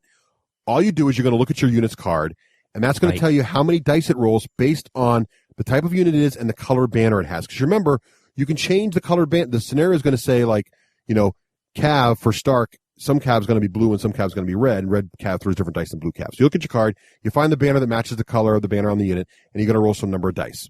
Usually in the game, red rolls 4 dice, blue rolls 3 dice, and green rolls 2 dice. Okay, got it. 99% of the time, unless there's special rules. Yeah. You roll the dice, and then you get some results. So here's what happens. You're going to either see shields, different colored shields, you're going to see fists, or you're going to see flags. Okay? What you're hoping to roll is shields whose color matches the banner of the target unit. Okay? Aha. So if I'm attacking a Craig unit, I don't care what it looks like, what his models are. If I'm attacking Craig's blue unit, I'm hoping to see blue shields. Red shields are a miss. Green shields are a miss against this unit. I want blue shields. Now here's an interesting thing. Battlelore fans will know that on the 6 set of dice from Battlelore. I love this. Okay. The probabilities were all the same. In other words, there were an equal number of red, blue, and green shields. I hated that. In Battlelore. Okay. So that meant the heavily armored units of red in Battlelore had no better armor really than the green units. Okay. Probably I don't like that either. Okay. In this game, it is not so. They moved to 8-sided dice. There is only 1 red shield on each of these dice. Got it. So you've got a 1 in 8 chance of rolling 8s. There are, however, more blue shields and even more green shields. Yep. Okay? Oh, and now using the shield, because I'm like, why aren't these swords? That's right. Attacking. That's why they're shields. Okay. Now, so basically you're hoping for the same colored shield, and it's easier to get green shields than it is to get blue shields, and it's easier to get blue shields than it is to get red shields. So when you're attacking a red guy, know you're going to need more attacks to do damage. Now, if you see a fist is better than a shield usually, because a fist means it damages your opponent regardless of his color, as long as your card doesn't say no fists, which archers all say. So archers don't count fists, they're misses. And it's not infantry attacking cav. Right. Okay. Footmen attacking cav are weaker in that scenario, so their fists don't count. But cav attacking other cav or cav attacking infantry. Yeah, well, there might be special rules for that later. I'm just talking about general rules. There are, in Battlelore, there are pike rules like that, and I'm sure an expansion will have this. Well, that's one of the 3 units that Lannister gets in the next expansion that comes out at the end of the summer is pikemen. And there actually are special leadership order cards whose tactics are infantry's fists count against cav. Yep. So there are special rules, but the core rules are fists miss horses when infantry attack. Okay. Now I want to play this game. Isn't it cool? Now, what about flags? Well, just because of what Craig said when he goes, I like this. the whole shields, having the guys have that was armor. my biggest complaint with Battlelore too. It means something. Yeah. Because Battlelore was like a crapshoot. I mean, it might as well just flip a coin. Well, it's even better. It seemed to me. There's some kinds of units that have a keyword on the card called heavy armor. It's even better. If you have heavy armor, the unit counts as one flag better than it is. So a blue unit with heavy armor. Attacked. Yeah, so a blue unit with heavy armor counts as being red when people are attacking it. It still only throws. Yep. I could see why they wanted to paint them up too, because this whole blue being different than the banner, that's driving me a little nuts. It's not really that bad though, because remember, they're white and red but you're looking at the banners. You're not really looking at the infantry, the models for that part. All right. Now the last thing that can come up on these dice are flags. Now flags are your morale. Okay. Retreat. Yes. Every flag that comes up. Okay. And I'll get to stalwart in a minute, but basically every flag that comes up forces the enemy unit to fall back 1 hex towards their side of the board. Okay. So if I roll 2 flags, you got to fall back twice. Nice. Now what's interesting is if you can't fall back for some reason, then you have to take a casualty instead. So if you can, that's like memoir. So if you can box them in, they can't get away. They start losing people. Okay. So same with terrain, right? Yep. If they're up against cliffs. Exactly right. So combat, real simple. Roll the dice. Look at the results. You're hoping for shields that match the color of the flags. Fists are great unless you're in a certain situation. Flags are also handy. You count up what happens, you do the results, and you remove casualties. Now, I don't think we cleared this in the beginning of the game, but each unit looks like the following. If it's infantry at the start of the game, it's going to have 4 models. Most infantry with a flag.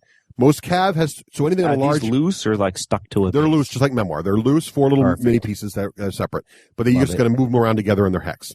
Okay. So every hit I do requires you to remove 1 model. So if I do 2 hits on Craig's unit, at the start he had 4 guys, now he's down to 2 guys left. And you always keep that banner there till the end. You might get 2 hits and 2 flags. I might, right. So I would lose 2 guys and I'd fall back 2 of the remainder guys, right? Right. Now, if the unit is not destroyed, if the unit is destroyed, it's wiped out and we remove the morale track. Don't forget, because morale drops. If the unit is not destroyed, here's another change that does not exist in either Battlelore or Memoir. If I do not destroy you and you do not run away, we have to put an engagement token on the border between our 2 squares. Okay? It's a little colored token, and there's even red ones or white ones, depending on which side. So if Stark does it, he puts his white token there. That basically says your unit is now locked in combat with my unit.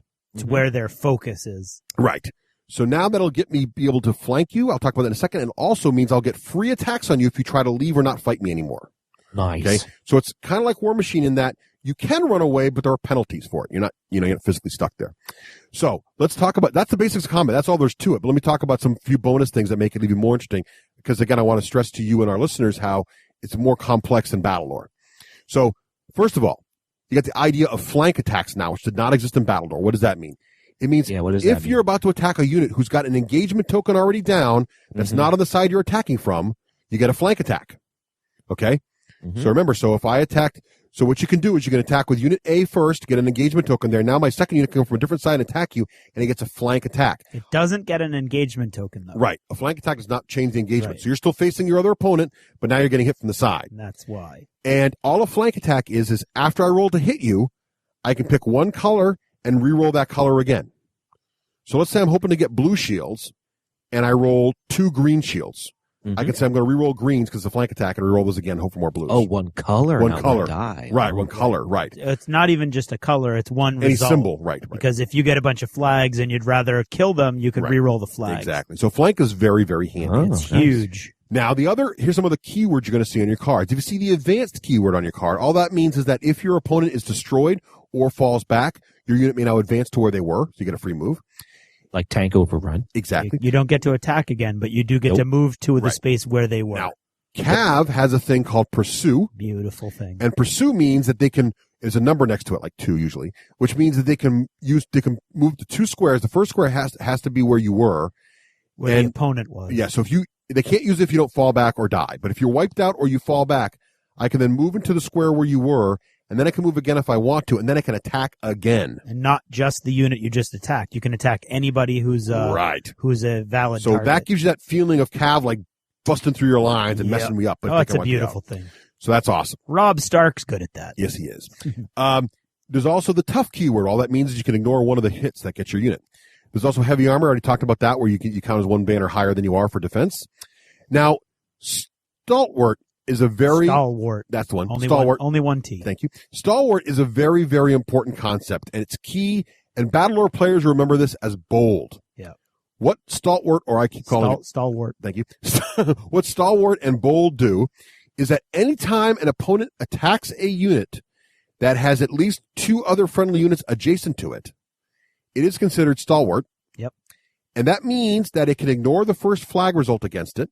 Which is one half of huge goodness. Yes. The second half of huge goodness is after you attack me, and I'm still there, I'm not dead, or you didn't get enough flags to run me away, I can fight back for free once. Yep. Oh, nice. That is huge. That is huge. Okay, because that means if you've got a red unit defending and you attack me first, I get to roll 4 dice back against you and wipe you out. That means you've got to think really hard before you attack a it's really powerful unit that's stalwart. To get in solid formations and guard everything very carefully.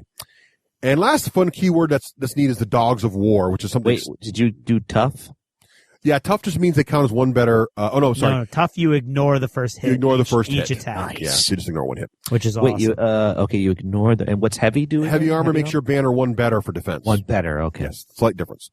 Now, dogs of war. I want that to act like reinforced armor or something, make you re-roll a hit or something. Well, dogs of war is interesting because what dogs of war does is Stark has these units that are these guys that control a bunch of wolves. Kennel masters. Dogs. And not wolves, dogs. Yeah, what they get to do is they get to basically get these sort of specialized ranged attacks. I won't get into all the details, but it's pretty interesting. And it's kind of like there can't be any water between you and there has to be a line of sight because basically they're not really shooting you. They're letting the dogs go out and attack you and come running back. It's kind of neat. So that's kind of a neat rule. And they're kind of random. Yeah, they're very random, but it's fun. What do they give you? Well, you roll. If you pull it off, what does it do? Well, the thing is, it's a ranged attack that's, I think, 3 space. It can be 3 spaces away, and you roll 1 die, and they attack as the strength of whatever you rolled. Right. So if you roll a red, then they attack with 4 dice. If you roll a green, they attack with 2. If you roll a fist, they automatically kill 1 guy, and if you roll a flag, they automatically flee 1 space. And the reason this is huge is because most archers in the game still are only green banners. Right. So most archers only throw 2 dice, but only Stark right now has units with ranged attacks that throw more than 2 dice potentially. So that's a big deal. And if you've got great John Umber out there, he can re-roll that die. And I like the fluff, and I like the fluff that young Robb Stark can do it too with his wolf. His wolf can run and attack you, which is kind of neat. Now, as you've probably figured out, the combat mechanics are really where you see it's the same as Battlelore, but it's also kicked up a notch. You got all those colored dice flying around. Basically, the flags all work the same way. The fists are the same as those sword and shields, but it's also got a lot more depth to it.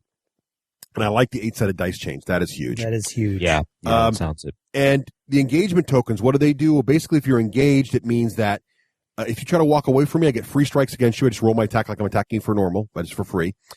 If you tried to fight someone else, so let's say you're engaged with a unit in front of you, and there's also a unit to your side, and you really want to kill the unit on your side, if you do that, you can, but the unit you're engaged with gets to attack you first before you attack the other unit. So you can basically force them to draw strikes to get free strikes against you.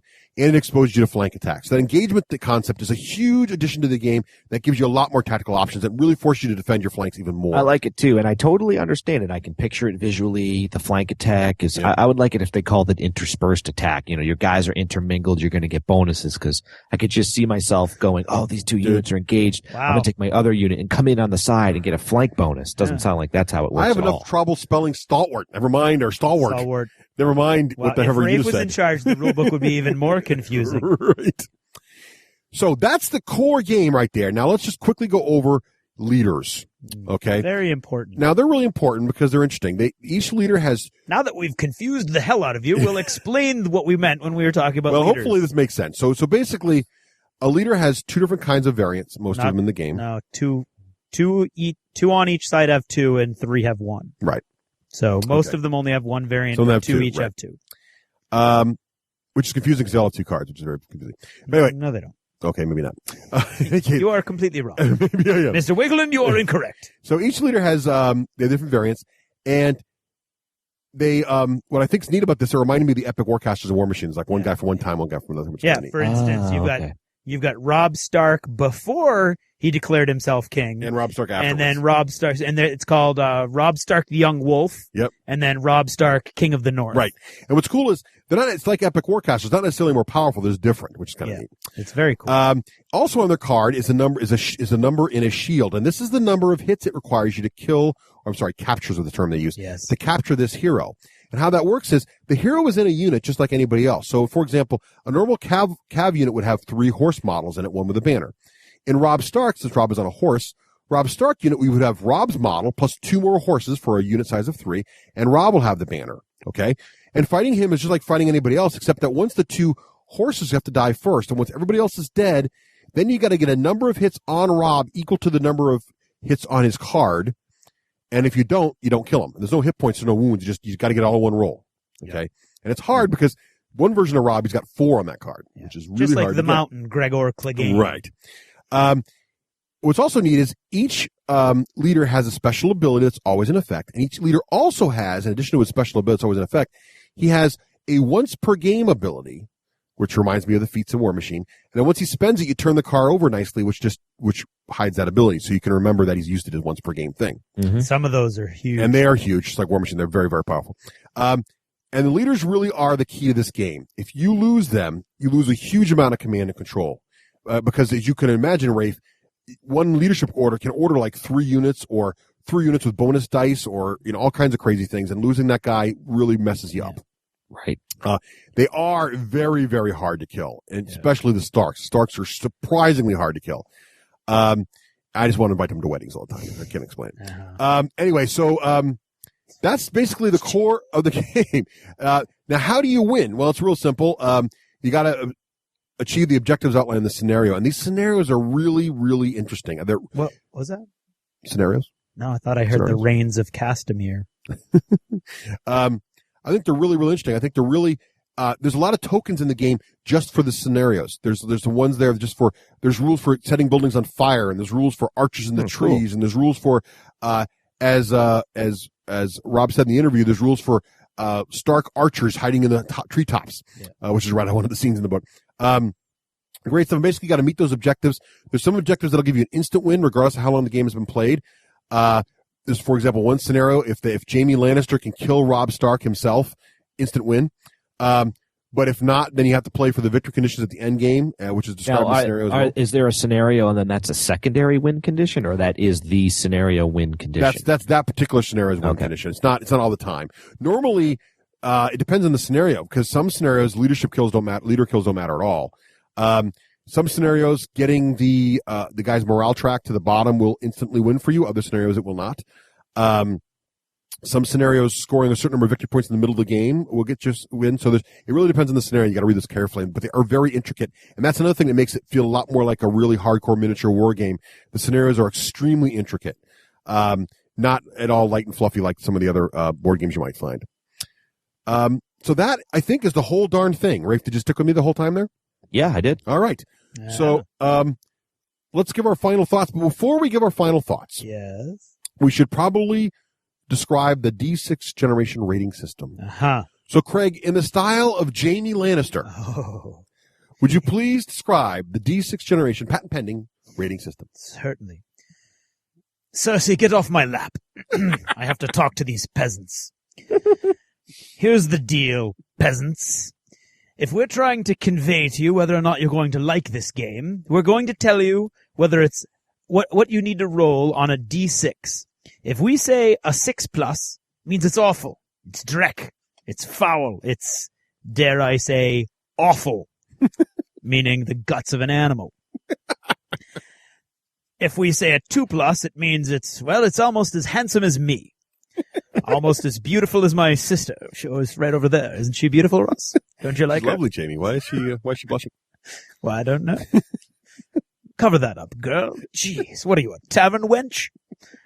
Anyway, so if we say a reroll, I don't want to hear any of you peasants talk to me about math. I don't give a crap about math.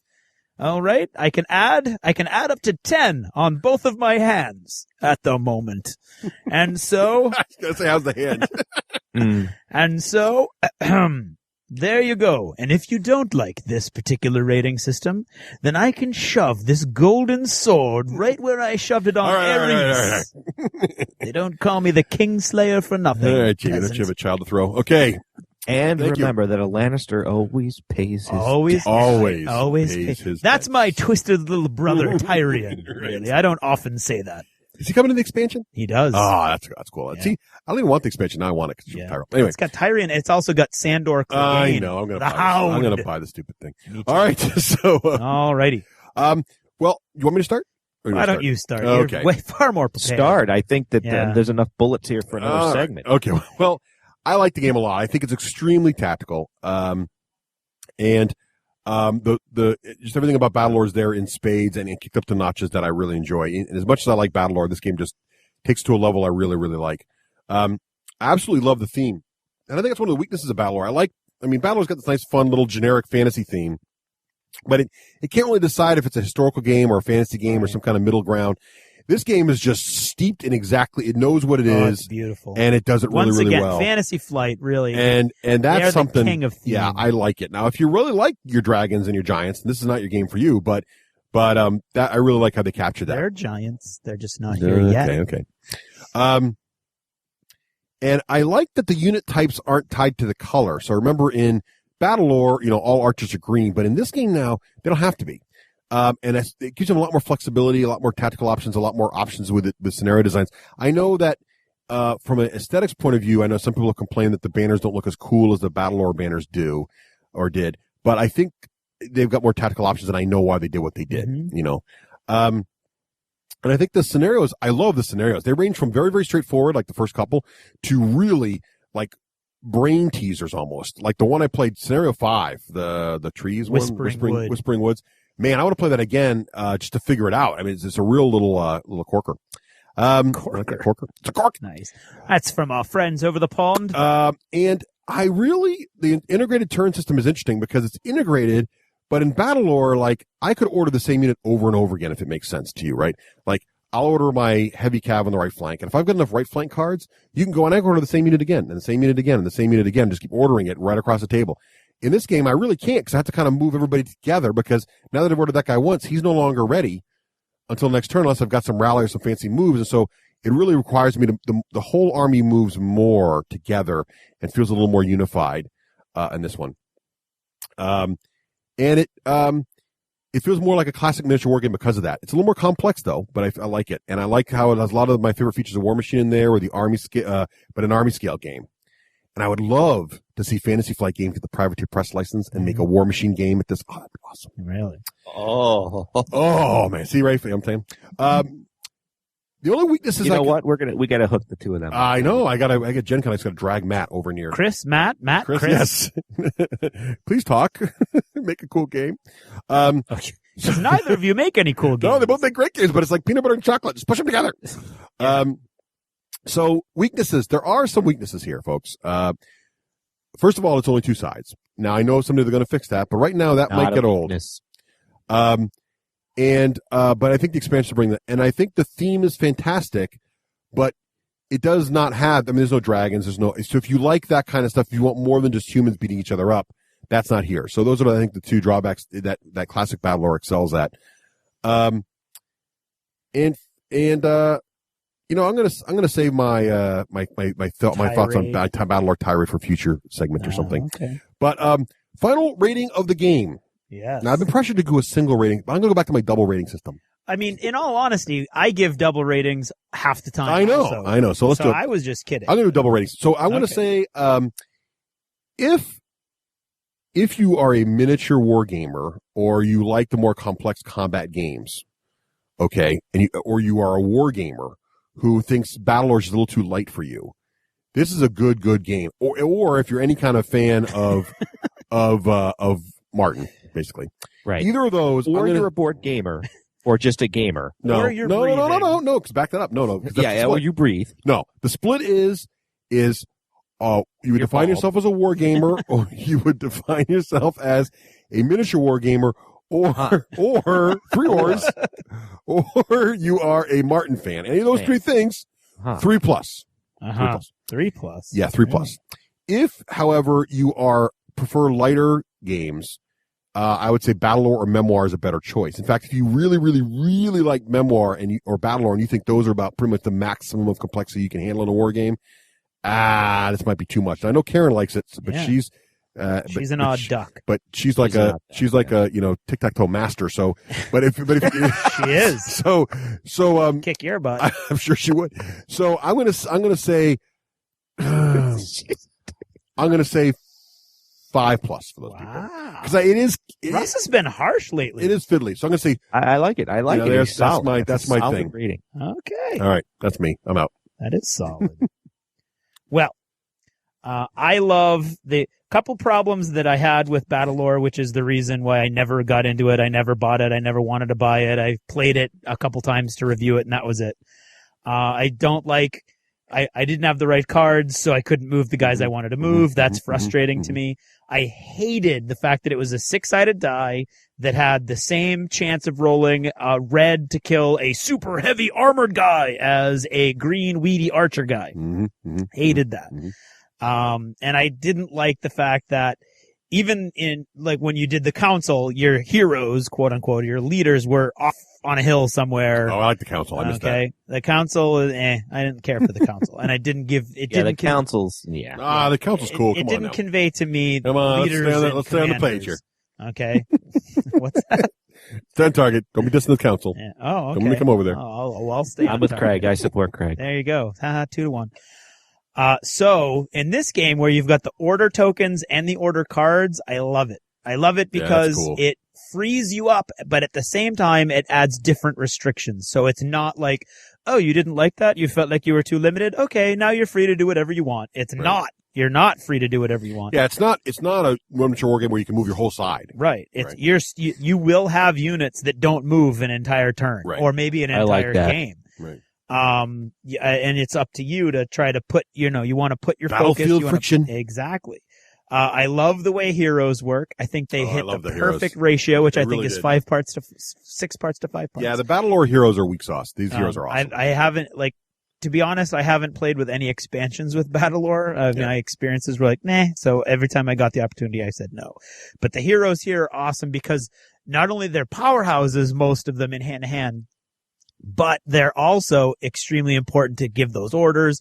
They're pivotal points in your army. They're going to dictate what areas of the board you can control better. I love that. I love the dice. I love that they fixed the whole 6-sided die pumped it up, then 8-sided die. Now there's more greens, then blues, then reds. I love that. I love the engagement tokens. That to me makes it way more like a miniature game. Yes. Because now you're talking about flanks. You're talking about you're engaged. You can't just run away in the next turn.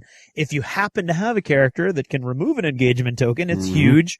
It's almost like you don't fully appreciate a rule till you have a model that can break it. Exactly. And that's awesome. Coming from you, that's high praise because normally you're the first guy to hate those things. I do, but maybe it's because the first time I ever saw it in this game, it was me that had the. That could be. It's interesting. I do think, although my win-loss ratio doesn't really bear this out.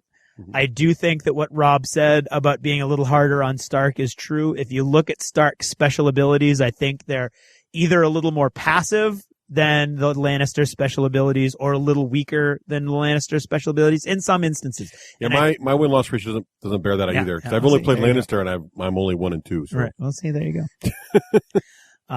But there are frustrating moments when you're like, oh my God, that guy, like Gregor Clegane can order every unit adjacent to his unit. If he can get there, he's on foot. Every unit adjacent to his unit. No, I know. So, whereas most people can only order 3, he can conceivably order 7. Well, it's not just him. It's anybody who receives that order. Right. Yeah. Right. So it could be a different commander. And that's interesting. He adds it to the deck, though. It's his order. Yeah, but that's another important distinction is just because that leadership card is keyed to one particular leader, it doesn't have to be that leader who plays that card. Right. Any leader can play that card. So it gives you even having more Gregor on the field, all leaders could have that option. It's awesome. Right. I love the concept of momentum, or the advantage. I like that. Yeah, You want to, it's almost like Horus Heresy where you get rewarded for being a little more, conservative. Okay, you want to hold that back so that you can have it next turn. I'm nervous about Fantasy Flight being able to keep up the momentum with the game. The theme, what do you mean? The theme is awesome. I love the theme of this game. These are some of, if not my favorite books. Well, they can't really be my favorites, but they are among my top. They're up there for me too. They'd be in my top 10 list of any. They would probably, if I did series, they'd make it into my top 5 without a doubt. Right. But by momentum, I mean, they've got all this buzz right now. It's the new hotness, especially locally. But if like a month from now we get Lannister. A couple months after that we get more Stark. Now you're talking 6 months where all you have are Stark or Lannister. It's going to start, I think, interest in the game is going to start waning. That's my two-side weakness. I think you need a third side. Exactly. You need something. That's an interesting point. You need something to give some choice, some options. And I think if they kick in at around Christmas time with the next big that'd be a good time. Expansion, with the next big expansion that'll add 2 new houses and new abilities, and because I honestly do with no inside information, because Rob gave us nothing after we got off the air. He was a rock, that guy. I really do think that's how it's going to be marketed and packaged. Yeah. That just makes too much sense to me, the way it all works together. So if they can do that and kind of like punch it up again, I mean, you could ride this game as a company for years if you do it the right way and you space out your expansions. So I'm nervous that they may not be able to do that with all their other commitments. Right. So having said all of that, I would say if I'll split it too. All right. Because if you like war games or you're a fan of Westeros, I'm going to leave it at that. I'm going to leave two. Okay. Right. I would say 3+ with a reroll. Okay. Because I think the game's got so much depth in it that war gamers really going to enjoy it. It is appeal. Everybody in our group bought it. Yeah. So it's crazy. This is the first game I think that almost everybody in our group bought. Everybody in our group buys everything. No, that's not true. I think over 8 people in our group bought this game. Yeah, wow. $80 games don't sell that much usually in our group. We'll get 2 or 3 people to buy it. Yes. I mean, like, look at Shogun. It's sold Shogun's cheaper, and there's only 1 copy in the store copy. Right. And that gets played every week. Right. This game, I mean... Well, part of it's 2-player games, so you have to own more copies. That's true. But at the same time, I don't think we've ever seen a game. No, you're right. Okay. I'm with you. I really think 3+ with a reroll is the way to go with war gamers or with people who like Westeros. If you're just a gamer, I'm going to say 4+. 4+. Give it a chance. Give it a chance. All right. 50-50 chance that you're going to like it. But Karen likes it. That's huge. And I think that is huge. I don't know. I can't even begin to understand why, but I love it. This is where I weigh in. Yes. I like games that have commanders because I like games. I do like games. There you have it, folks. He likes games. If you like games, you might like this one. I do like games with commanders. It reminds me of the historical element and where they influence the armies around them. I like the integrated turn. I like the concept that some units won't quite activate the way you want. You know, when I look at Memoir 44, again, to me, it's beer and pretzels. I walk right by Battlelore because as everybody's just said, it's a little too simple for me. So I'm like, it just has no appeal.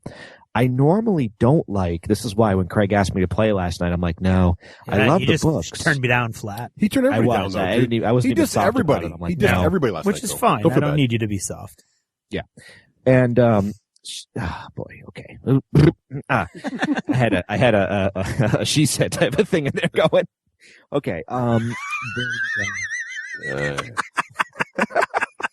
don't know how I put up with you guys this long. 60 episodes. Oh my god. Okay. Oh, that one hit me out of left field. Okay. Where was I? Commanders. Where was I, Russ? I have no idea. Oh, themes. I normally, I get put off, like Battlestar Galactica. It's one theme, unilateral theme. Westeros. I'm thinking, I like the books, but I don't know. I like the genericness of a game. But the way you described the mechanics has really got me intrigued. I love the 8-sided die. That sounds tactically interesting. Oh, question. How long does the game take to play? It's longer than Battlelore. Yeah. Battlelore is about a 45 minute to an hour. This is more like 2. Yeah, hour and a half. Oh, really? 2? I would say an hour and a half to 2. Yeah. Oh, it feels like it should take an hour and a half. Okay. So that would fit a nice 2 people who know how to play, I think, would get, unless they're being super analytical, could get through it in an hour. I found that the scenarios are complex enough where you really stop and think, but that would make it a 2. Yes. That'd be the difference between 1.5 and 2. All right. And does the field seem small? That's the other. When I look at a game like this, I'm like, well, I can't even move anywhere. There's hardly anything to move. No, but it doesn't seem me. like it's small to you guys. No, it doesn't feel small at all. No, it feels huge. It actually, there's whole sections you never look at. Right. Oh, interesting. Okay. So So yeah, I'm very intrigued. It sounds fun. The dice, I like games that have individuality. So it sounds like you can pick your leaders, even if it's scenario driven. It'll give you, each side has a uniqueness rather than, my same archers versus your same archers. So I'd have to say it piques my interest, and therefore, piques. It's a French word, but piques. Peaks, yes. Okay. And I have to say that my desire to play the game is a 3+. Oh, very nice. Excellent. Oh, and I want to add one more thing. Russ calls it a detractor. I think it's great to have a good, solid 2-player game. That's not just a fluff game. I think it's fun. I wasn't picking on it for being 2-player. I was picking it for being only have 2 sides. Right. So I want more armies. I want 2 possible like Craig. armies. Yeah, I think that only having 2 armies will eventually get stale. You need a third and fourth. Okay, gotcha. Yeah. We need Tyrell and although having it be able to kick up and Greyjoy. Having it be able to kick up to team play like Battlelore Memoir do would be nice. That's true too. That would be nice. Mm. So that's my rating. Is that Westeros? Good rating, Rafe? Is that the whole Westeros. thing? I think it is. That's the whole thing. Looking forward to the future. All right. Avoid weddings. Don't go to any weddings. No weddings.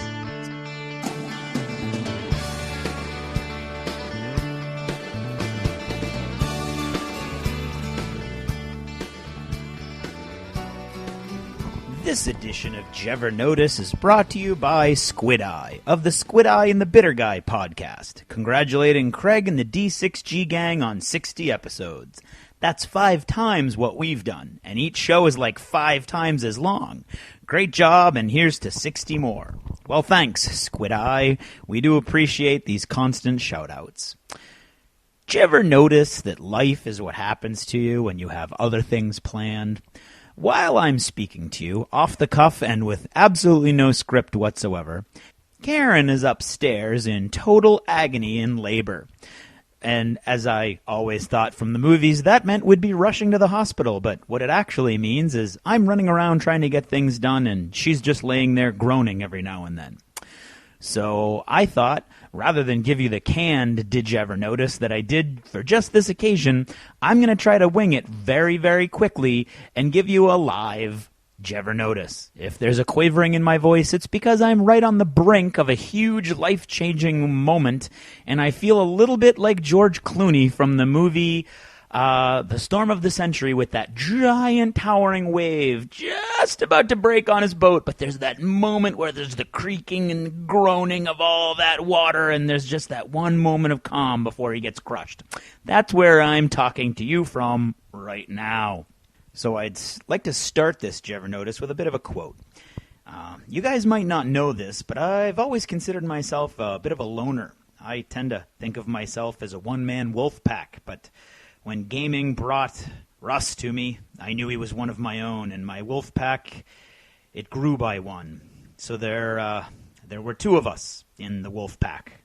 I was alone first in the pack, and then Russ joined in later. And then a while ago, Rafe was introduced into the wolf pack by Russ, and I thought, wait a second, could it be? And now I know for sure I just added another guy to the wolf pack. 3 of us wolves running around gaming world together, looking for, games. So tonight, I make a toast to the D6 generation and gaming wolves everywhere. See, I've always thought that I was actually a bit of a lone wolf, only in that I never need to be the guy in charge. And I've thought, when you look at other groups of guys, you can always tell there's a guy that really wants to be the guy that's, directing what's going on. And I've gotten to thinking lately, because of a couple things that happened, that are gamers like that, or are we more of a pack of individuals that can all individually take charge if, our moment arises, sort of like in a good role-playing game? And I thought, did gaming actually help with this? And let me tell you the story very quickly about why I thought this. You can Google Lake Winnipesaukee. First, you're going to have to figure out how to spell it because I'm not going to look it up right now. That's the giant lake in New Hampshire, and that's where my parents have their boat, the Gallant Lady.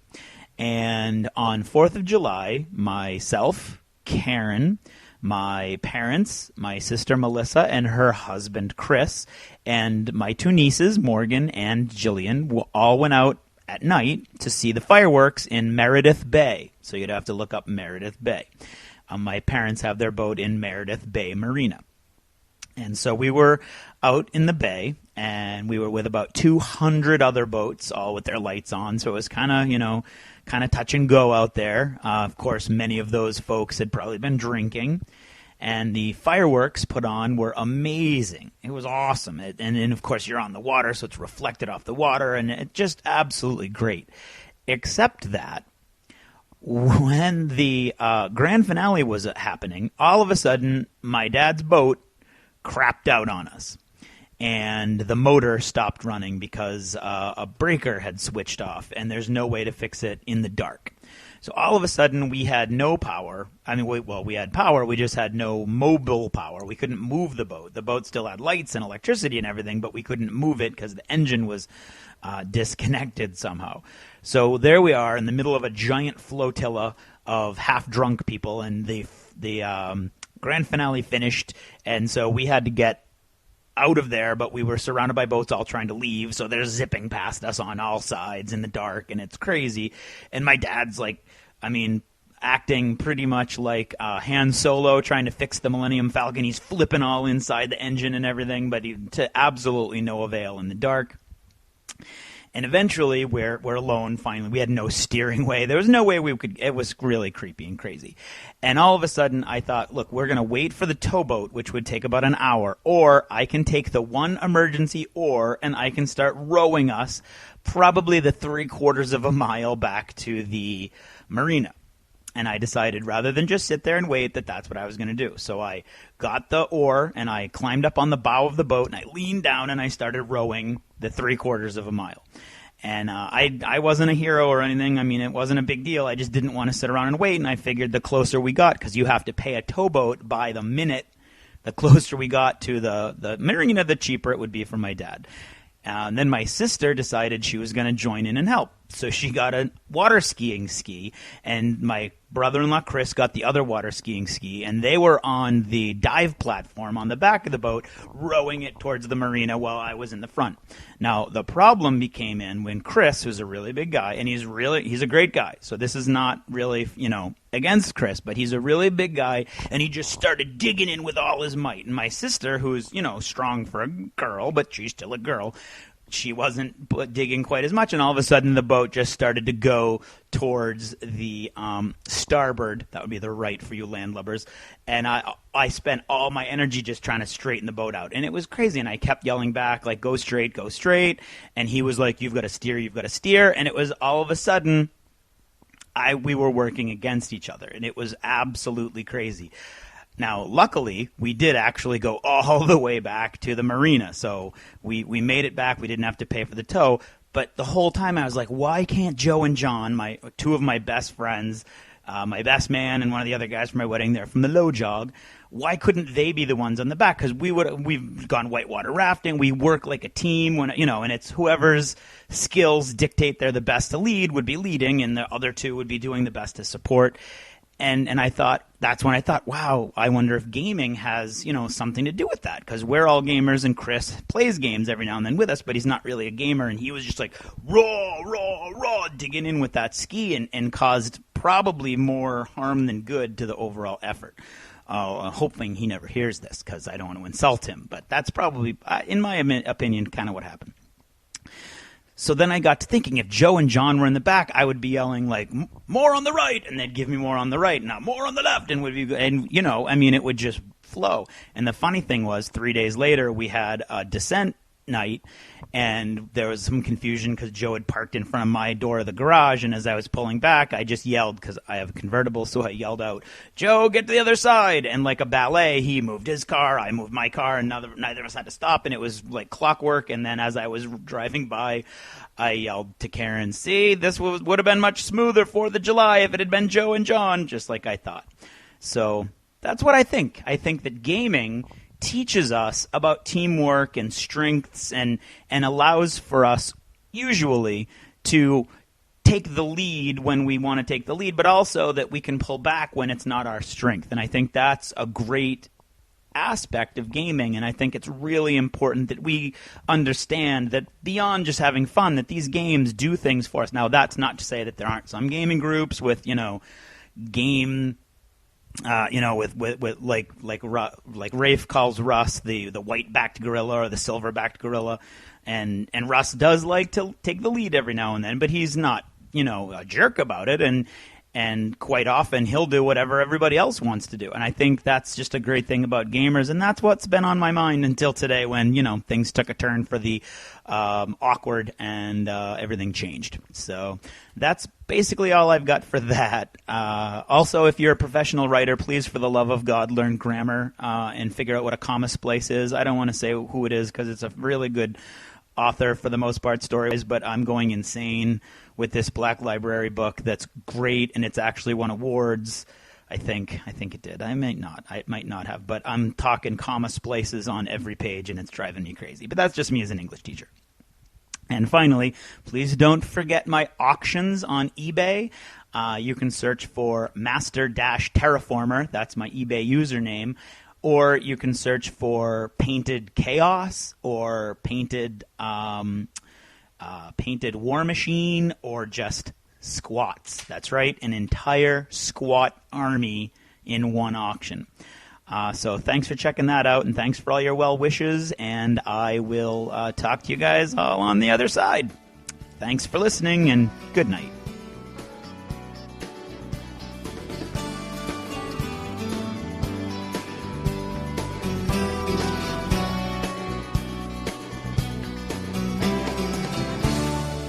Achievement unlocked!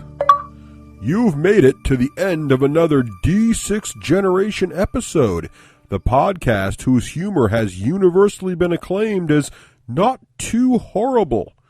Please let us know what you thought of the show by either emailing us at info@the d6generation.com or by posting in our official D6G episode thread at the top of the DACA discussions forum on DACA.com.